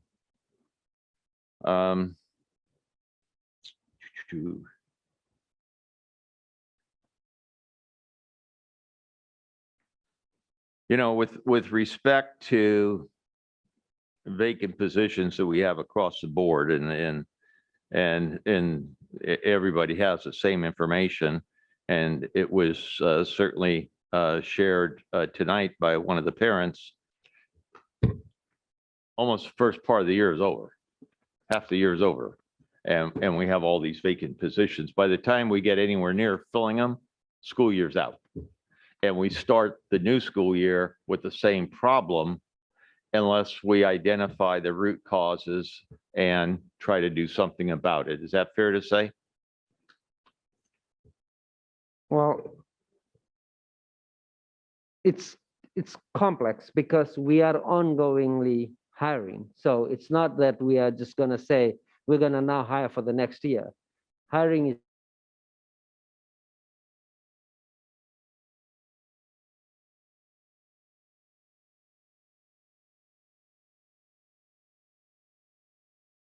Board and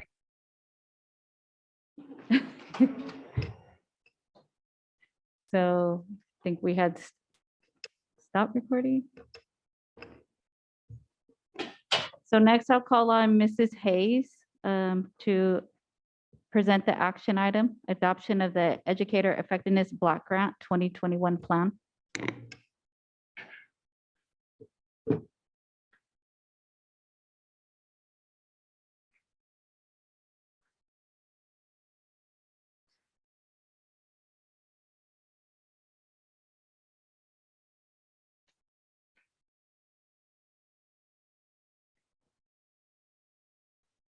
Are we good for the recording? Okay.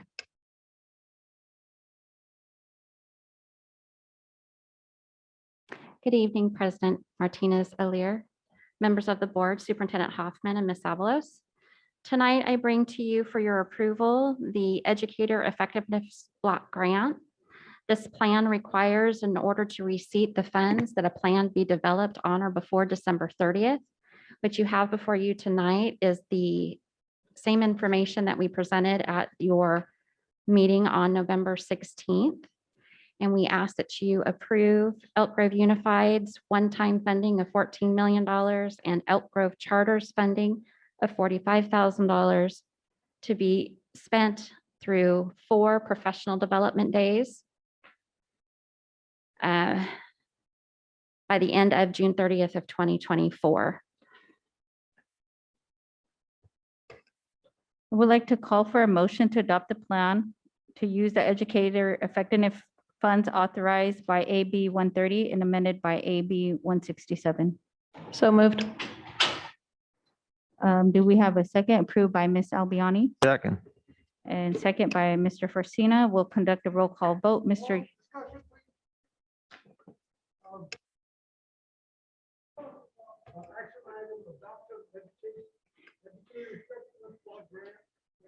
Yes. Microphone. Yes. And we have a charter plan and education, Elk Grove plan. Can you put that file up, please? The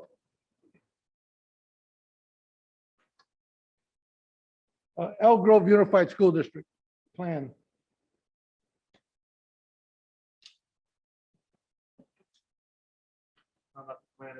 Yes, page 3.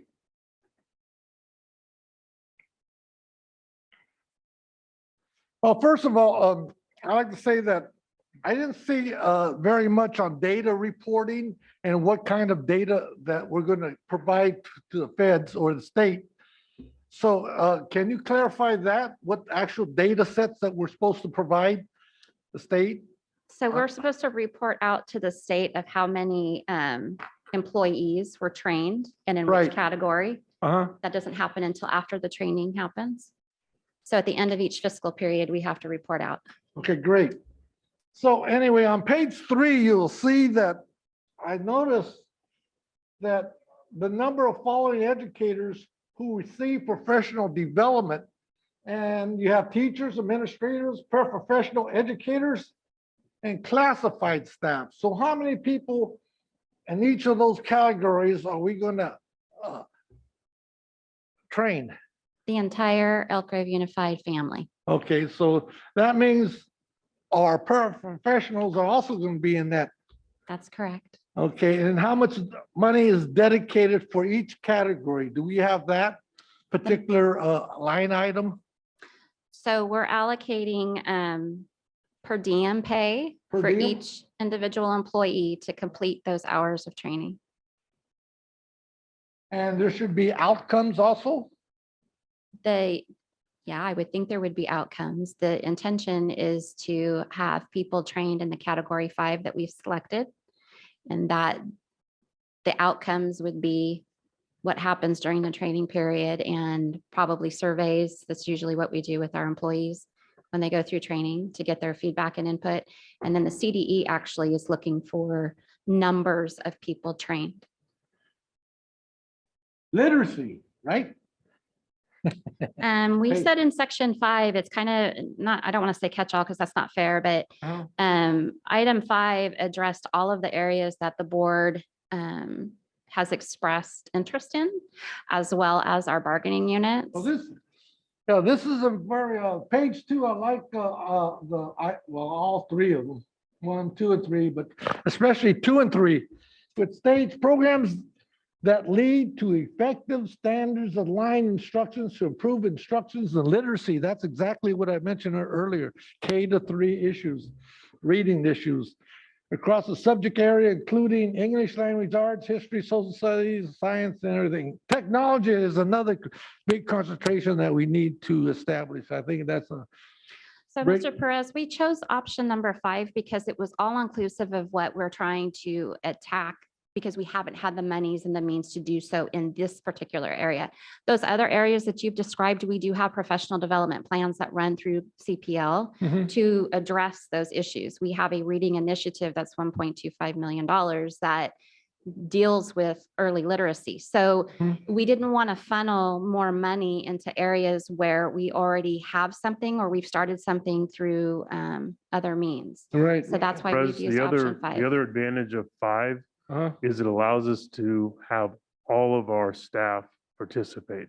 It cuts across all the different categories. If you go to some of the other ones, 2, 3 as example, it ends up being focused on teachers more than other employees. So 5 gave us the ability to make sure we were able to include all of our employees in this process. And it was focused in areas that the board had already told us that was a direction they'd given us. Exactly, So right. that's why 5 is where we're focusing our Well, attention in this particular grant. the bottom line, I want to say something, practices and strategies that re-engages pupils and lead to accelerated learning. Beautiful things, the wording, and I want to commend you and the staff for doing this, because these times we need that. So again, I want to thank you, thank you, thank you. Now we'll conduct the roll call vote. We already had a motion and a second. Mr. Yang? Aye. Mrs. Albiani? Aye. Ms. Charis Espinoza? Aye. Mr. Forcina? Aye. Ms. Jamerson? Aye. Mr. Perez? Aye. And myself, it's unanimous. The next item on the agenda is Mrs. Hayes again for approval of 2021-2022 first interim financial report. So tonight, we're going to discuss the first interim financial status of the district. This is information that we are required to report to our County Office of Education that depicts our fiscal health up through October 31st of 21. So tonight we'll review the budget cycle so we can see where we're at and where we're headed. We'll review the 21-22 student enrollment. We'll look at the changes to the unrestricted general fund. We will look at the actual interim budget itself and then the components of our multi-year projections. And we will review our multi-projections where they stand as of October. And then we'll go over what the next steps will be. So just to remind the board and the public, we run on a fiscal year. We do not run on a calendar year. So we started our year at June 30th, actually. The board adopted our 21-22 budget. The state then approved their budget. We then, by August 15th, had to publish our 45-day revision, which is essentially incorporating anything that was in the state adopted budget into our budget. September 15th, we prepared and you guys approved our 2021 unaudited actuals. Then December 15th, which is tomorrow, our first interim is due to our County Office of Education. January 10th, we will be hearing the governor's proposal for fiscal year 22-23. In March, the district will be preparing its second interim report, which is our financial status and outlook as of January 31st. And then May 15th, the governor will put out any May revision that he may have. We will incorporate as much of that as we can into our 22-23 adopted budget, and we'll await what the state's final adopted budget is, hopefully before the 1st of July. So as we've discussed off and on, we've had some concerns about our enrollment. So when we compare enrollment and we look at prior year CBEDS, which is the first Wednesday in October, to this year's CBEDS, you can see that we've been declining. We were really hoping, I was hoping that the enrollment, once we came back to in-person instruction, would go back to somewhere where we had been. This is a little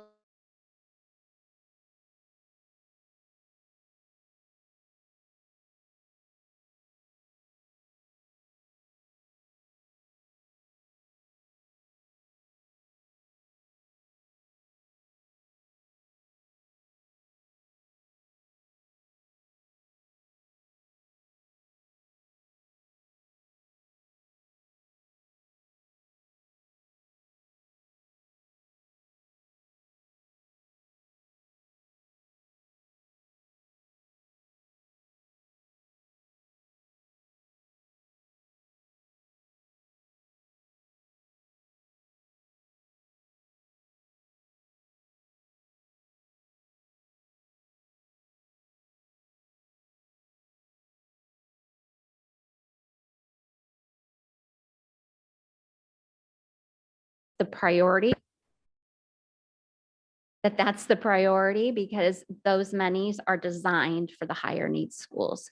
So that's a reserve there. And then the 2.7 million you see says 2021 supplemental concentration balances.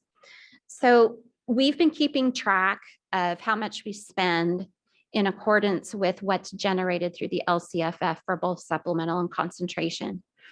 When we as cabinet went back and took a look at what programs had not spent 100% of their funds, there was 2.7 million left that we did not feel would be appropriate to put back because it just doubles everything up for people.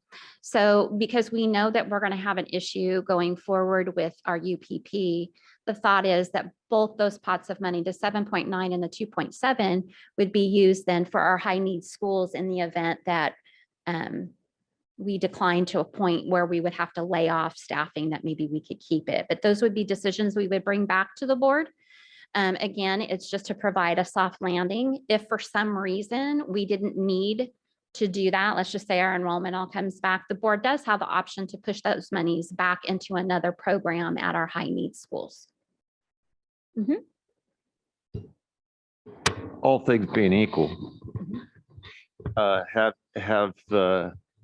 you and I guess Rob speculated regarding what the probable growth will be in the areas that currently get supplemental concentration and what the general growth looks like? We know where the general growth is. It's in 6 and 7. We're not going to get supplemental concentration money out of 6 and 7 new housing. So I think just as a district, we're going to struggle with that concept period, because where we would leverage the information on student demographics through food nutrition services, we won't have that ability any longer because we feed now all kids. And so that's why you'll see on our website and the big push out we had with the survey. So we're trying to get as many parents as we can to return that survey so we can gather that information. But with the feeding everybody, it's going to be more difficult just to make sure that every kid is counted. So we are looking at that, but I don't believe the projections that have been coming from facilities, our northern area schools, or people are leaving because the communities are shrinking, and then you've got the southern area, it's different. So I'm sorry, Rob. Yeah, no, you're good. Yeah. And your point is spot on, Mr. Mortina, in that the growth areas, all things being equal, the people buying those new homes aren't at an income level that would trigger free and reduced lunch. Now,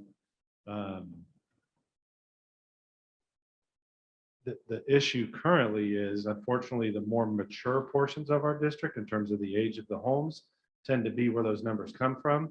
That's where we're declining in overall enrollment. So at the same time of the declines in those schools, we're growing in a higher income bracket, that even if you had the same exact number of free and reduced lunch kids in the district and they didn't decline, the growth is going to on a percentage basis that. Right, the and matching negate the whole thing. 55%, it's just going to continue to decline just on the natural with our growth.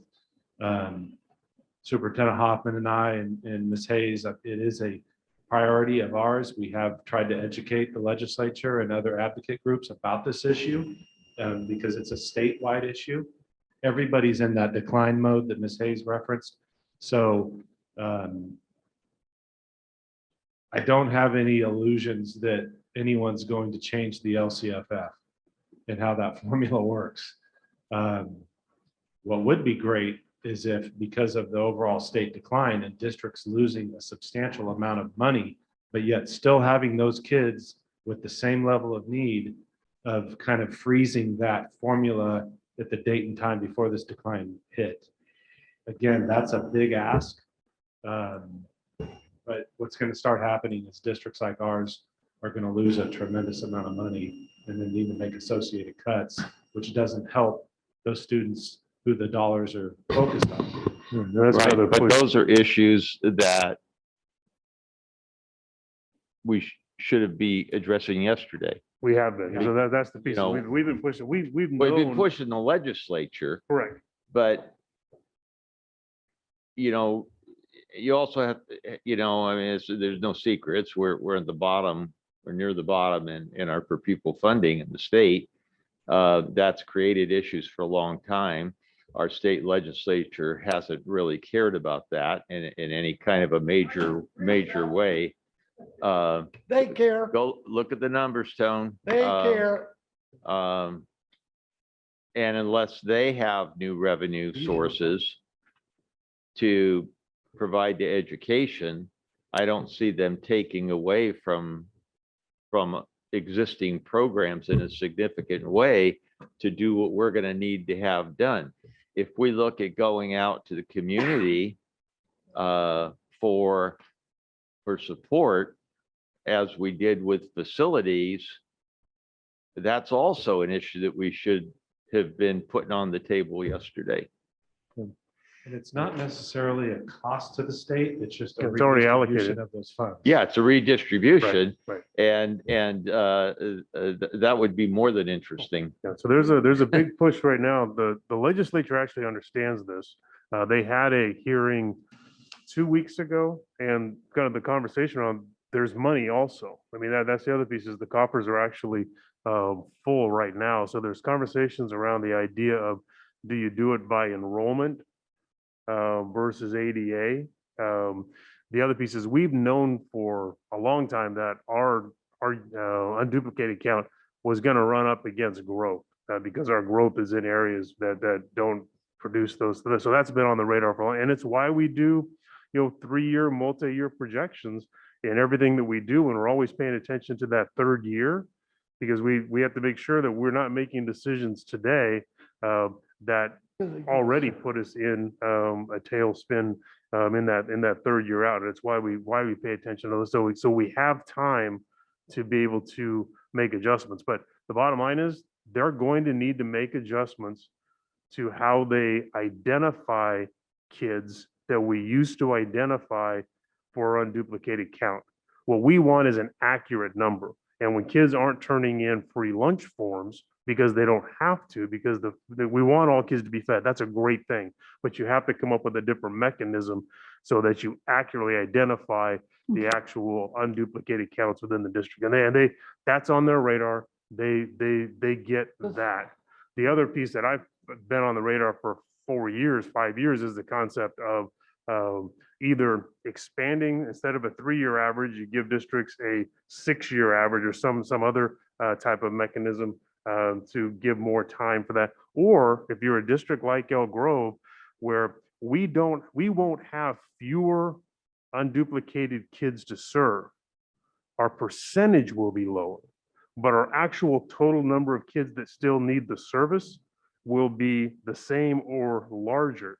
So one of the conversations in this work is there a hold harmless if a district still has the shift? If you're declining overall and your UPC number and your overall number is dropping, that's declining enrollment. But if you're having a percentage piece that's going out of whack, but you still have the core number of kids that need the service. That needs to be, and that's already, we've already put that on radars of folks. So there's a lot of work to do, and there's a variety of different solutions.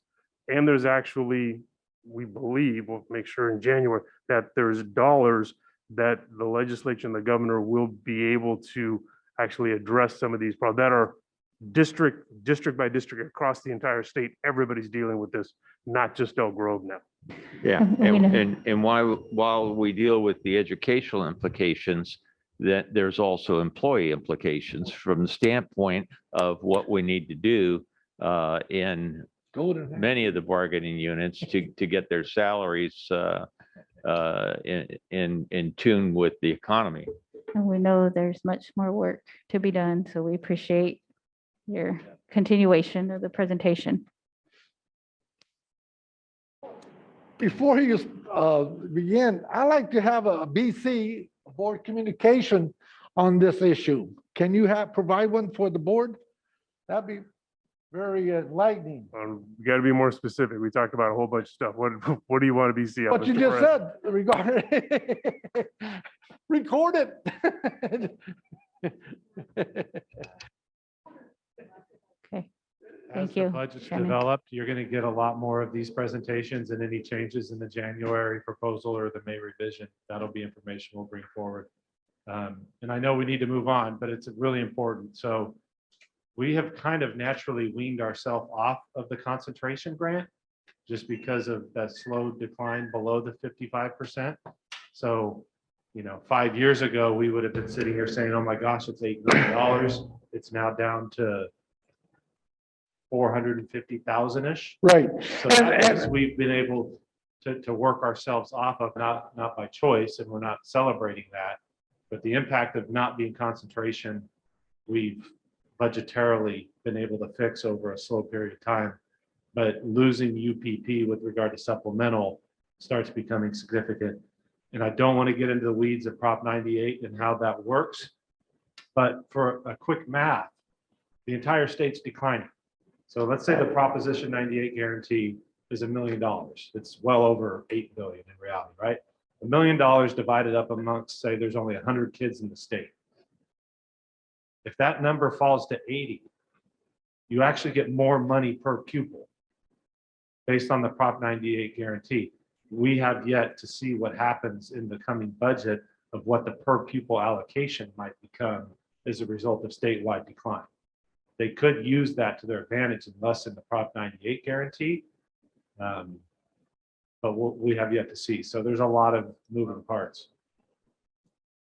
So yes, Ms. Hayes. regarding this issue regarding that we as a district have not gone after the numbers, why haven't we gotten staff to go after those students that have not produced the documentation? Oh, we've done that in spades. We've been going over the top trying to get hold of those folks, but As a parent, yeah, I mean, as a holy cow. parent of a student enrolled, they have done a lot of work on it, Tony. I get emails all the time. There's nothing you can say. Staff has Okay. been chasing that money. Maybe we need And excuse incentive. me, When they- excuse me, Mr. Giving Perez, us- they're please giving let us Ms. extensions. Elviani talk. we cannot say that we haven't. And I was on a call with Assemblymember McCarty, and it is a statewide recognized issue at this point. What is going to be the new way to count and find those kids? And it's larger than us. It's definitely us, but it's everybody that was on that call and for the state. Yeah, we just want it to be accurate. We just want the Well- count to be accurate.